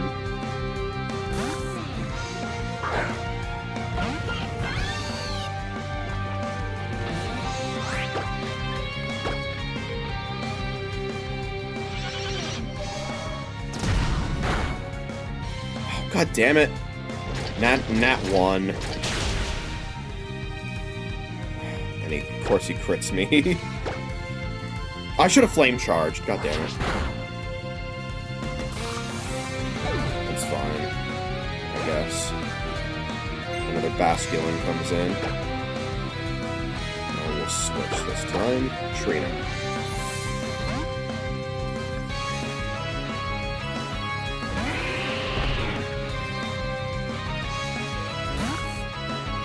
Yeah, if he opens with Excadrill, there's definitely a lot of answers you can do.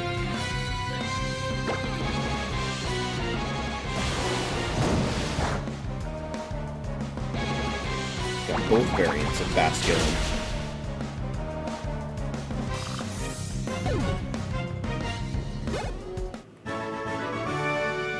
Lots of things that won't make sense until you try them.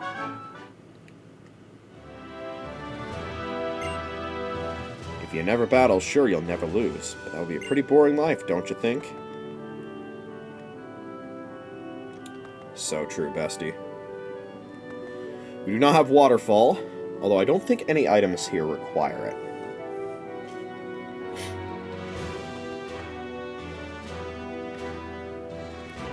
taunt Miss Magius. Yeah, taunt's also a big deal, too.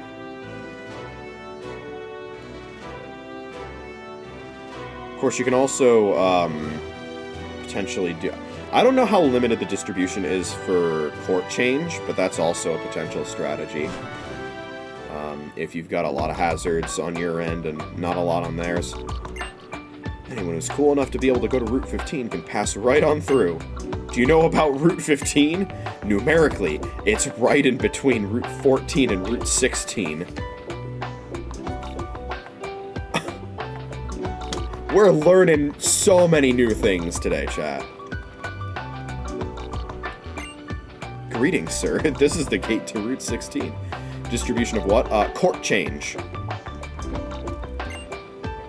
Get this, I saw some giant walking around. He must have been over 9 feet tall. I heard a tale about him, too. They say he's been wandering around for 3,000 years in search of a certain Pokémon. Yeah, it's because of the way they sway about, but little Esper here is always clawing at my sleeves. And yes, this is another entrance to Lumiose. Not familiar with that. It's a newer move, I think. Let me see. Yeah, it was introduced in Gen 8. Oh, only Cinderace can learn it. I thought other Pokemon could learn it. Huh, okay.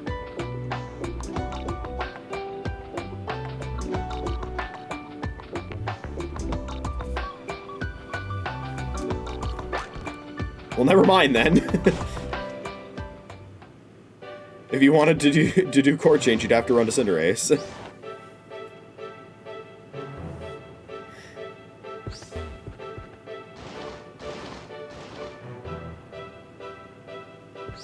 Yeah, I'm not surprised Cinderace gets it. I'm just surprised that nobody else gets it.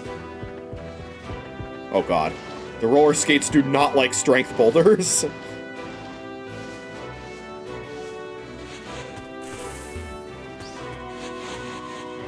Yeah, if you were playing on Gen 6, yeah, that wouldn't be an option.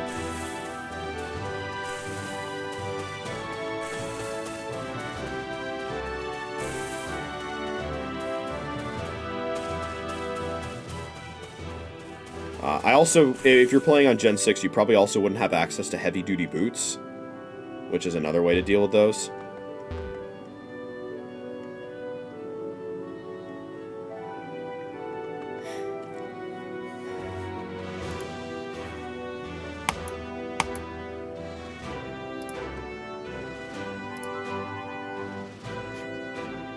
So weird. Okay. Alright, yeah, heavy-duty boots was not Gen 6. That was also Gen 8. I think Gen 8 was when they started really cracking down on entry hazard stuff. Because they realized... Well, I don't know how much the Pokemon Company actually cares about balancing single battles. Because that's not what the official competitive format is. The official competitive format is doubles. So whenever balance changes happen, they usually affect doubles. But there was a lot that was specifically introduced in Gen 8 to help counter entry hazards. Heavy-duty boots was one of them.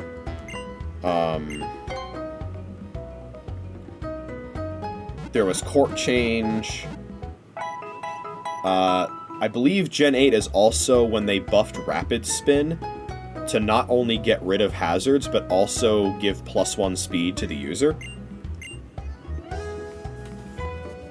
Let me see if that's true.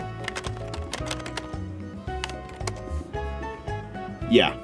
Starting in Gen 8, they also buffed Rapid Spin's power from 20 to 50, and then gave it an added effect of giving it +1 speed.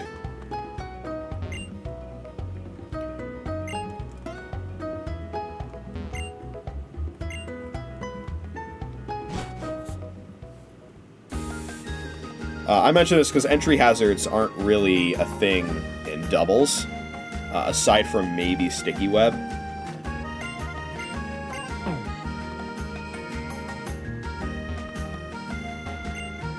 Trainer tips. Even when two Pokemon are the same species, it doesn't mean their strength is the same. We are not the same. Okay. Let us explore Dendemil Town a little bit. And then we'll probably call it for the day. So let's see. We already got the citrus berry. There are some other items that we can get here. And yes, while I am here, let's go ahead and get Anchor some more firepower.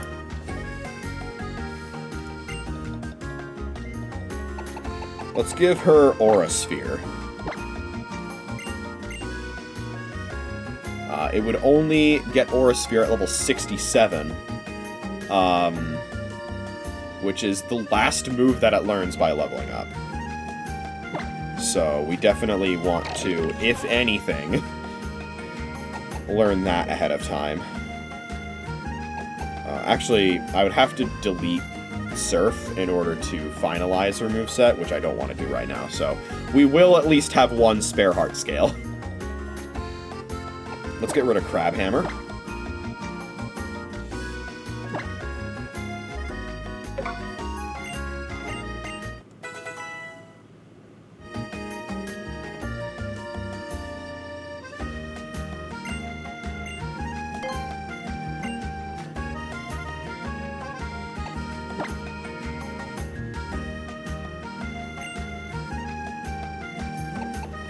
And then let's get Dragon Pulse, which would normally be learned at level 63. The other move I would want Anchor to have eventually is Dark Pulse, which is level 57.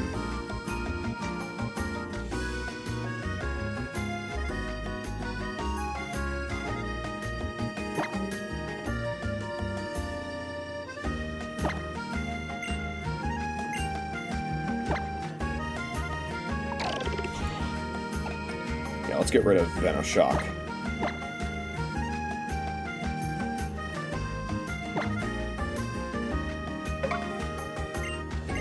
Now Anchor has 3 moves that are boosted by Mega Launcher. And its entire moveset is special, which, considering this is a modest Clawitzer, I think that's fair.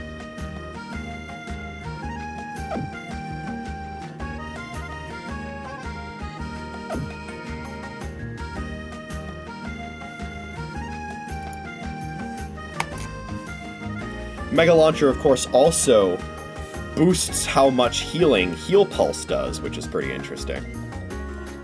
I don't know if anybody's gotten a whole lot of use out of that, but it is a thing.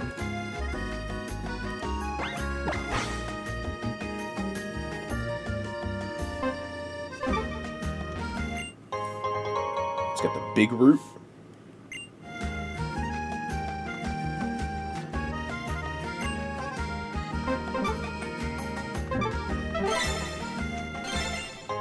We get the Nugget.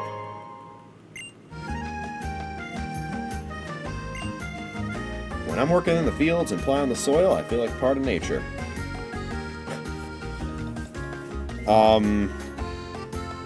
This doesn't exactly seem like the ideal town to plant crops. It would be like how it is outside right now.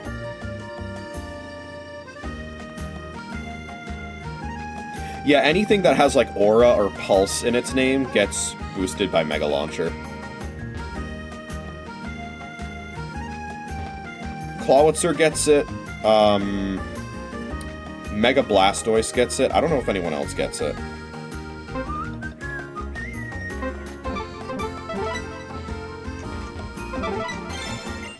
X-Speed. We already got the TM for Facade.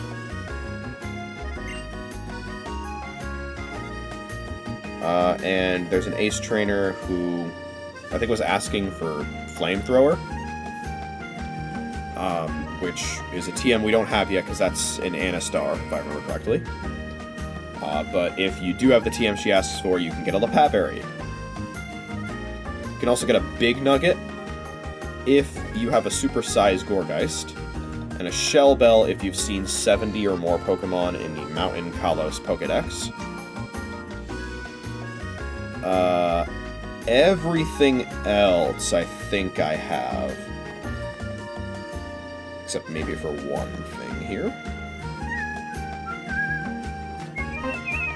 Yeah, okay. There it is. Heal ball.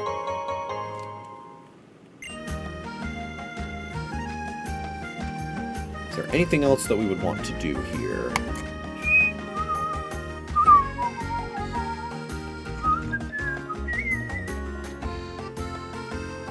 Yeah, big nugget for having the biggest size Gorgeist. I don't think you were here for this. I just did the Pokeball Factory north of Laver City before coming here. And when you complete the Pokeball Factory, the president thanks you, and he's like, okay, I'm going to give you a choice. You can either take the Master Ball or the Big Nugget. So naturally, I picked the Master Ball. And then he's like, okay, you can get the Master Ball. And you can also get the Big Nugget as a bonus. It was like, what was the point of choosing?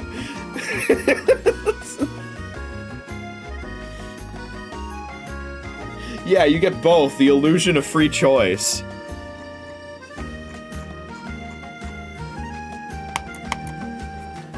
Okay, so, north of Dendemil Town is the Frost Cavern, which will be the next place that we explore. And then we will continue heading east alongside Route 17.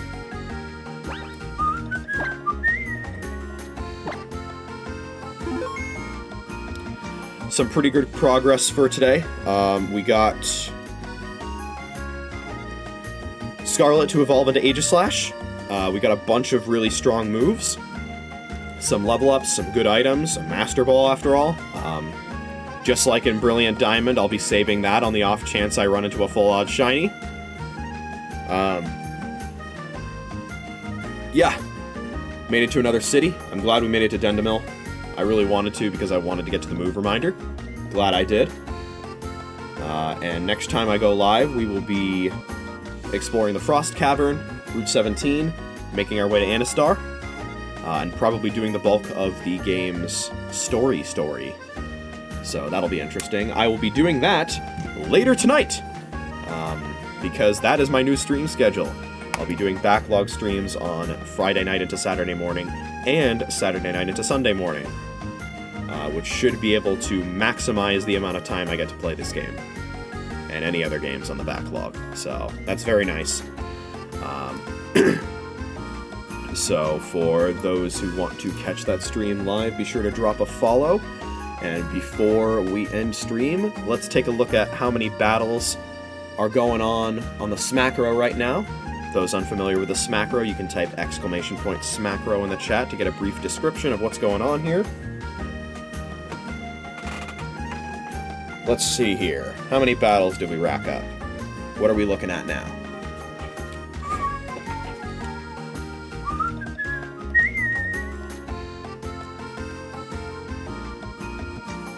We're looking at 23,092. We are closing in on halfway through. Not bad at all.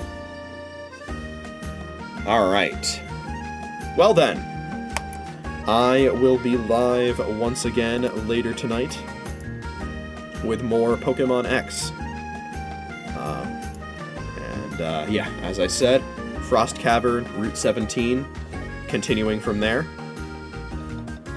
And I've got high hopes, high expectations, and high ambitions for 2026 on the backlog. I'm looking to get a lot done. So, keep looking forward, and I will see you next time. Bye-bye.